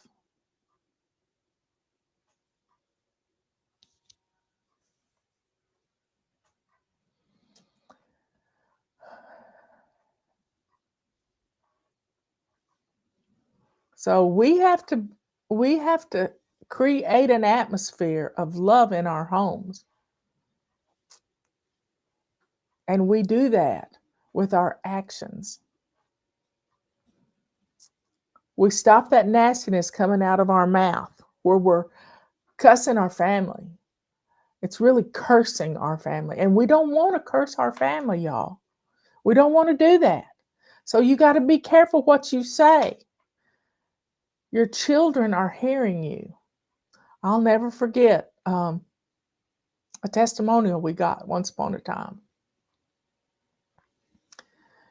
And it was a military family, a Navy family, and they were stationed in San Diego. And the little 8-year-old girl was helping Mama fold clothes. All kids need to know how to fold clothes and put clothes away. And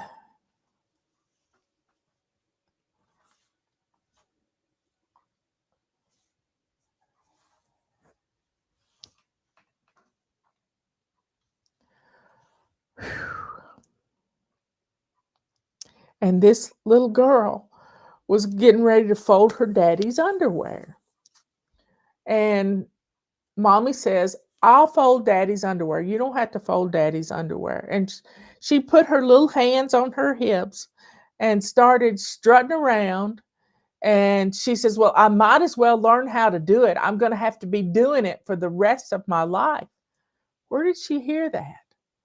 Yesterday, I saw a little video of a 1-year-old who couldn't even talk yet.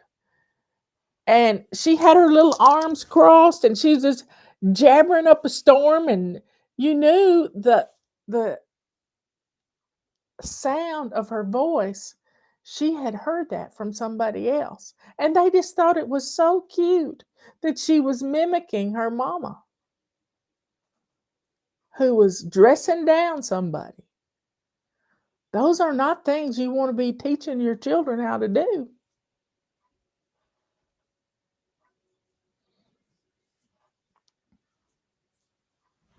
So be careful what comes out of your mouth.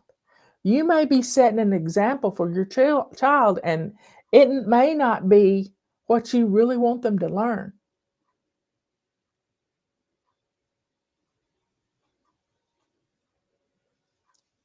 One of my favorite recipes is a 7-layer salad that's Mexican. It's wonderful. Kathy used to take that she would make it for parties. And I think her recipe's on our website.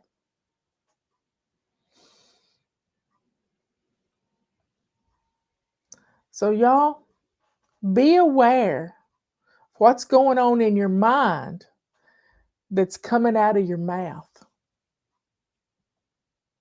Stop doing this to your kids. I don't know where everybody is today, but y'all, let's go to the Lord in prayer. Dear Father in heaven, thank you for the example of Jesus in our lives. Thank you so much, Lord.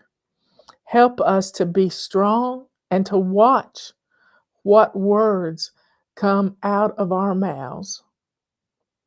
It is up to us to nip those ugly words in the bud and to not spew those curses all around our families. Thank you, Lord, for all that you do for us. Keep us safe from harm. Protect us from the evil that's out there that's trying to destroy our families. All these things we ask in Jesus' holy name. Amen and amen.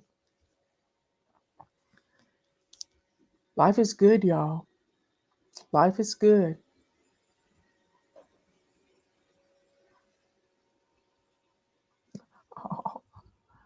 So, folks, what are you teaching your children?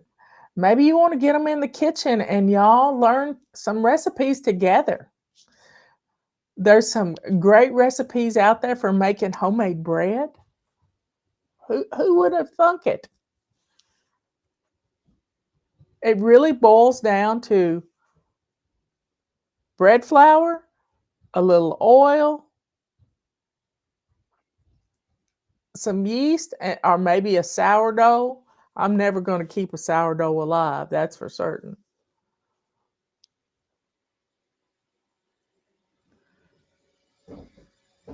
So y'all try something new, but do it. Make sure your kitchen's clean. Start with a sink full of hot soapy water. Empty your dishwasher so that you can have a place to put the dirty dishes. Clean as you go. Get out all of the things you're going to need for the recipe and just start in.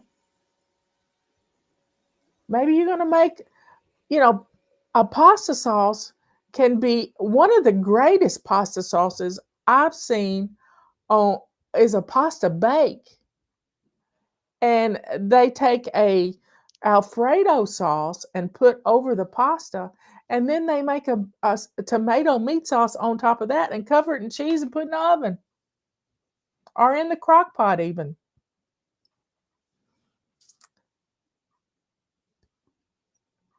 You can add cream cheese to any pasta sauce and turn it into another different type of sauce. I don't have any gluten-free recipes, but if you'll use a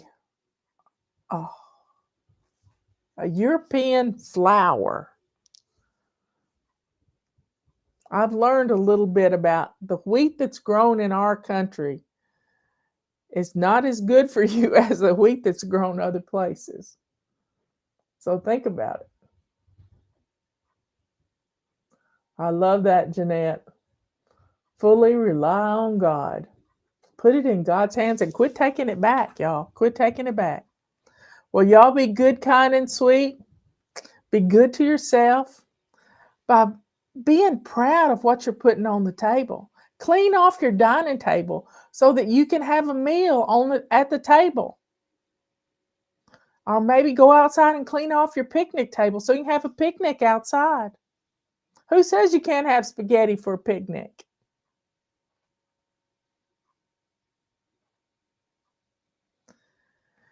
Anyway, I love you all so much.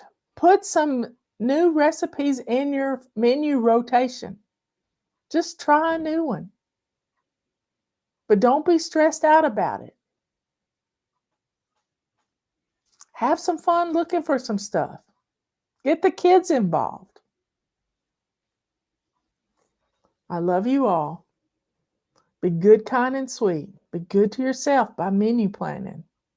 Be kind to others by getting them involved in the kitchen. Don't raise up children that don't know how to make pancakes. Get them involved. YouTube University's out there to teach you anything you need to know about cooking. I love you all. Let that joy that's in your heart that comes from God above show the world who you are, a child of the Most High, the only living God in the universe. Please share our videos. Give us a thumbs up. Subscribe. Y'all, we got to hang together. We got to teach the younger people how to do things. I'll see you at 3 o'clock. We'll see what's for dinner then. Love you all. Bye.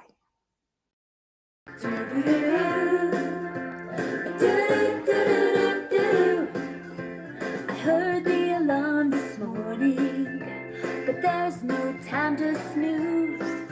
Time to open my eyes, time to moisturize, and tie my lace-up shoes. A friend dropped by to see me. She said, "You're some cleaning whiz. You look so happy and you dress so snappy. Come on, tell me what your secret is." I said, "I'm a fly baby, flapping these pretty wings. I'm a fly baby, sticking to my routines. And it won't be perfect tomorrow, and it won't be perfect next year, but I'm still flying, baby. Get my life in gear.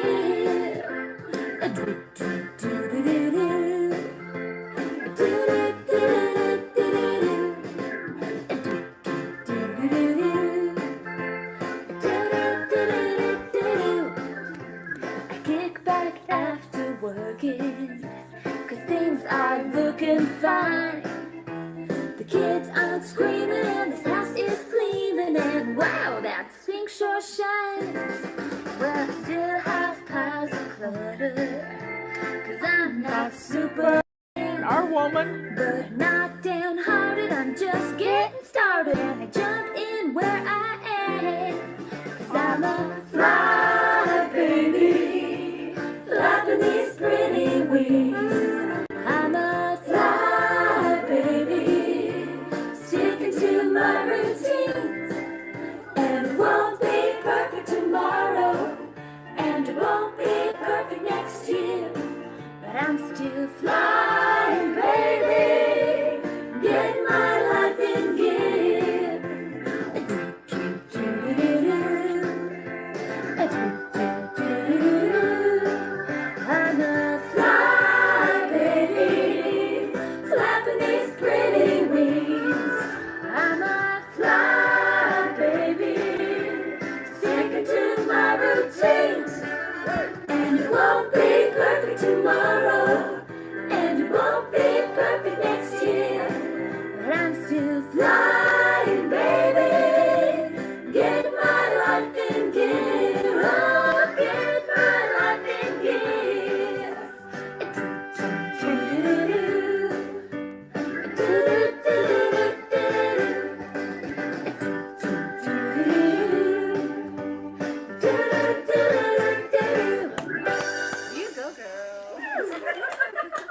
butterfly baby chorus.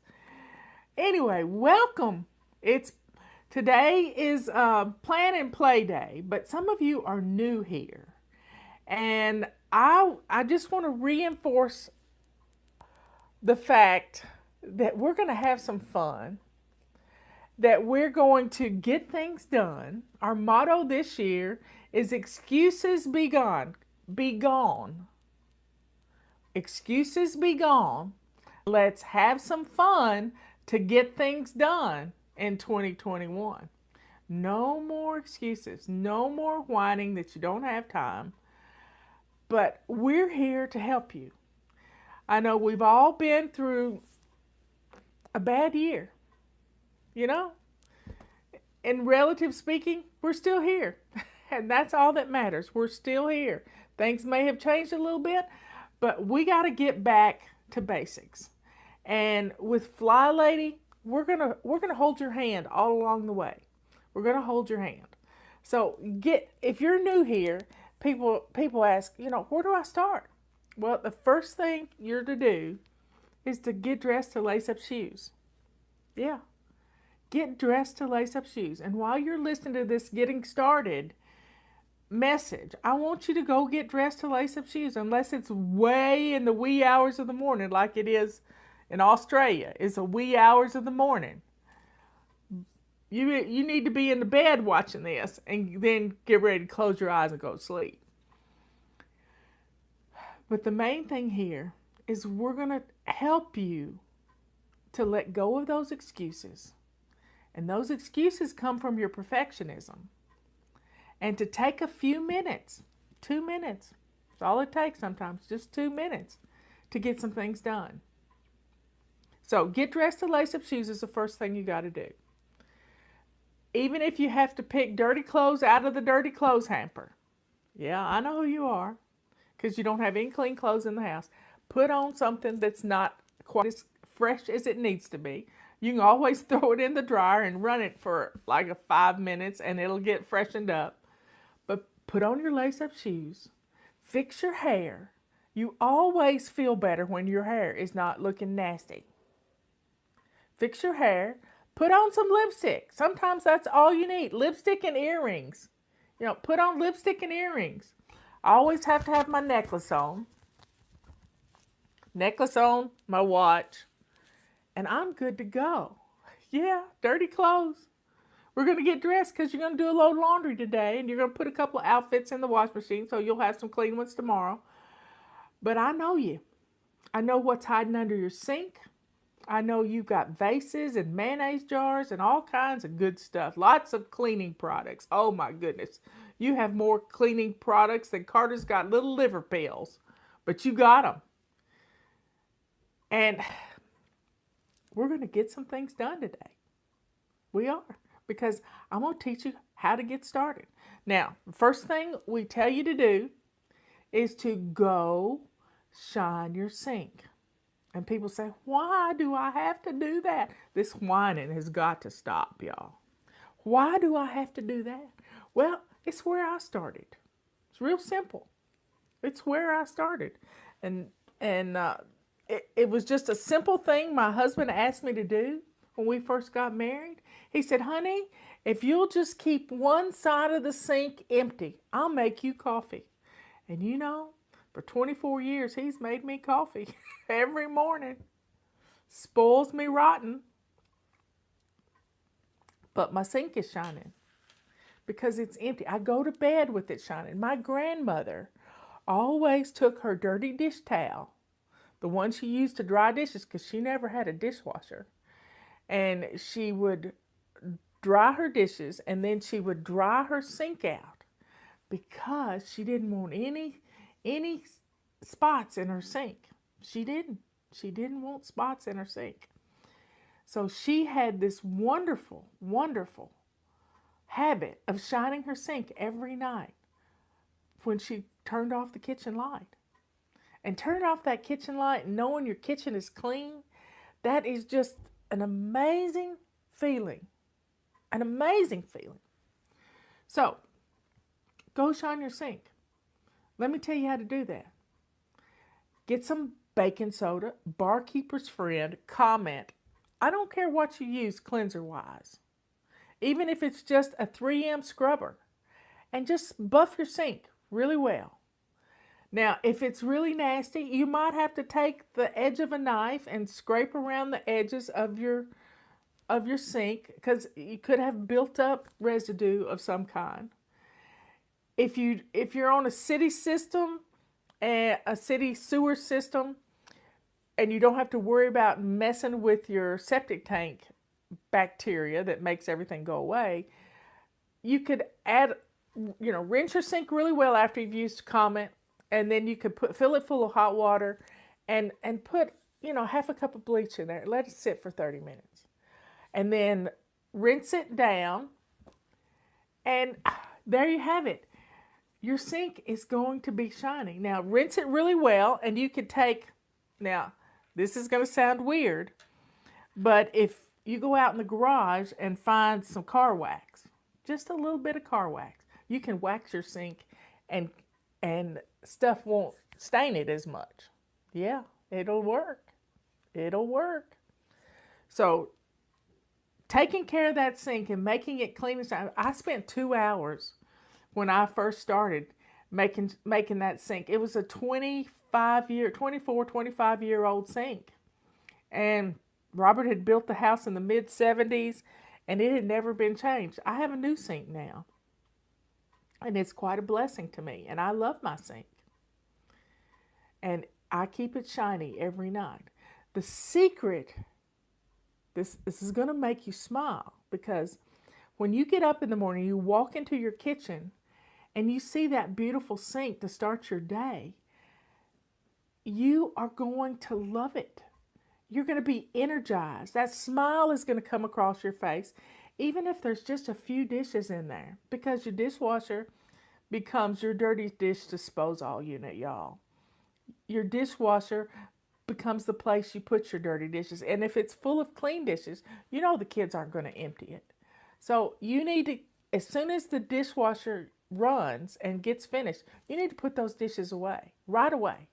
And then the dishwasher is ready to receive those dirty dishes from those precious children that are going to learn how to put the dishes in the dishwasher. But if you wake up to, a couple of glasses and a plate in your sink, it's still not bad. It's not bad at all, because your kids learn to put them in the sink. So that's a blessing to you. That is really a blessing. So getting up in the morning, being greeted with this beautiful kitchen, countertops cleaned off, stove clean, floor been swept, all of this makes you smile. And guess what? That smile tells your head that you're happy. And you know what happy does? Happy fills your body with good endorphins. Yeah. And it's amazing. Now, I like to put on a little fun music to go with it, and that's why we have our own little fun music. But those of you who are just getting started, you may want to grab this book. It's on Amazon. It's on our website, flylady.net. If you're brand new to us, sign up for our emails. Yeah, go to flylady.net. There's a join button in the top left-hand corner, and get our emails, because these emails, as much as they may make you mad, they're in your head. They start to sink in right here. And those messages sinking in help you to stay immersed in the Fly Lady system. There's a method to my madness, I promise. This is my first book. It used to be hot pink, but the publisher didn't like that color. I kind of like hot pink, y'all. I have on hot pink. This is Sync Reflections. It's my very first book. This is the Bible of Fly Lady. It tells you everything about what we do. But I'm going to explain it to you right now. Our system is based upon a morning routine, an afternoon routine, and a before bed routine. These 3 routines keep our home running on automatic pilot. Now you say, how could that be? Houses don't clean themselves. No, but you get up in the morning, and when you start establishing the simple habits that we're going to walk you through in a year's time, you're going to be blown away at how much of your house cleaning is automatic inside of you. So let's try it. Let's think about this for a second. When you wake up in the morning, well, the first thing I do is I'm laying in bed. So I try to remember my dreams. This is fun. Try to remember, sort of go through what I woke up dreaming about. And then I pull my covers up to my chinny chin chin and I slide out the side. My bed's practically made up before I get out of the bed because it has to be. Because I have to go to the bathroom right quick, especially if I haven't gotten up in the middle of the night, which is really good. I go to the bathroom and I get dressed. I have laid my clothes out the night before, and my shoes are there, my necklace is there, my earrings are there, my glasses are all there. Everything is right there for me to get ready in the morning. And it takes me about 10 minutes, if that.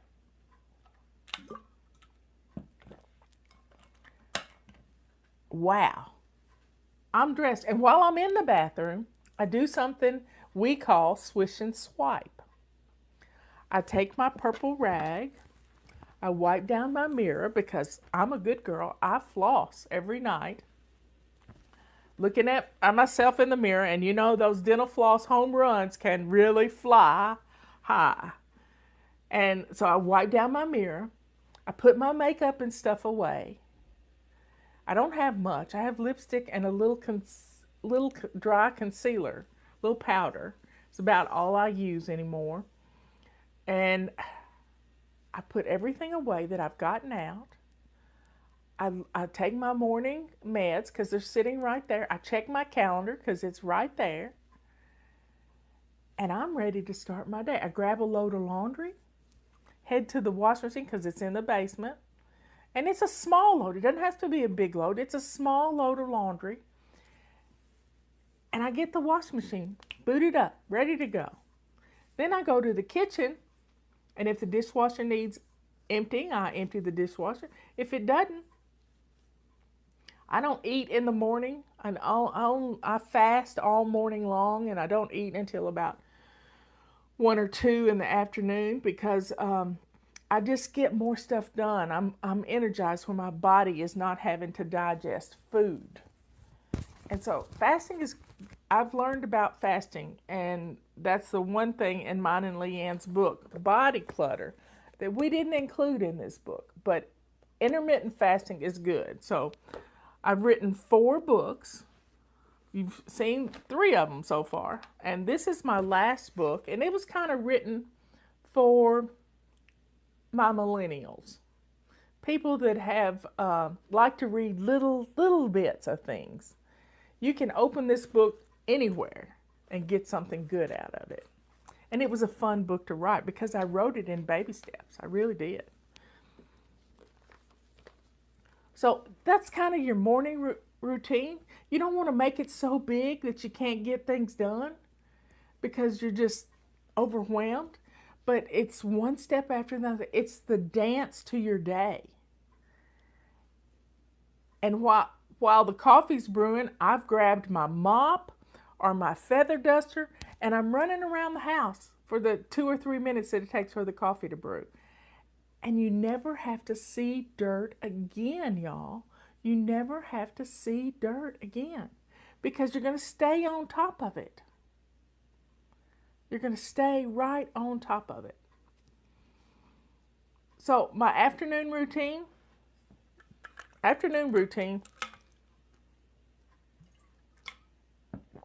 try to make any phone calls early in the afternoon.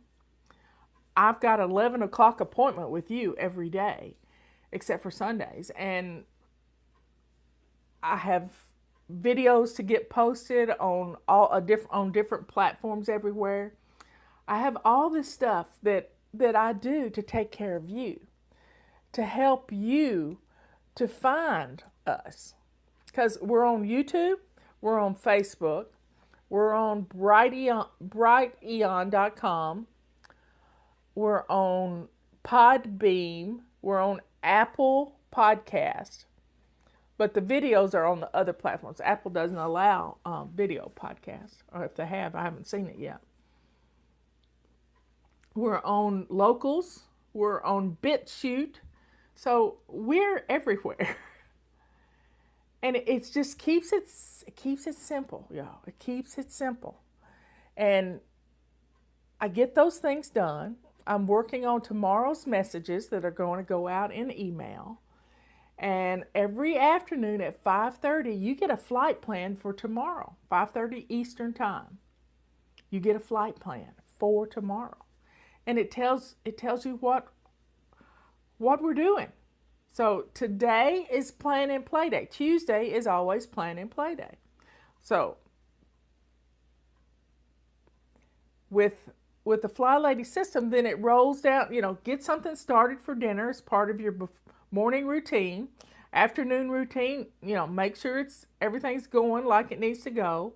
You can do all your chopping and everything in the morning. You can put it in your Instapot in the afternoon late, and in no time you got a meal.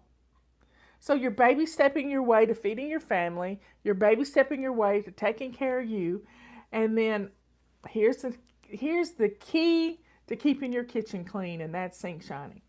Always, when you're in the kitchen, start with a sink full of hot, soapy water. That is a way to clean as you go.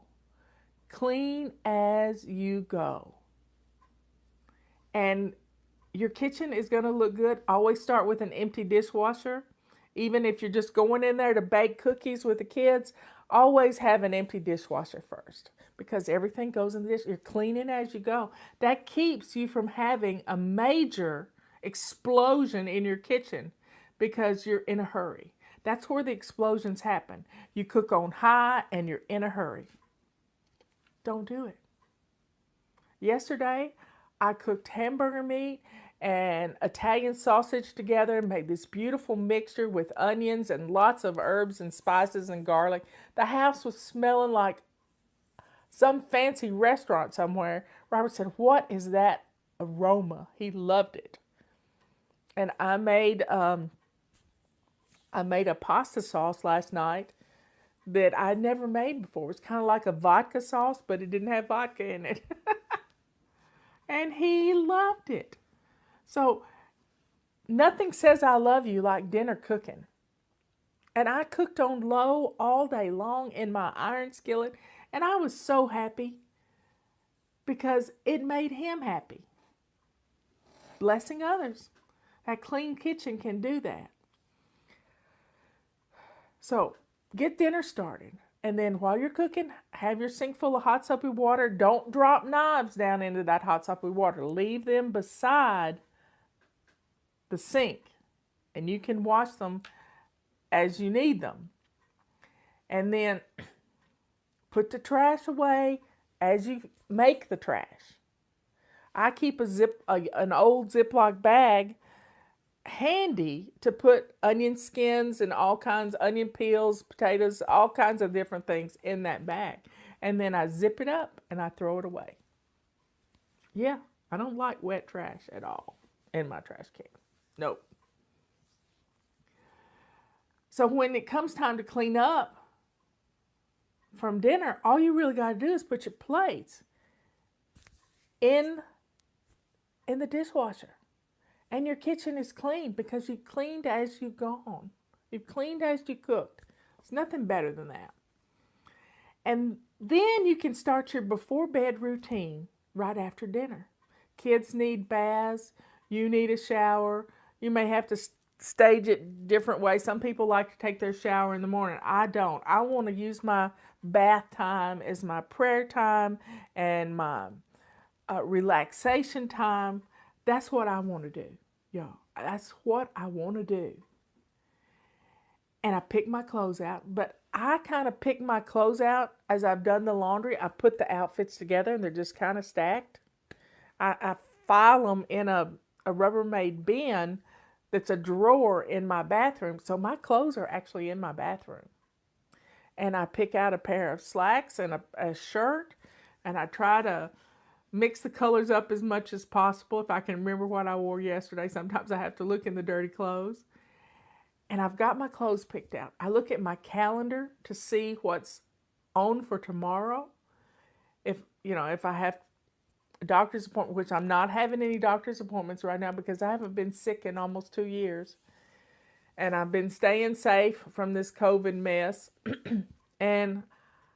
But check your appointments. See what you got. Have you got an interview? Sometimes I have interviews to do.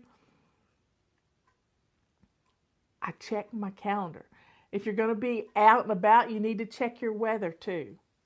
And if you've got an early morning appointment, you may have to take a dry erase marker and write on your bathroom mirror to remind you that you have an appointment in the morning, because Swish and Swipe is going to take it right off.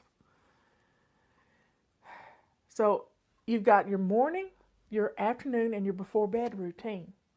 And then your before bed routine should include this one thing: go to bed at a decent hour. I was in bed by midnight last night, y'all. I looked at Robert. No, that was night before last. I looked at Robert and I said, the pod people have not invaded, I promise, honey. He said, who are you? Coming to bed at midnight. But, midnight's a good time for me. Good time. Okay, so I have a little routine for my face. I have eye saline that I put in because my eyes get stressed. I spend 15 hours on the computer. Intermittent, I'm up and doing things all during the day. I have earplugs I have to put in. I have some nose spray I have to do because I like to keep my sinuses moist. And I have chapstick to put on. Take my earrings off. I take my watch off and put it on the charge. That charger is in the bathroom. I can actually see the time when I get up in the morning or get up in the middle of the night because it wiggles for some reason, and I walk in the room and it knows I'm there. So that's our daily stuff. And you can put it on Post-it notes. You can put it in a simple control journal. I don't have one up here, but just a little photo album with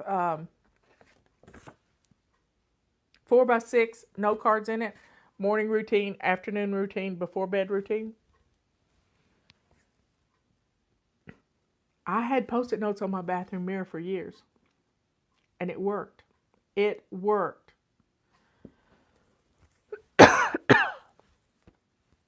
Anyway, that's our daily routines. Now, the other part of our system that works is we have a basic weekly plan. So here it is. Got your pen and paper? Get it right quick. Monday, we bless our homes. Weekly home blessing. We do it on the show.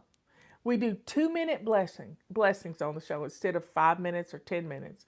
We do 2 minutes. But guess what? You can get a bunch of stuff done. You can get a whole lot of stuff done in 2 minutes. You just don't realize how much you can get done until you try it. So we do weekly home blessing on Mondays. Sometimes we do it again on Fridays because you're recovering from the weekend and then you're preparing for the weekend. And sometimes we do that on the show on Fridays. We have Tuesday is plan and play day. Today is the day you check your inventory of your food that you need to cook because it's been in the refrigerator for a week. And then go start making your menus for the rest of this week if you didn't do it last week. For the rest of this week and next week. And here is the key to menu planning.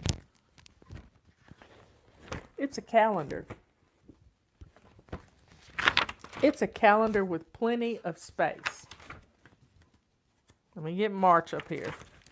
Plenty of space, y'all. Plenty of space. Write your menu plan down. It's simple. you have like maybe Mexican Monday and something else on Tuesday. Wednesday is surprise chicken with cleaning out your refrigerator. So we have a day for everything.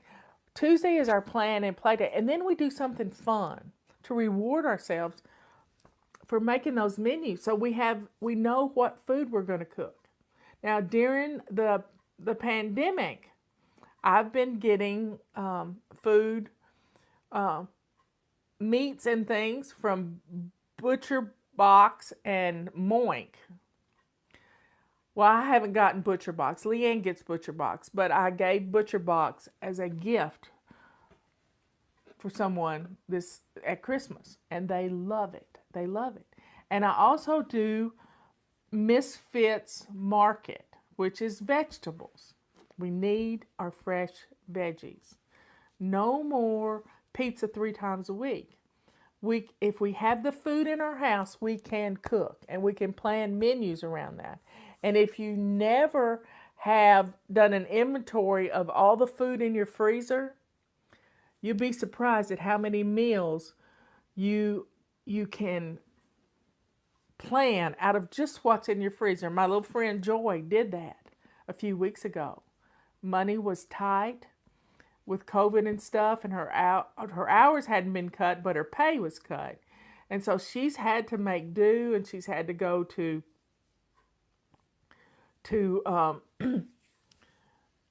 places that give food away, and she's had to plan menus around that. So folks, plan menus around what you've got in your freezer. She took inventory of her freezer and she came up with 13 or 14 meals she could cook out of that freezer.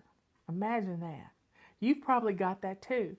That's money you can save by not just going to the store, because every time you walk in the store, you're going to spend $50. But if you don't have to go to the store, you're good. You're good. So plan your menus around that. It's a good thing. That's what Tuesday does. Wednesday is always anti-procrastination day. Do you want to know why you procrastinate? You procrastinate because of your perfectionism. You tell yourself you don't have time to do it right now, but you don't finish the sentence. You don't have time to do it like your mama did it, or you don't have time to get it right. You don't have 8 hours. Well, you think it's going to take 8 hours when you can spend 2 minutes. So anytime you hear yourself say, I don't have time, set your timer. 2 minutes. You can do anything for 15 minutes, but you can really do anything for 2 minutes. So if your child comes up to you and you hear these words come out of your mouth and they say, Mommy, will you read me a Dr. Seuss book? Yeah, you knew I'd go there. You sit down and you hear yourself say, honey, I don't have time right now. You need to sit down with that Dr. Seuss book and read that book to your baby.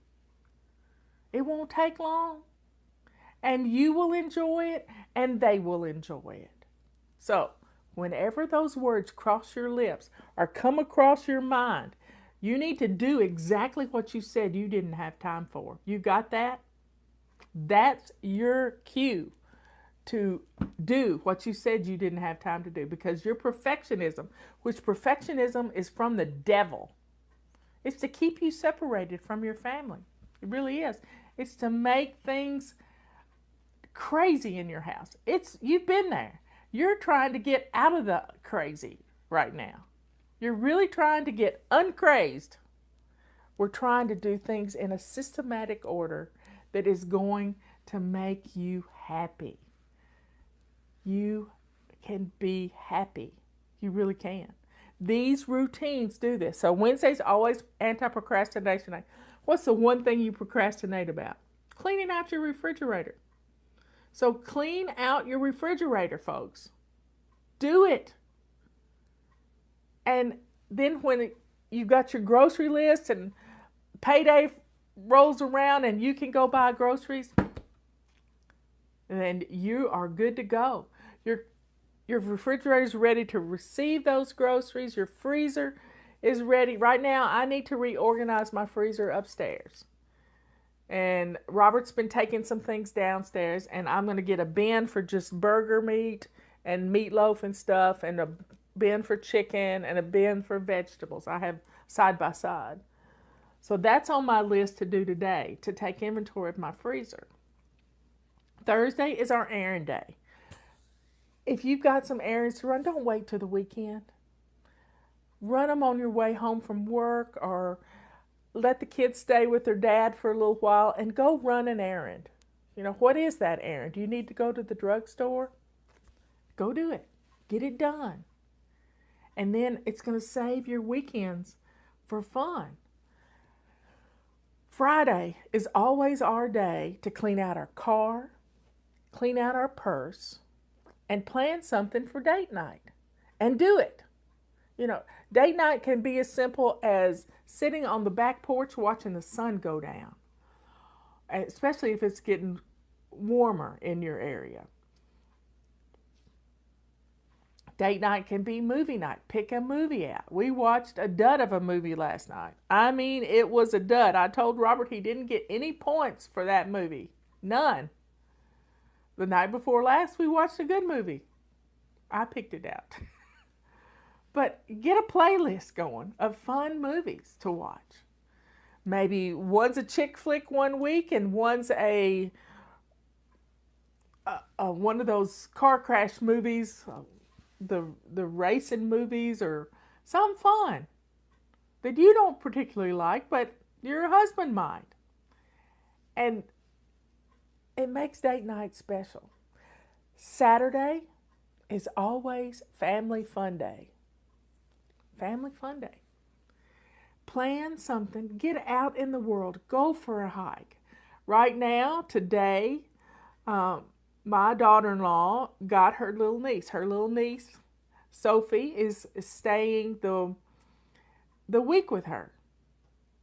A week. She doesn't get to stay by herself much with her Aunt Emily. But they went to Memphis and picked her up and brought her back home. And they're going on a hike today. They're planning this hike already. Just to get out into the world and have some fun in a sunbeam. Plan something on Saturday. Plan something on Saturday to do with your family. Get out into the world. You can be safe and be out in the world. You can. And then Sunday is Renew Your Spirit Day. You know, I like to study the Bible. I like to look at my favorite preachers on Sunday. I take my time and I get deep into something. A few weeks ago, I studied about the Lewis Isle Revival. If you've never studied that, look it up on YouTube. There's an account of it from a pastor that was recorded, that was there. And I mentioned it to my niece Brooke yesterday. It's amazing. The whole two little old ladies in their 80s, and one of them was blind. Got down on their knees and prayed for a revival for the young people of their island in Scotland. It's just a beautiful encounter. I had cold chills the whole time listening to this hour sermon. So Sunday is Renew Our Spirit. Take time for you. Recharge your personal batteries so that you're ready for the next week. So that's our basic weekly plan. Now, here's the big thing to fly, lady. Big thing. We have to declutter every single day. And sometimes it's 5 minutes in the morning. Sometimes it's 5 minutes in the afternoon, 5 minutes in the evening. We have lots of fun ways to declutter.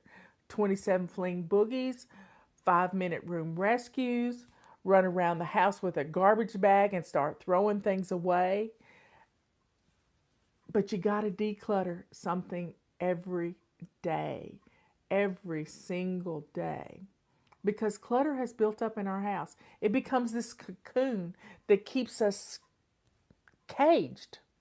And we need to break out of that cocoon. And to do that, we have to get things out of the house. You can, if you learn nothing else from this video, it's this little saying. You can't organize clutter. You have to get rid of it. Say it again. You can't disorganized clutter, you have to get rid of it. And it has to go out the door. That's why having your shoes on your feet gets it out to the car. It's amazing. It is absolutely amazing. When you start getting rid of the clutter, your house is going to feel bigger. It's going to be easier to keep clean because you're not going to have as much stuff to mess with. If the kids' toys are decluttered, you're going to have more room for them to play. And that's a testimony I want to tell you about at tea time. Room to dance.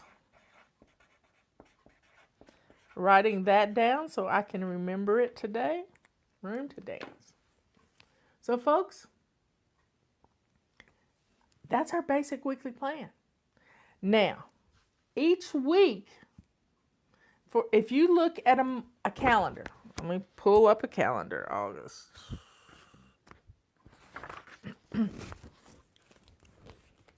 So we have 1, 2, 3, 4, 5 weeks that go across the month. 5 of them. This week, we are in zone 2. This week was zone 1. And a little bit, when the month falls at the first of the week, it's kind of weird. But zone 2 is a full week, zone 3 is a full week, zone 4 is a full week, and zone 5 is a few days, and then we have the rest of the week is zone 1. Zone 1, got your pencil and paper? Get it out. Be ready to take notes if you like to take notes. I don't, but let's take some notes. Zone 1 is your front porch. It's what people see when they walk up to your house. Your front porch, your dining room, and the entrance of your home. 3 little areas. Front porch, entrance, and dining room. Bam! Zone 1. Zone 2 is always your kitchen. That means we declutter, we reorganize drawers, we get rid of cookbooks we haven't used in a long time because we can get all the recipes we want online. I keep my main cookbooks. I have some focus cookbooks. Just keep your favorite ones. And one time I almost decluttered Robert's favorite one. Oh my, that would not have been good. His cookie cookbook, but that's another story. I'll have to put this down on the list. Cookie cookbook. I'm coming up with lots of tea time things. Zone 3 is your main bathroom. And people say, well, I got more rooms than that in the house. Well, you've all got a main bathroom that company would use. You also got your bathroom in your master bedroom that nobody sees because it's nasty. So, zone 3 is your main bathroom, and we pick another room that week, either a child's room, a laundry room, your craft room, which is a total disaster, your basement. We just pick another room, or you can pick another room to do some simple things like decluttering and clearing out some stuff. Zone 4 is your master bedroom. Yeah. The bedroom you sleep in. That's the master bedroom. I don't care which room it is, but it's your room. Because it's the worst room in the house.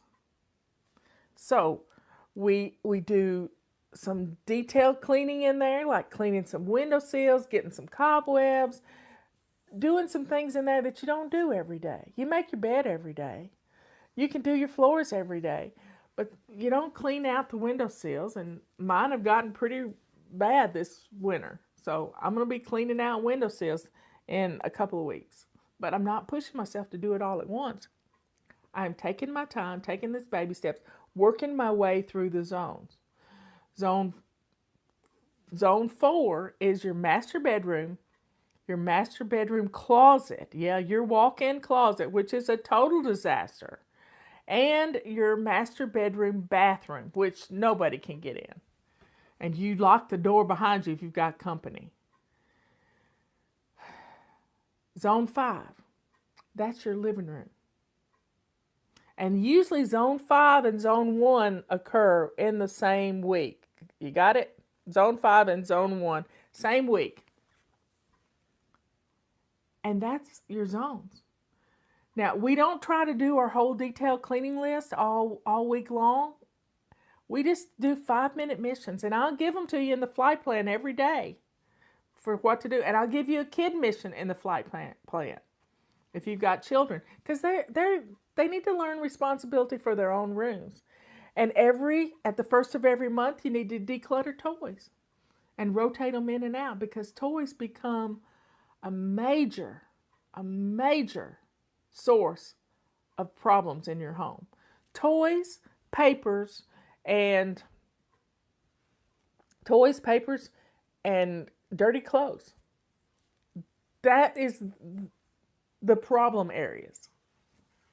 Now, each month we've done zones. Now, each month we practice a new habit. Psychologists tell us it takes 21 days to create a new habit, to establish this habit. Oh my goodness. They are so wrong. They're wrong. Because if you're a perfectionist, if you miss a day, you throw the baby out with the bathwater and say, Fly Lady's not for me. No, she's not for me. But if you have a little grace in your life, because you know the good Lord has some grace. If you have a little grace for yourself, then if you miss a day, you just jump back in like you never missed a day. Quit beating yourself up, because we are our own worst enemy. Our own worst enemy. So, January, we practice shining our sinks, and we all need a refresher course on that from time to time. You can start it right now. February is decluttering 15 minutes every day. That's all you got to do. 15 minutes every day. 5 in the morning, 5 in the afternoon, 5 in the evening. Bam. And sometimes it's in your closet. You're going to declutter 5 items. Keep it simple. We don't do the Marie stuff, because you don't pull everything out of your closet and try it all on. That's just crazy. You know what fits you and what doesn't. Yeah, I said it. That woman is not for my fly babies, because she makes them nuts. They already have a hard time, and then to have them pull everything out of their closet and their bedroom floor, this just isn't right. Now, March is getting dressed to lace up shoes. You got it? Getting dressed to lace up shoes. Every day. First thing in the morning. Don't wait till 2 o'clock in the afternoon. Do it when you first get up. It's amazing what you can get done when you're dressed to lace up shoes. You don't mind taking the trash out.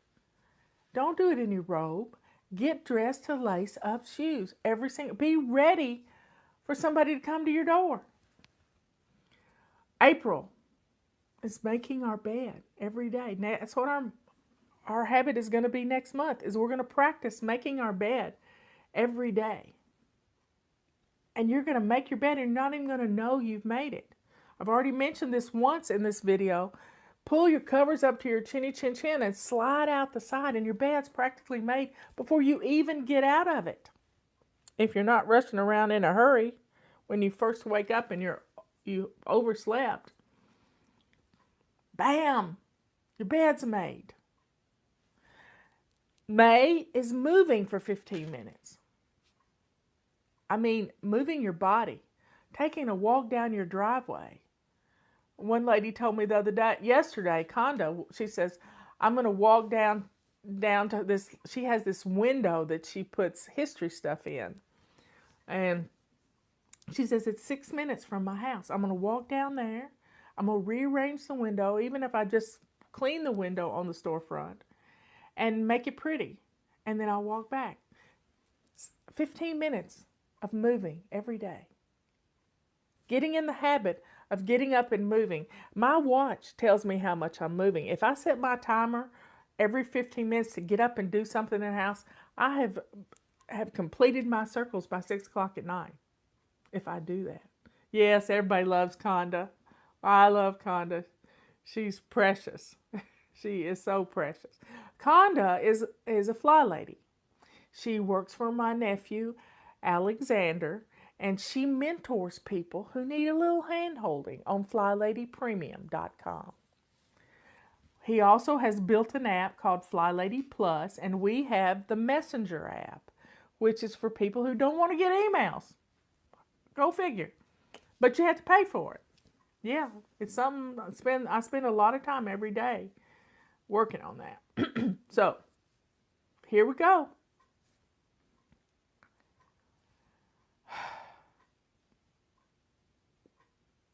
May is moving 15 minutes every day. June is drinking your water. Our water bottle sale is ending on March the 17th. So get it now. It's $14.95. Keeps your water cold. It keeps your tea hot.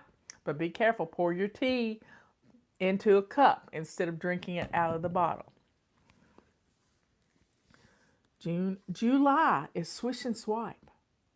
We have our Swish and Swipe pack. Let me get it right here. Well, this is our Swisher and Vase pack that's on sale right now for $10.95. You need one of these in every bathroom of your home. And soap is soap, so I pour old shampoos or Dawn dishwashing liquid in my vase. Yep, that's what I do. The Swish and Swipe pack has purple rags with it.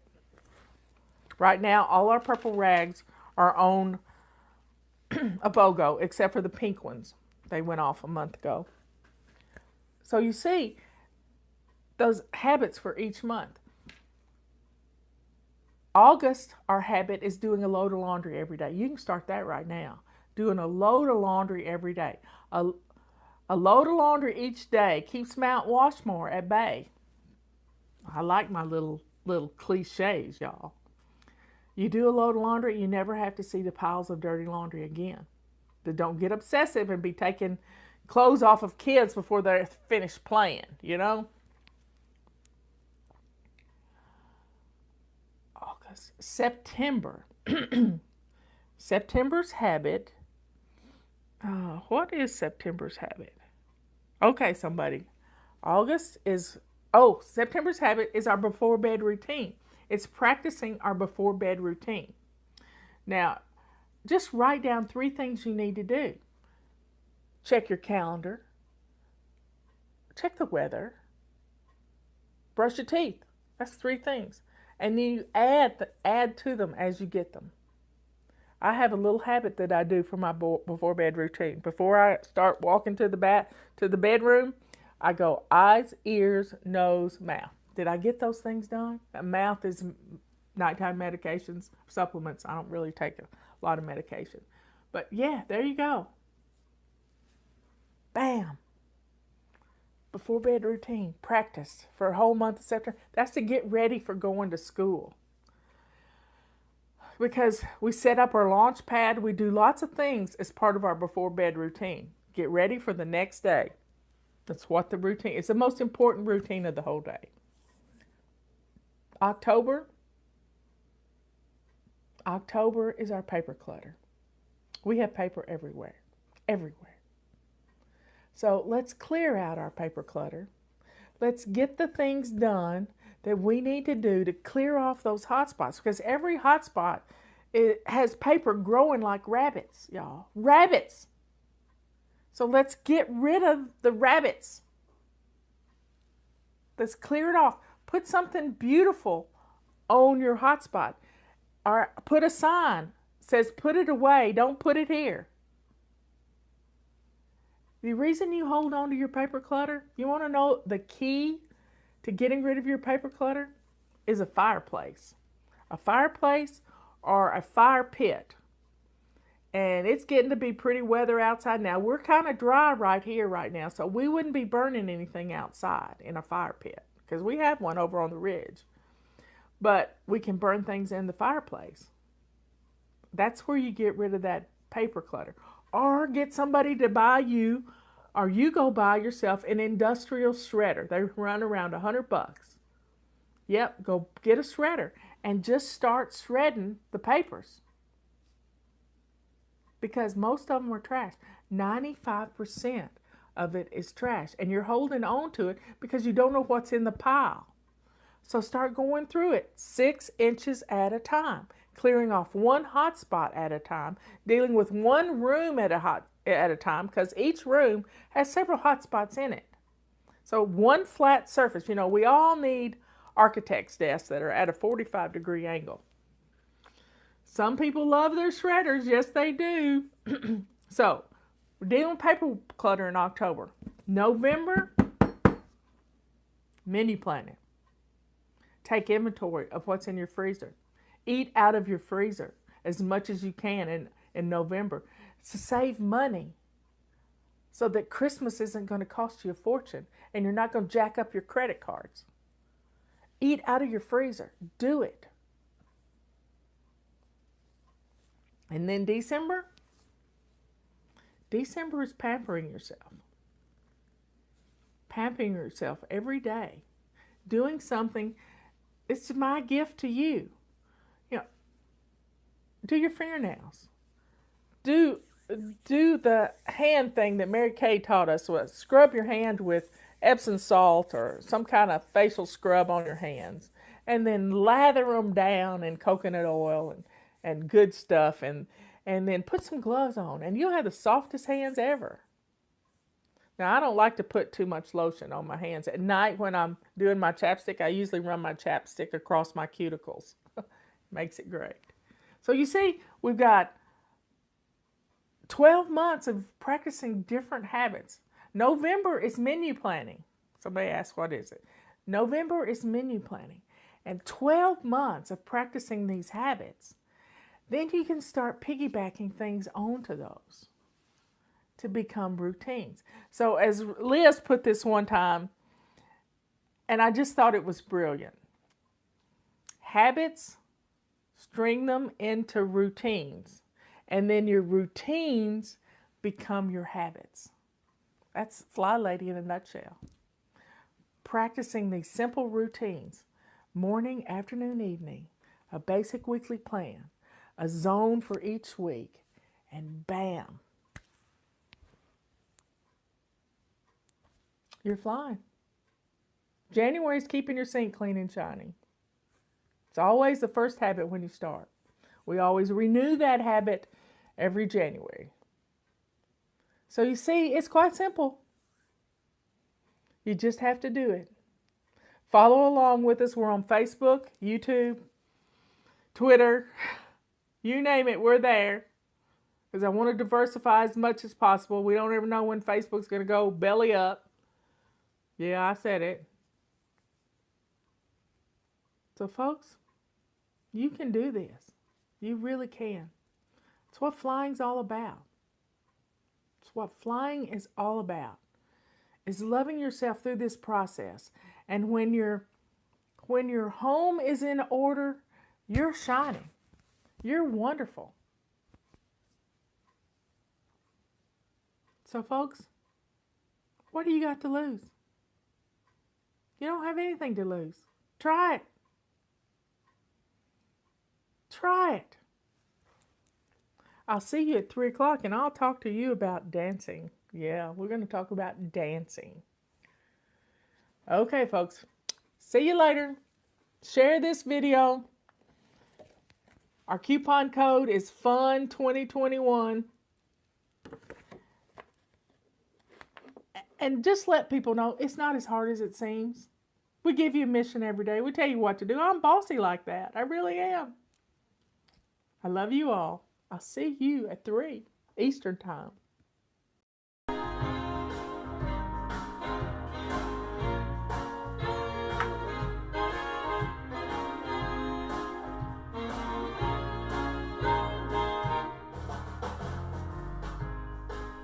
Oh, this is just a... Oh my. This is the one we can sing to. Fly.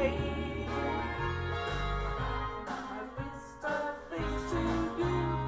I'm ready for action in my lace-up shoes.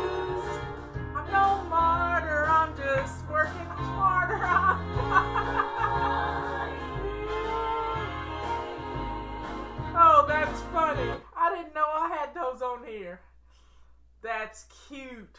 My voice isn't cute, but anyway. I'll be glad when my hair can really stay behind my ears without me spraying it to high heaven. Oh yeah, I had to run and get, thank goodness the mic wasn't on. I forgot my remote control and I had to go get my remote control. And because yesterday I noticed it had some little white crud back here. And Robert worked on it for me because one of the batteries had corroded. So he fixed it. It's nice to have a fix-it man around the house. Anyway, so today, everybody's getting in here. What day is today? Today is Wednesday. It is anti-procrastination day, but it's also the first day of the month. And you know what that means? We have a new habit. And our new habit for this month is making our bed. Now, I know many of you do not want to make your beds because you hadn't made your beds in a long, long time. And you think, why bother? I'm just going to get back in it. Well, let me tell you. When you start making your bed, you're going to be blown away about how good your bedroom looks. And your bedroom should be the cleanest room in the house. Last week we were doing zone 4, which is our bedrooms. Yesterday we changed the sheets. So let's get our bedrooms looking nice. Making that bed is the shiny sink of every room has its own shiny sink. And your made bed is the shiny sink in your bedroom. Your coffee table is the shiny sink in your living room. Your shiny sink in your kitchen is your shiny sink. So every room has its own little shiny sink. And when you take care of those things, everything is going to look wonderful. So we're not so much getting back to basics as we're doing Fly Lady immersion class. Right now, we're home. We have no excuse, y'all. So the first thing I want you to do is get dressed to lace up shoes. Got it? Get dressed to lace up shoes. That starts your day on the right foot. Robert's sending me pictures. I went outside to take a picture of my triple trillium and the dog sat on it. I was so not happy. Oh my. She wouldn't pay attention to me. She knew I was taking a picture and she's trained by a cat. And so she sat down on my trillium. My triple trillium. And I was just so unhappy. But anyway, it'll perk back up in a little bit. My cardinal has been I've tried to get video of the cardinal this morning. It's a boy cardinal. It's a bright red cardinal. But let's talk about, right now, we need to circle the wagons and we're home and let's take advantage of being home because we don't usually get this kind of opportunity. You're listening to me. Look how many people are in here. We're hitting 400 right now, which is right at 4,000, I think. Now, if you have not shined your sink yet, after you get dressed to lace up shoes, I want you to go shine your sink. Yep. I am in this swish and swipe mode for my whole house right now. And guess what my swish and swipe tool is? It's a purple rag. I use a purple rag in my hot soapy water in my dishwater. And I am wiping down everything. I'm wiping down everything from my kitchen counters to my stove, my microwave, my stove knobs, all of everything's getting a swish and swipe. Big time. And then I'm cleaning off hot spots and I'm swishing and swiping the hot spots with a rag. Because dust settles and all kinds of, I use my feather duster all the time, but sometimes you just need to get right into it. But keeping things wiped down, Justin did a video on how to sanitize your kitchen with purple rags, pink rags, silver rags, whatever you got. Sorry, y'all. I have a funny story to tell you. I'm going to get sidetracked here. Yesterday, I got a text message from my dentist office. And they said, we will be closed until April the 30th, April 29th or something like that. And I thought to myself, here I go thinking, what you think about, you bring about. I thought, well, now's not the time to lose a crown. And guess what happened last night at dinner? I lost a crown. And thank God you can't see it because it's right here. Yeah, I lost the whole tooth practically. And the blessings that abound from this, the blessings abound, because I'm looking for the silver lining. The silver lining is this tooth has had a root canal on it. So it's not going to hurt me. It's just irritating that there's a hole there. And you just have to laugh. It's kind of like Scott Adams says, we're in a simulation. So I got the text message that said my dentist office is closed, and I have my dentist cell phone number. So I called him on his cell phone because he's called me needing favors, and I called him needing a favor. And he said, I can meet you at the office. I said, Dempsey, it's no need. No need. We have been asked to, stay home, and I'm going to protect you because if I start hurting, I'll let you know. But it's not going to hurt because it has a root canal in it.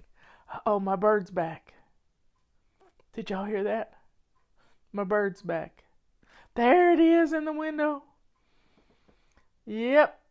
It's coming to the window. Let's see if I can focus the... Let me see if I can... Did you see it? There he is. He's there. He's coming in, but the window kind of blows it out. He comes in right by St. Therese. That's just weird. I love it. There he's back again. He's really showing out today.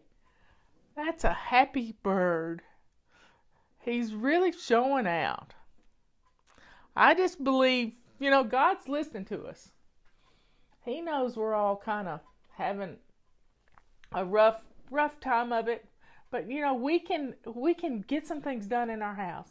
So here are the things, and I keep preaching on this every day, and I'm going to continue to preach on it. If we keep our laundry caught up, I don't know what's going on there. I can't see. There we go. If we keep our laundry caught up, if we do our dishes, if we get dinner in the crock pot ready to go, that frees us up the rest of the day to declutter and get some things done in the house. Angela saw him. Yay, yay, yay, yay. Because the window kind of blows it out unless it's a rainy day like yesterday. But the main thing we got to do is take care of ourselves. If you don't take care of you, who will? So, drink your water. What's for dinner? Yep. I'm trying to come up with an acronym, kind of like only handle it once, like the Ohio acronym, and I haven't done it yet. But let's make a list of these things and just put them on a note card. Put them on a bright, cheery note card, and let's make a list. So, get dressed is the first thing. Get dressed. Make your bed. Swish and swipe your bathroom.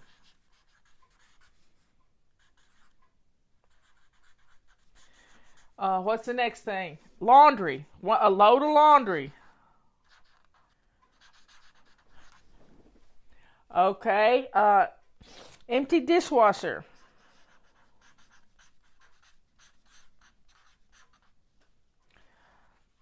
Shine your sink.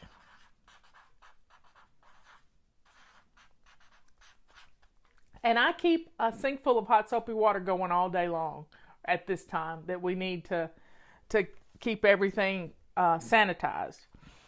What's another thing? Oh, hot spots. Hot spots.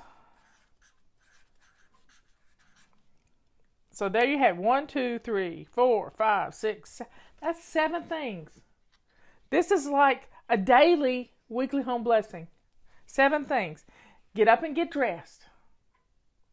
Make your bed. Swish and swipe your bathroom. Bam. That part of the house is done. Grab a load of laundry. Put it in the washing machine. Empty your dishwasher. Get something in the crock pot for dinner. And shine your sink while you're in the kitchen. And then put out the hot spots. You know where those hot spots are. Your dining table, your island, your coffee table in your living room. See? If we'll do these 7 things every day, your house is going to be wonderful. Absolutely wonderful. So let's get these things done. So what's for dinner at your house? What's for dinner at your house? Knowing what's for dinner is going to make your day wonderful, because you're going to feel at ease. Now you can have little things for lunch. You know, you can fix the kids a peanut butter and jelly sandwich, and you can have something. You can have leftovers from last night. I loved planned leftovers. I've got some leftover chicken, and today is Wednesday. It's anti-procrastination day. So we're going to factor in our basic weekly plan. So Monday we do weekly home blessing, but we didn't do it Monday because I was out and about. So we did it on Tuesday. So you don't have to be a perfectionist about weekly home blessing. You do it when you can. I like to do it twice a week sometimes to recover from the weekend and to get ready for the weekend. But you know, when you're staying home, the more you're home, the messier your house is going to get, unless you do a simple weekly home blessing and get things put away. So if you get something out, put it away. If you get it out, put it away.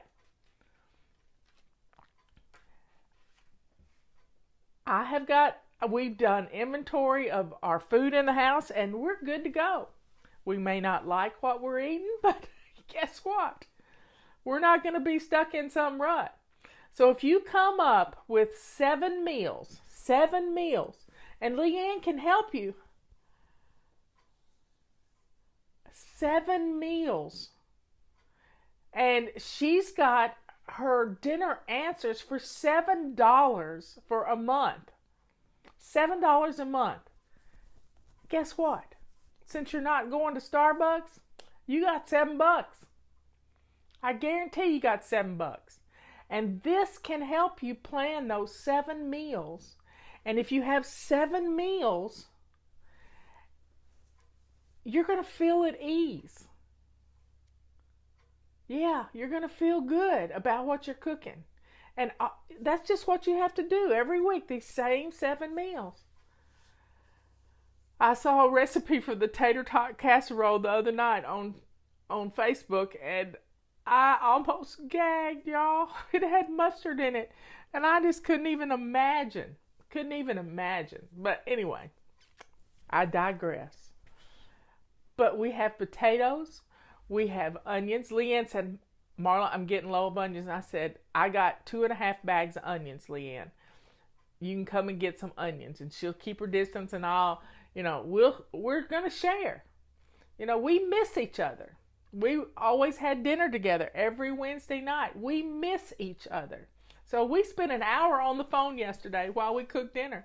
And she made lasagna, and I made carbonara. And we don't eat pasta.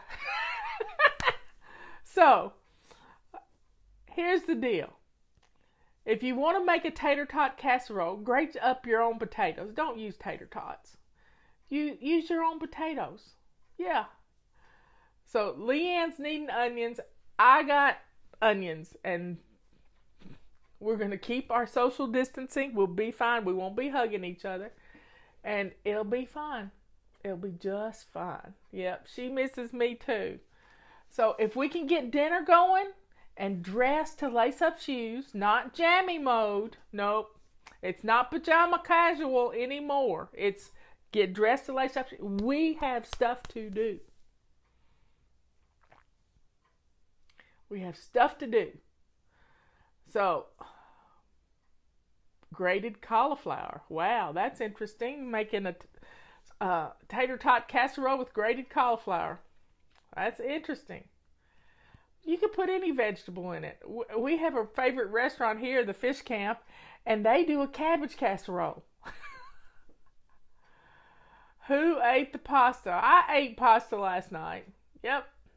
Leanne ate pasta last night because she made you a lasagna yesterday, and I laughed till I hurt watching her do this lasagna because she's lathering on the ricotta cheese.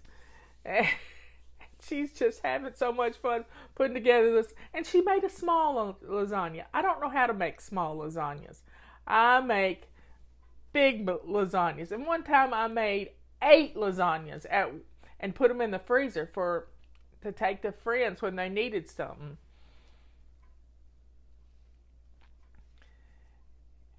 So folks, we can get this done. Get dinner on the table, get our laundry going, get the machines going. Leanne calls them indentured servants. Get the machines going. A lot of you have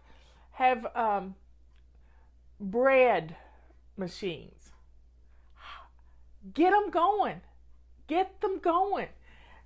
Empty your dishwasher. If you've got dishes, if your kitchen is a mess, start running your dishwasher. Start running your dishwasher. And you're going to be blown away about how good your kitchen's going to look and smell and get things going. Now, I have made lasagnas with Italian sausage instead of hamburger sauce, hamburger spaghetti sauce. But the main thing you got to do is get going. Here it is noon, almost noon on the East Coast, and it's time to start thinking about dinner. So get your dishes done. Get your laundry going and keep this going every day. If you do your dishes and your laundry and clear out your hot spots, your house is going to be fine. It's going to look great. And then you have time to play and help educate your children because they're having to do homework. They're not playing. They're not on vacation and you're not on vacation. You have a job to do. You got the most important job in the world, and that's to educate your little children. If you're retired and you don't have any children at home, your job is to get your home ready for this to be over with. So we can have a party. Let's plan for a party. Let's plan for a party. We can get through this, and we can get through it and have some fun. And I got to thinking yesterday, I know what the problem is. I know what the problem. I got lots of cabbage too, Leanne. I don't need any more cabbage. I got 2 heads. Because I'm going to make some stir-fried cabbage with bacon. But I got to thinking about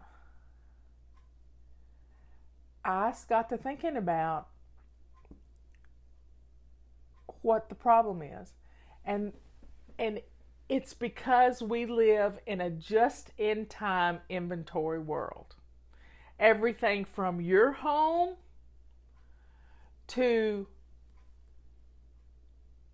your favorite business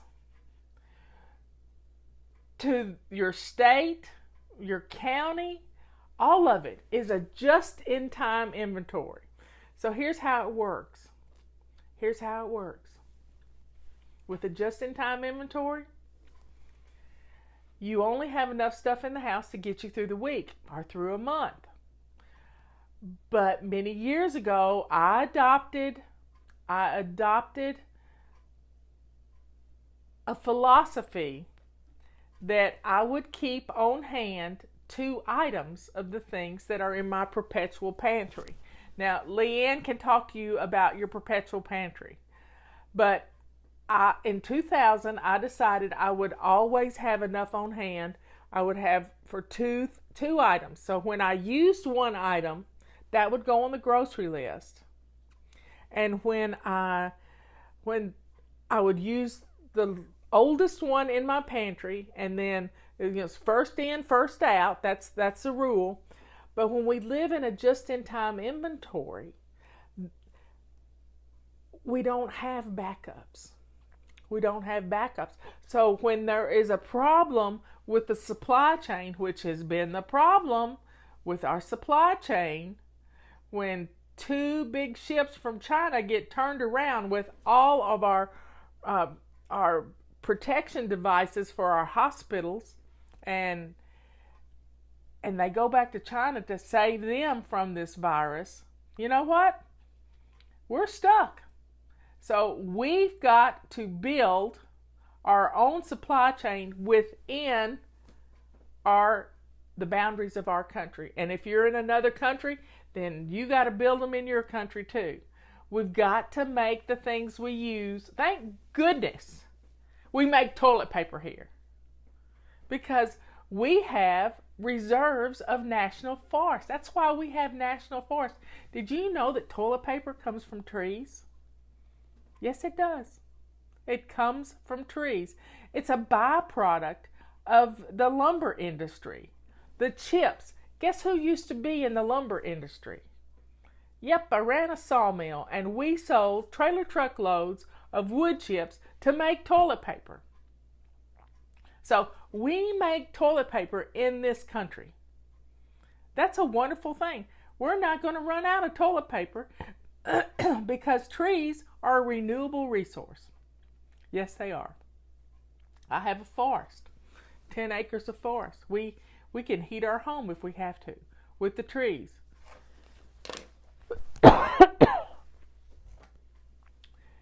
Anyway, folks. Yep, I always keep 2 cases of toilet paper on the shelves in the basement. Now, a lot of people are wondering, how can I store stuff like that? If you live in a big city and you have a small apartment, you don't have a lot of room to store things. Sorry, I got strangled a while ago. Let me get a drink of water.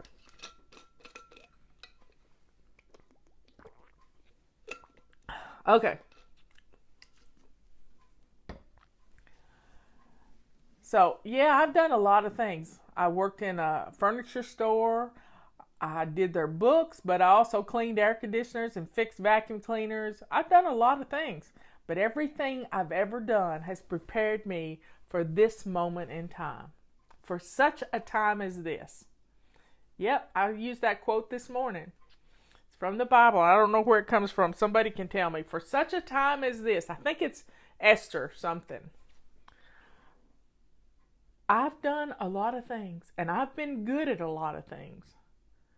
As Scott Adams says, I have this talent stack. I kept books. That's what I went to school for. In fact, it was my bookkeeper that recommended me for the job that I got with her dad. Yep. I kept books. I worked on things because I like to tinker. What else did I do? When I moved to North Carolina, I used to teach fly fishing. That's how I got my nickname. I used to teach fly fishing. But before that, I ran a sawmill. When my boss died, we closed down his company, and I went to work the next day for this sawmill. Yep. I went to work for this sawmill, and there was 40 men working there. I kept the books. I was also the manager. I did a lot of things. And we made pallets for businesses to ship products on. And then when I moved to North Carolina, I worked at Kmart. It wasn't the greatest job, but I needed a job, and I was a geek back then too. So I liked electronics, and I worked in the electronics part of the Kmart store and had to deal with a bad person who was my manager. And he was hateful. And he took great opportunity to belittle me because I wasn't a little person. He liked the little skinny girls, but he didn't like the big girls. So, and then I went to work at Earthshine Mountain Lodge, helping teach kids about nature and hiking and the outdoors. Right up my alley. And then I met Robert and I started volunteering at our Republican headquarters. And then I realized that our county commissioner was going to get elected to the North Carolina House of Representatives. I said, honey, I think I want to put my name in for that. So Robert ran the campaign for me, told me what to do. And I got nominated to replace her because of toilet paper, y'all.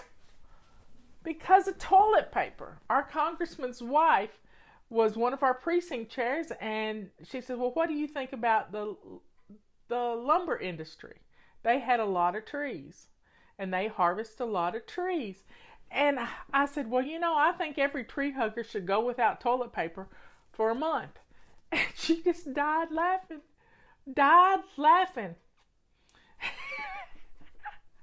And so she nominated me, and I told her about my stint as being a manager for a year of a sawmill.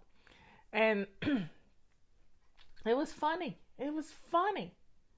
So trees are a renewable resource. They live to be about 80 to 100 years old, and then you harvest them. And they come back. It all comes back to toilet paper. So somebody said they're a tree hugger. I'm a tree hugger, but I get your point. We're all kind of might have to go without toilet. Maybe we're going to come up with a new way to clean our bottoms, So it's all good. And so then I got nominated to be a county commissioner. I served 6 years. 2 years of being nominated in a 4-year term. I got elected. And then I got unelected by 27 votes in a primary. So always go vote. Go vote, because small voting times really make for skewed elections. And so I was a county commissioner, and Fly Lady started while I was a county commissioner. It started because I was a county commissioner. And I needed to get organized, just like you're trying to get organized right now. And it was an amazing process. When we hit 30,000 members, my county manager already said, Marla, you got more members in your group than we have in our county. And now we're over 1 million if you look at all the numbers, and I can't even keep up with it. Can't even keep up with it. So for such a time as this, God trained me in lots of things. Budgets, big numbers don't scare me. Big numbers do not scare me, because I dealt with a huge budget in this county. We can get through this. I like numbers.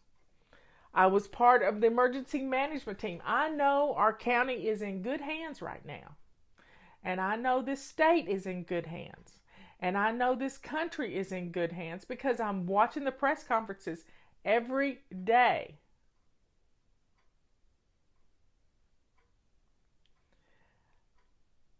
We can do this, folks. We can get through this, and we're all honing our skills.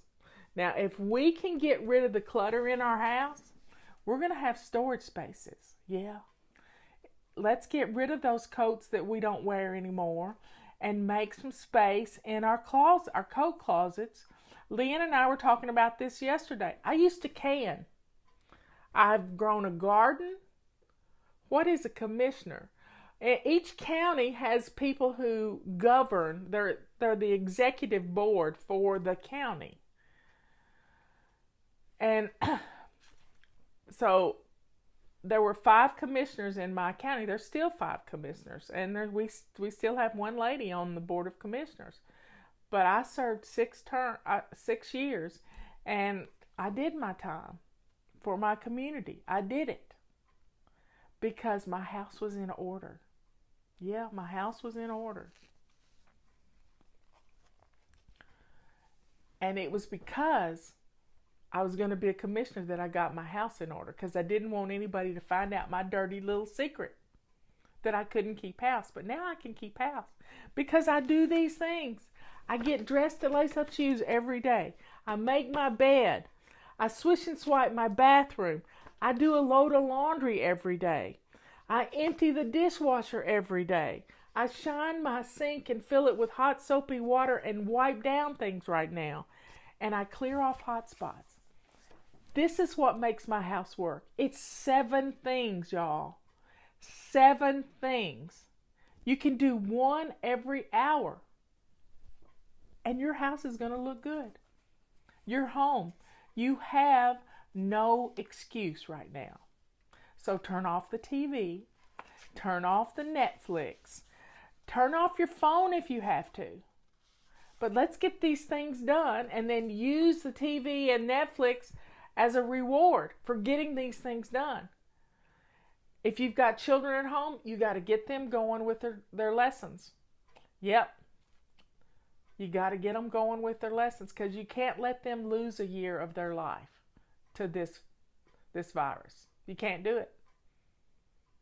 So folks, it's allergy season.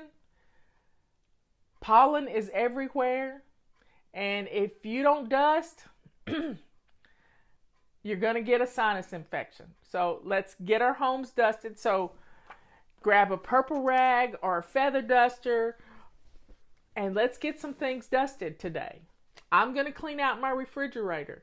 It's Wednesday. It's clean out your refrigerator day. I'm going to clean out and organize my refrigerator, and then I'll see what I've got to cook. Yes, we ship all over the world. We do this thing. We ship all over the world. We have a permit to ship all over the world. Our feather dusters, yep. It's a wildlife permit. So here's the list. Get dressed to lace up shoes. Make your bed. Swish and swipe. Do a load of laundry. Empty your dishwasher. Shine your sink and wipe down your surfaces and clear off your hot spots. You do these things every day, you're flying. And your house is going to look good. It's going to smell good, because you're going to put something with your kitchen clean. You don't mind cooking. So let's get dinner on. Let's do it. Now, when it comes to feather dusters, you remember the song, you don't pull on Superman's cape. You don't spit into the wind. You don't pull the mask off the old Lone Ranger. That was from the 70s, I'm telling you. I can't remember the name of the song.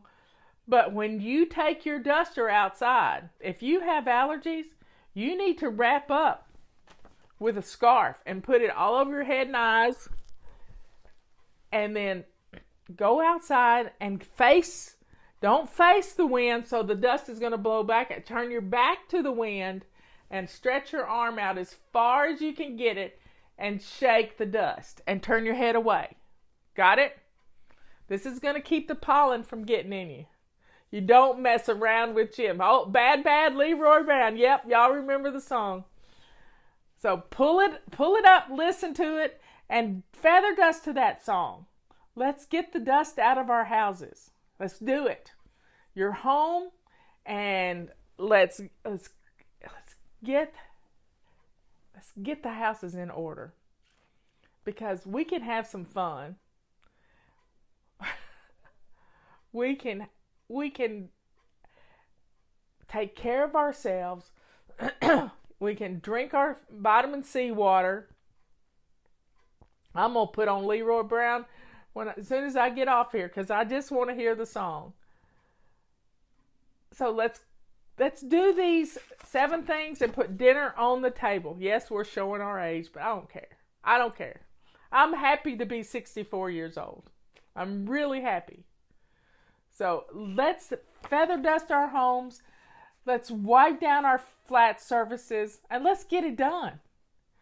Let's get it done. And be thankful for this day. And when you're washing your hands, and if you haven't watched Leanne's video she posted yesterday, go to savingdinner.com. I think I posted it too, of how you wash your hands. How you wash your hands. Let's get a system for washing your hands so you don't miss a single spot. Wash your wrist, tops of your hands, fingers. This person put black dye on their rubber gloves and washed their hands, and you could see right where they didn't get it clean. So folks, let's be safe. Let's take advantage of this time. Let's clear out some cubby holes so we can have an inventory in our house of the things we need. And you may need to put together a control journal so you can remember where you stash stuff. Ask me why I know. Yep.